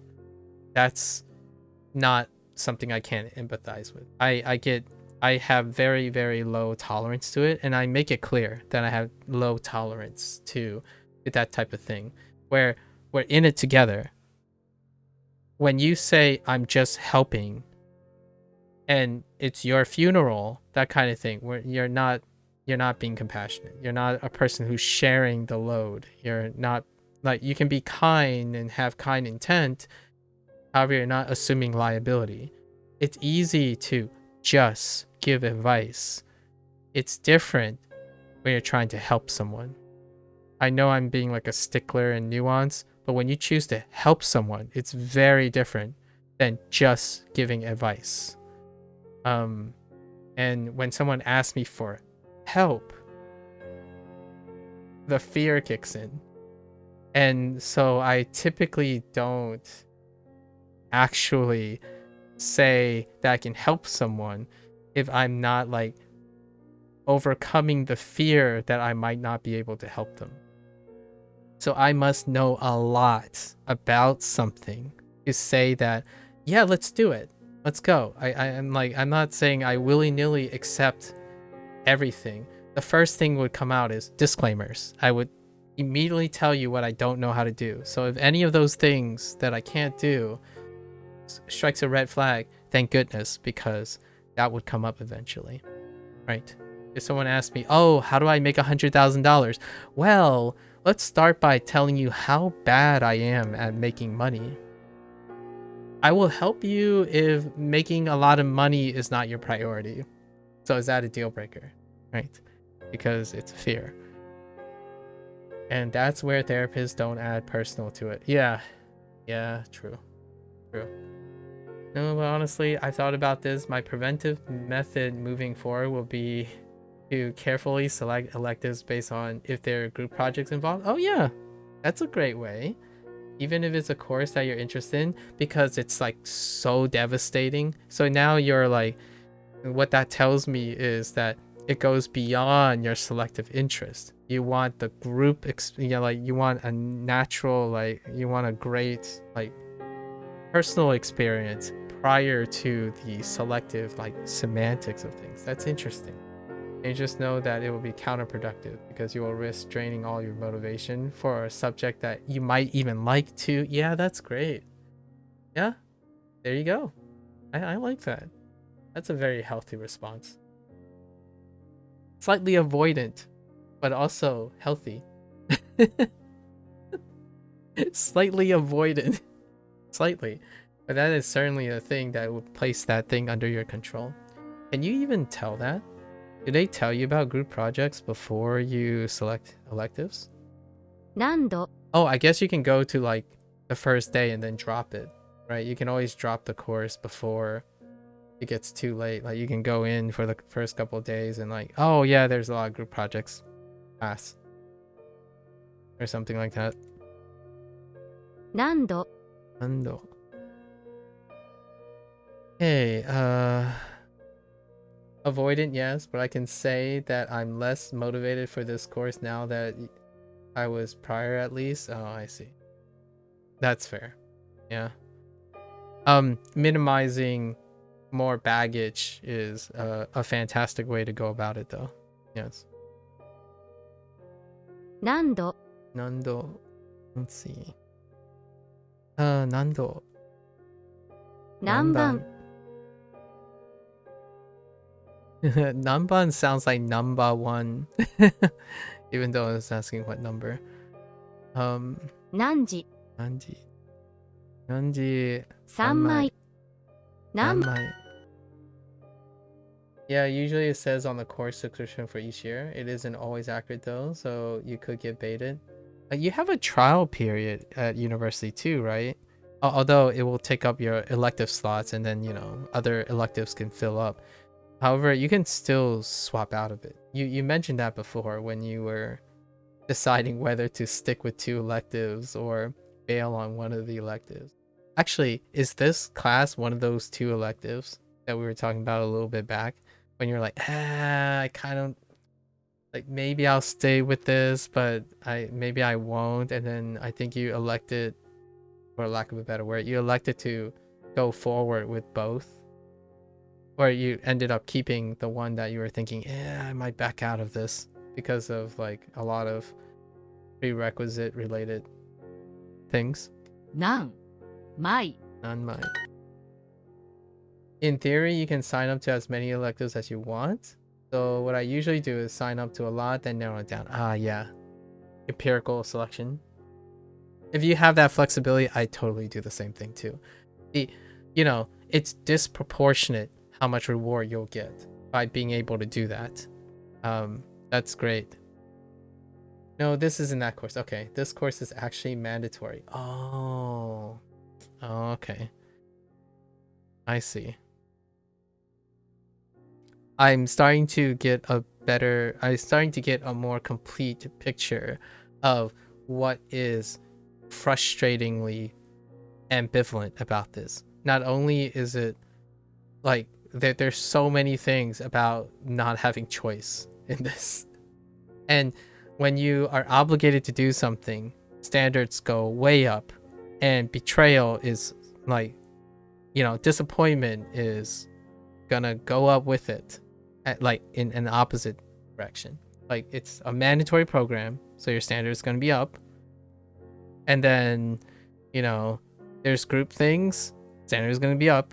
So there's so many things that would elevate an expected standard for it, like to be satisfactory, and it's all coming together.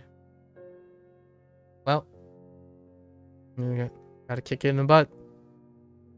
Show that you can. Oh wait, you know what? Here we're gonna go back one last time to the lottery example. Show that you can compute the winning numbers. I mean, those your group members won't have to care about it. They won't know. Well, they might know. Who knows? They might know. Okay, I'm not saying this is going to happen. There were times where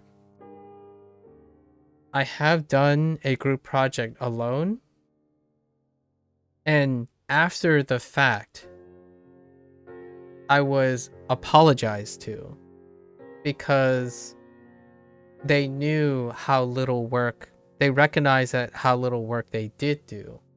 That doesn't mean I worked with them ever again. However, that was an interesting consolation prize. Like a consolation of like knowing that, well, it's pretty clear that they are aware. And obviously I was young back then. There's no room for me to have the expedited experience to say that, well, you know that if you continue doing it this way, the odds of you being successful in the future goes down the poop chute. If we are to become group members again, I like to believe that the next time you go into a group situation, maybe this can be a learning lesson for all of us.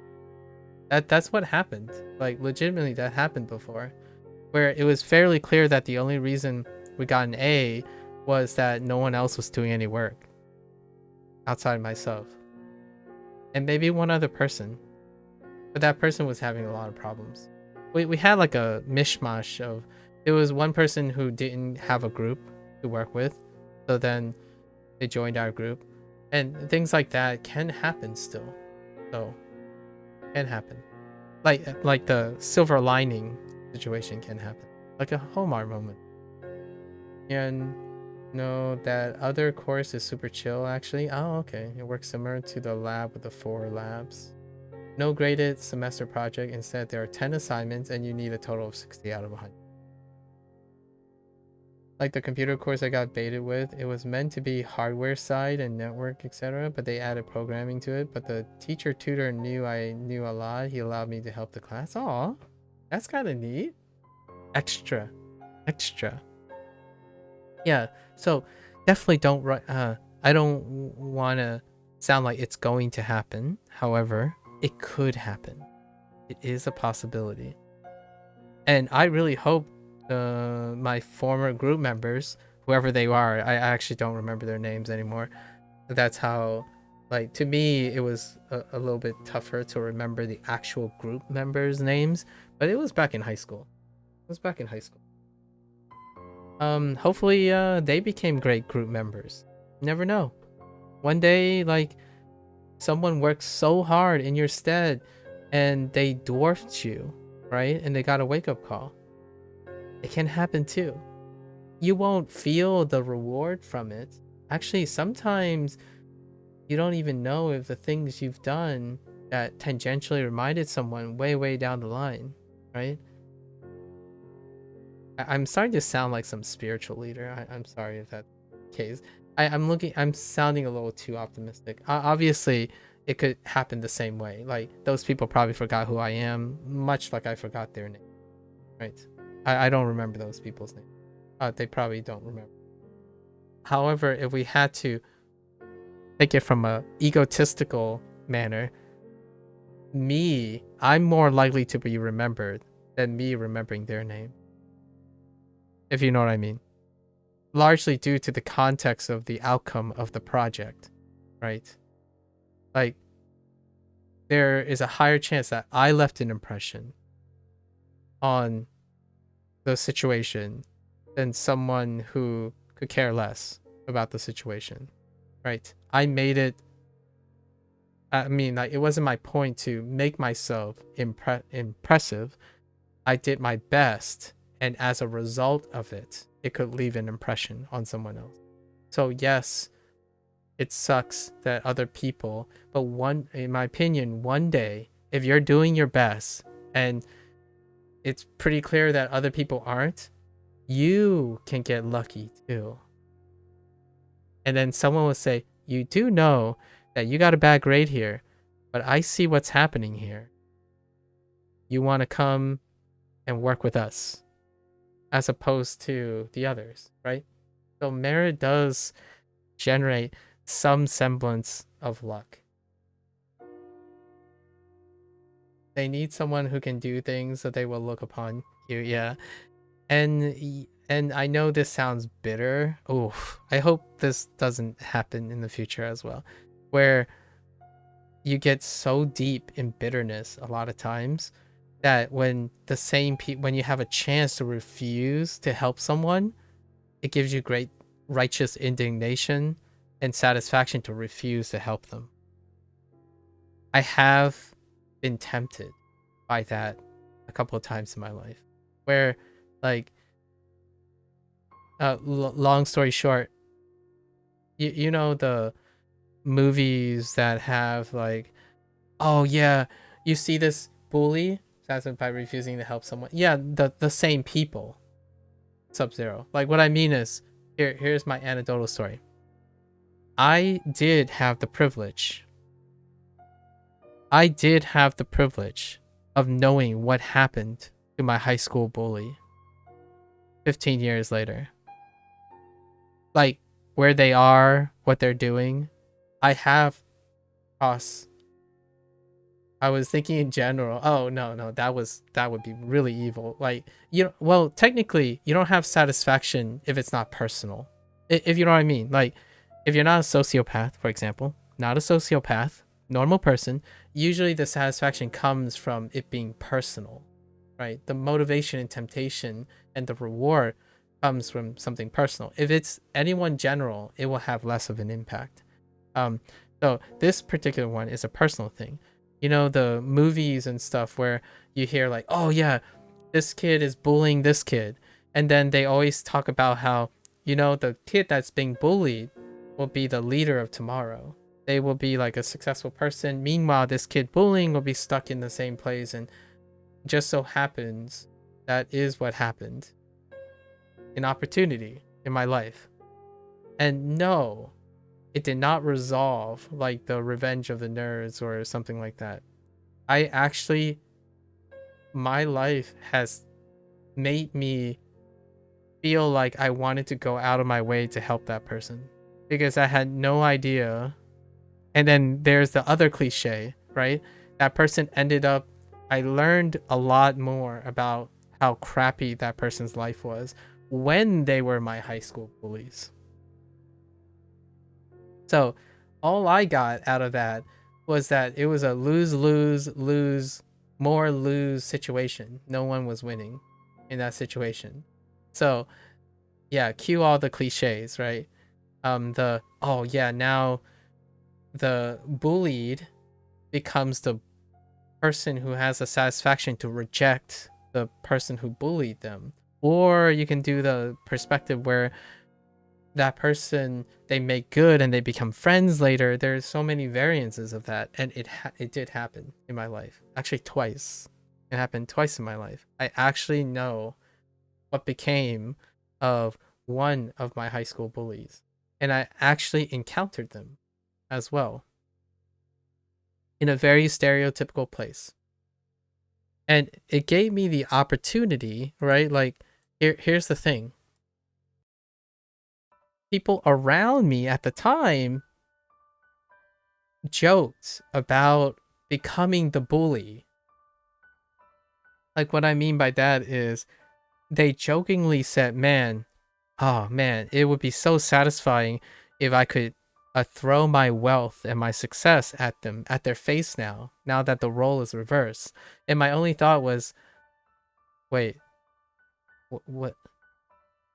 Doesn't I think that, to me, obviously, this is my own opinion, that kind of makes it so that I don't know which one's worse. Like, if you know what I mean. Like, it's one of those things that, 5 things, things that I have low tolerance for. That's one of those things too. Where like retribution or righteous indignation. It's great to fuel one's own ambitions, like to prove someone wrong for your own satisfaction. However, role reversing and proving one is correct at the expense of the other person, that's when in my opinion, I tend to draw the line. So like proving someone wrong gives you self-satisfaction, right? Proving something that will bring harm to the person, like defamation or malicious witch hunting, that type of thing, that's crossing the line for me personally. So yeah, that situation has happened, which I don't know where we were going with that. Oh, that's kind of the ripple effect of things. The ripple effect. So yeah, in your mind, you could call me naive. If I'm in a group and I continue to make the best of it, even though I know that it's going to be not the best it can be because of group things, if I'm making the best of it, it can only get better from what I have control over. If I spend most of my efforts focus on things I can't control, it can only get worse. If you know what I mean. So, since you don't have control over it, making it worse is going to suck even more. So a sucky situation becomes suckier. Jesus helped the blind man who wasn't good to Jesus. Fair enough. Fair enough. That's an apt message. Yeah. So if nothing becomes of your efforts, right? You still made the effort, and I kind of like that idea. I like that.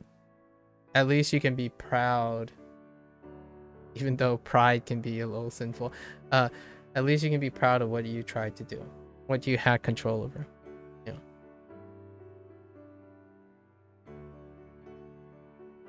Sometimes pride can be very, very helpful. You know, moderation, pride can be very helpful situationally. None. Okay. let's get back to our lesson. 何番 Non-button. Sorry, I digress. So, whoops. 何枚 So much. These conversations are so I have so much to say about it. Yeah, I big digressed. Big digress. 100枚100枚。100枚。何回うん。Oh, 交番何枚何何番番なん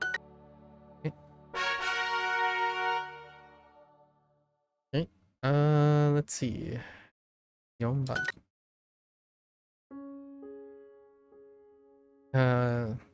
牛肉。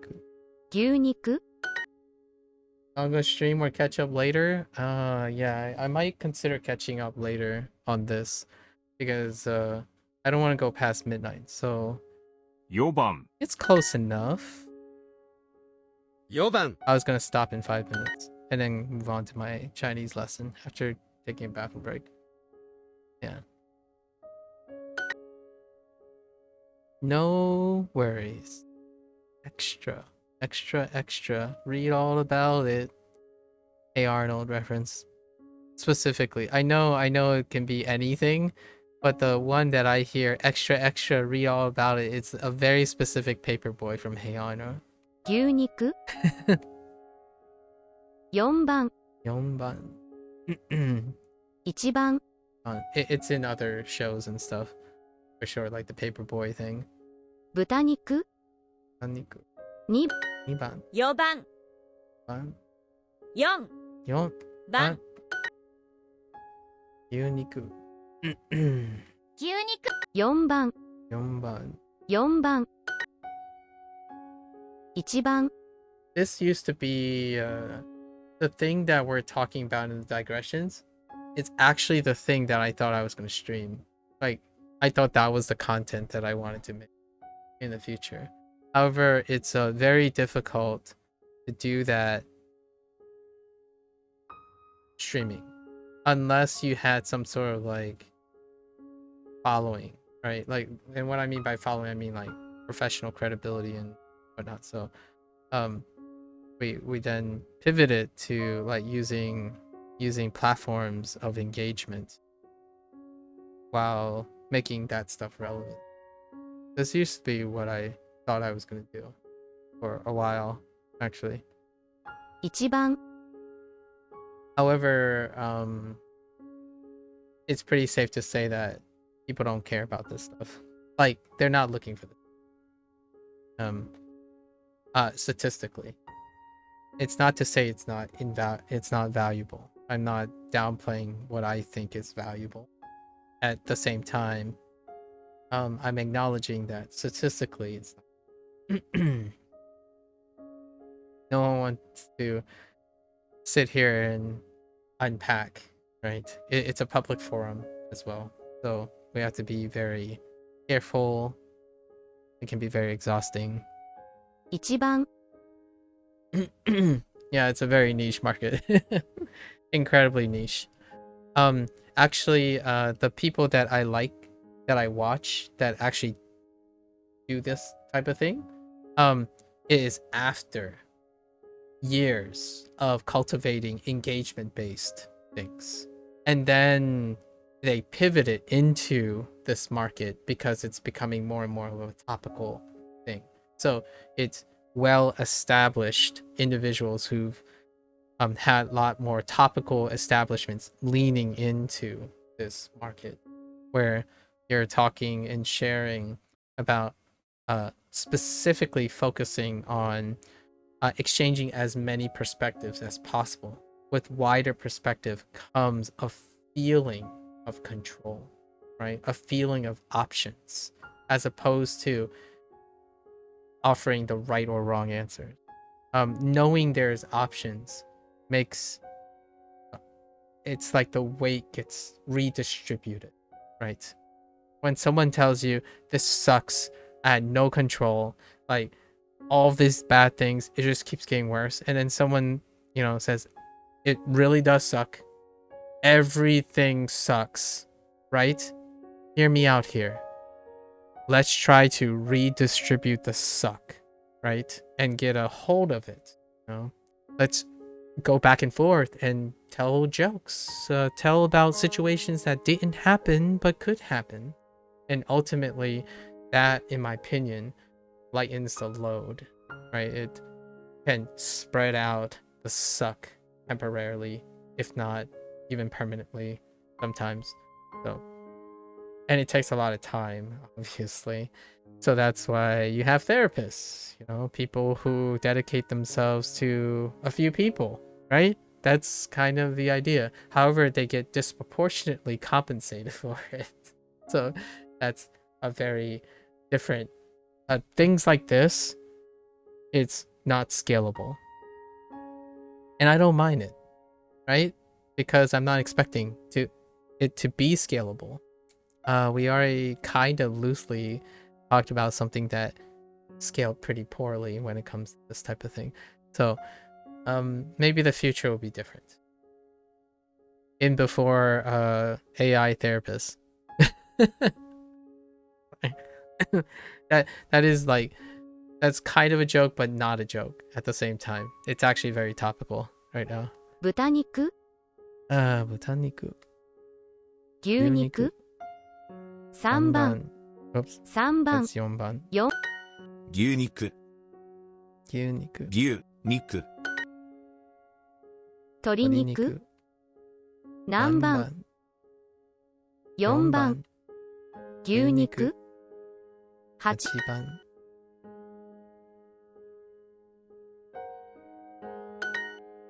Yeah. The odd part, Cozy, is that having low viewers, right? Like, low viewers,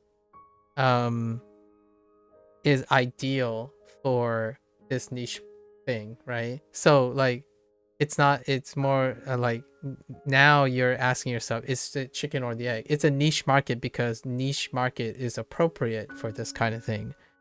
Or is it, this thing is not popular, therefore it's a niche market, and the niche market reinforces the low numbers? Either or. It's the state of things, right? It's not scalable. It's horrendously poorly scalable. Therapists, the whole like nebulous nature, like the field itself is nebulous in the sense that it creates niche. Consistency creates scalability. And this stuff is hecka wicked not consistent. It's so dynamically complex at the moment that expecting it to be scalable, like if someone says, oh, this is scalable, give me the research. Like, explain to me how it's scalable. Scalability requires that it provides consistency. Consistency leads to standardization, and standardization allows modular scalability. So when you go and try to scale something that does not have the foundations of consistency and scalability in the first place, you're going to encounter a whole mess of trouble down the road, right? If not, it's dead on arrival. So language learning, it is still potentially possible in short bursts. Like language learning is entering its, I guess I'll call it its second to third generational phase. What did language learning look like in its first digitized generational phase? CDs of textbooks. They're static. They're one size fits all, right? And then now we're starting to see second generational. There were second generational ones. It's still not Duolingo. Duolingo and others are third generational because they have now dynamic adaptation and also like real-time feedback in the terms of rolling updates. It's not a static thing. The second generational things are like different books and volumes, like the availability, like it started scaling. Second gen is where you scale the static stuff. So there are more competition, there are lots of CDs, lots of different takes on learning material. And then the third is integrating dynamics, like the human component. So where is this stuff, like psychology, awareness, and this stuff? It's barely at the second stage. Right now, it is kind of around the second stage. You have a lot of different people offering different perspectives with mixed results, right? Some work, some don't. It's a market for that. And as much as you can say, it's as inconsistent as a market is. So until an established standard and consistency is being able to be mutually established somehow, it itself cannot be scalable at the moment. And that's where it is. When are the new language learning games coming out? Earthlingo was a good start. Yeah. So we can, before language learning, mathematics. Mathematics was great because of its consistency, right? There are other more empirical things that have been established for quite some time, right? You can even say CPR, like learning how to do CPR. Like you as things become more well-known and standardized, there is an element of scalability. It doesn't stop people from jumping the gun, though. You know what is topical that's being it's entering its second generational phase? AI. Or in this case, not generative AI, but more like large language models. Like truly generative AI would be like the third phase. Like it's entering the third and fourth generational leap, right? Where there is adaptive, like onboard adapting that is not, it's constructive, not based on a selective data set, right? However, AI has machine learning, the type of machine learning that is existing now It's a scaled up, marketable version of something that even I was familiar with working in science, in data science, like some data science. So now it's being scaled up. So now there's a lot of competitors, shoot the wall, see what hits, and then standardization may happen. And once enough standardization happens, potential scalability. I don't know what that looks like. I might even not even see it in my lifetime. Let's find out. Right? That's kind of the stages of human. It's really consistent. AI will make people not communicate with anyone. Possibly. That's definitely one of the things that is a possible outcome, provided on the assumption that there are no dynamics happening between people who want to communicate and people who don't, right? So in a void, like assuming all like moderation and all the opinions and social order and geopolitics that exist today, that seems like a very distinct possibility. As AI is being developed and generationally maturing, so are the perspectives and the culture and the things that are built around it. So emergent properties occur when not viewed from a static standpoint. So like if you're viewing that everything stays the same now, like public opinion and their desire and their behavioral trends now does not interact with AI's growth as it's going, then yes, it's a very likely place. And I'm suggesting it's not. Like, you're assuming people will get lazier. And the trend would suggest that now. It's kind of like knowing that like knowing what we know now is not enough to like predict a direct correlation later. It may inform things that we would avoid, and naturally then it would not necessarily encounter, right? Like, for example,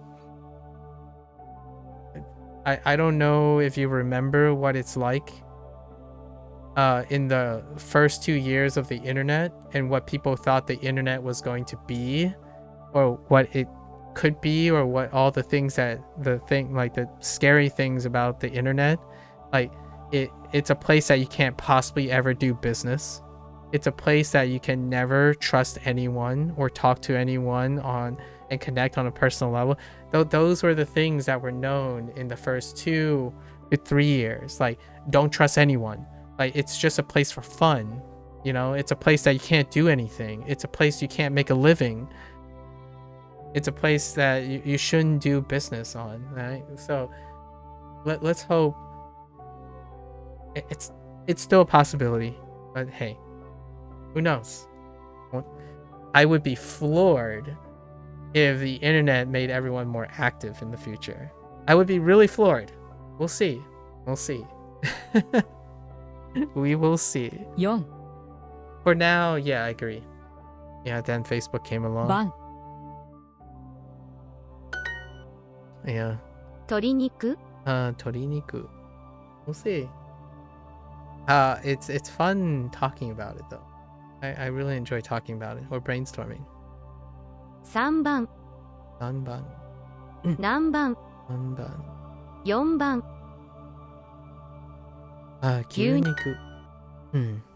Yeah, I think this is the last one, and then I'm gonna take a bathroom break, and we're gonna go to our Chinese lesson. It was worth the yap though. We got a good talk in. I can't do this every single day, or I'll try not to do this every single day. Largely not because I don't want to. My voice is gonna, like, I'm already feeling like my voice is not gonna last. Heckin' getting old. It's part of getting old. Alright, so that's a wrap for today for our Japanese lesson. We'll complete this. This is a small section, right? I knew this was a small section, so we made time to yap a little. It was pretty good. This unit left me hungry for new vocabulary. So tomorrow's new vocabulary. Actually, let's find out what tomorrow's. Discuss clothing. That's a lot of clothing. I don't even know what they're going to do with discuss clothing. 6 lessons. It's on the longer side as well. So we'll be discussing clothing tomorrow. All right, folks. There you have it. We had a wonderful chat. Had some candid conversation. I think it's entirely relevant to language learning. One could see it as, oh, meeting someone you thought you guys were gonna have fun learning language together, and then that person did it for like a week and then they ghost you. It's very similar, right? Then you try again and you're like, oh yeah, let's meet up and learn, and then they ghost you. So are you gonna stop trying? Right? That does happen. It happens every day. But you meet up with someone to play a video game, and oh, you had such a great blast the first day, and you had high hopes to continue playing that, and that person leaves and don't even, like, they ghost you, right? Because something else is interesting. It happens every day, and those things build up. So silver lining. I won't stop trying. Like, someone insults me, someone insults me yesterday, I'm not gonna stop. Like, I'm gonna come back today. I mean, that's just one encounter. Like, or 70% of Japanese people aren't impressed by someone learning Duolingo through, Japanese through Duolingo. That doesn't really stop me. I mean, I am very well aware of it as well, and I also use it as a learning lesson because I take in all of their criticisms and I know how to rebuttal them, and maybe I'll use them in the future. I have contacted Wanikani at some point. So, that kind of thing. So go out there, have fun, but what was the silver lining? Things that you can't control. It's great to know all those things. Don't let it control you though. Like, ironically, things you can't control, think about how devastating that sounds. You let something you can't control you. That sounds like a no-win situation. What do you call that? A zero-sum game. Or actually, that's probably not the right term. Don't let it control you, right? Things you can't control. Make it into something you can maybe not literally control, but at least figuratively control, right? If something makes you feel bad, do your darndest to make it not make you feel bad. I think that, to me, is worth every effort. So that's probably the take-home message from our long digression with any topic. I think the underpinning motivation for me to mention those things is, let's get to a point where you go to bed at night and say, well, I don't have control over 100% of the thing, to I have control over 5% of the thing. That's a victory. You go to bed and you say, now I have 5% more control over the situation and how it makes me feel, versus 0%. Victory in my book. Always worth. Always worth.